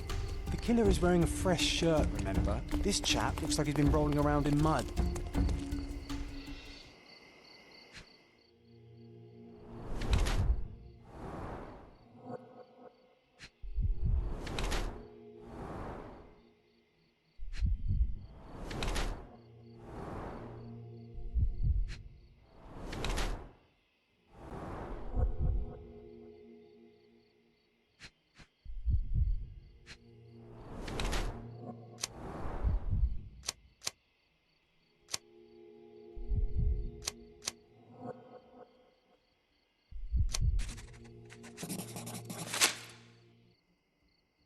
What are you staring at, you crazy woman? So, here you are. The wounded eagle in its eyrie. What the hell? An Englishman here? Why are you wearing a dress? I hate to interrupt you while you're struggling with your conscience. Perhaps you ought to have made peace with it before doing the deed. My conscience is perfectly clear, Britt. Do you have any idea who you're talking to? Indeed I do. You are the obedient son of this house. Obedient and wounded. But let me explain. I am Osai, son of Hassan. You are on my father's property, and you better stop all this jabbering nonsense. My name is Sherlock Holmes. I have every reason to believe that you were involved in the murder of Mark Ridley. Are you accusing me?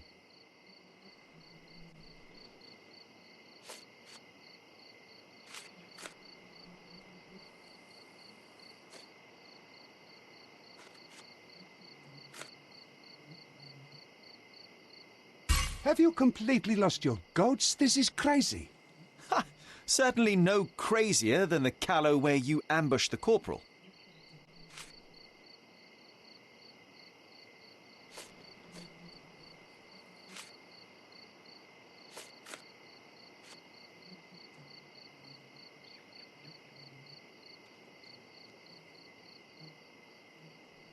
What are you saying? What's all this pickled cabbage?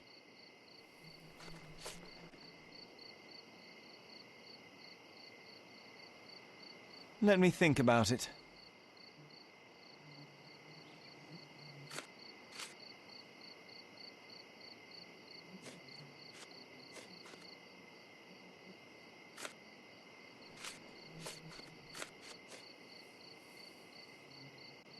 That's right, I am. I recovered the murder weapon. It bears an eagle crest, the same crest that is so proudly displayed within your house. And a proud house we are. My father speaks for all Ottomans on this island, remember that. Regrettably, I failed to detect much pride in the callow way you ambushed the corporal.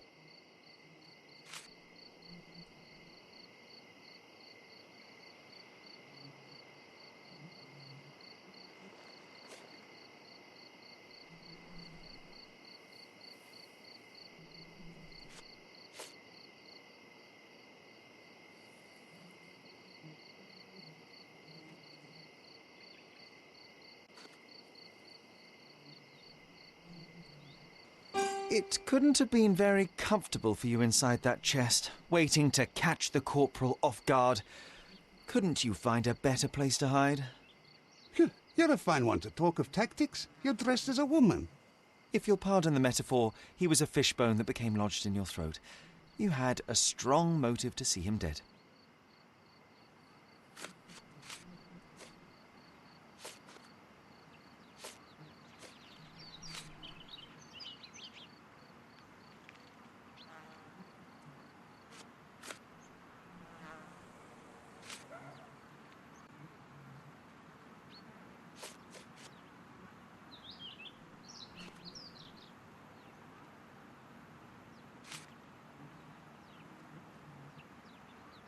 At the heart of this crime is a woman, Jalen.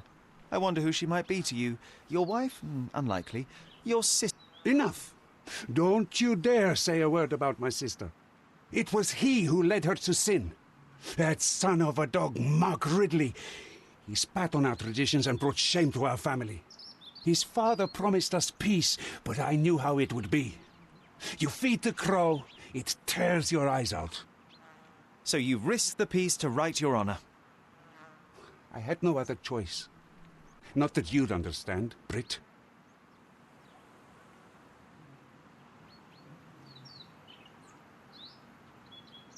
I believe peace between our people to be more important than this terrible incident. You want peace? Well, then stay away from my family and never speak of this to anyone. I won't say a word to the police. It will only complicate matters. There is no need for further bloodshed. You're not so stupid after all. Now get out.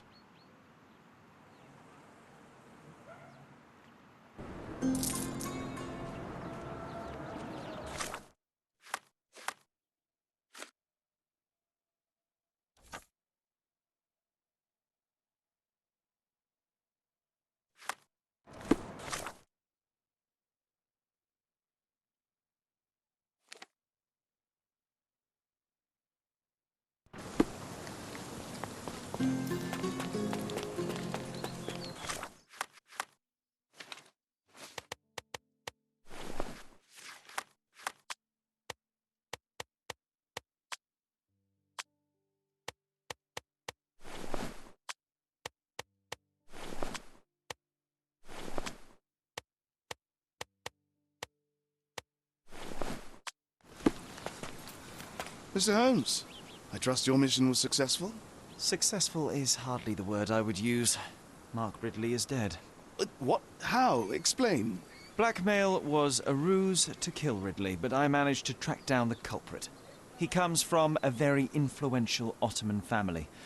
All things considered, I chose not to turn him into the police. I see. Your prudence is commendable, Mr. Holmes. What will happen now?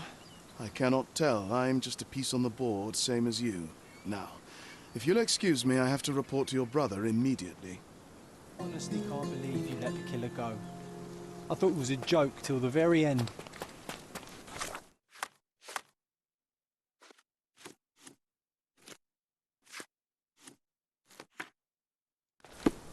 到这里啊，感谢各位收看。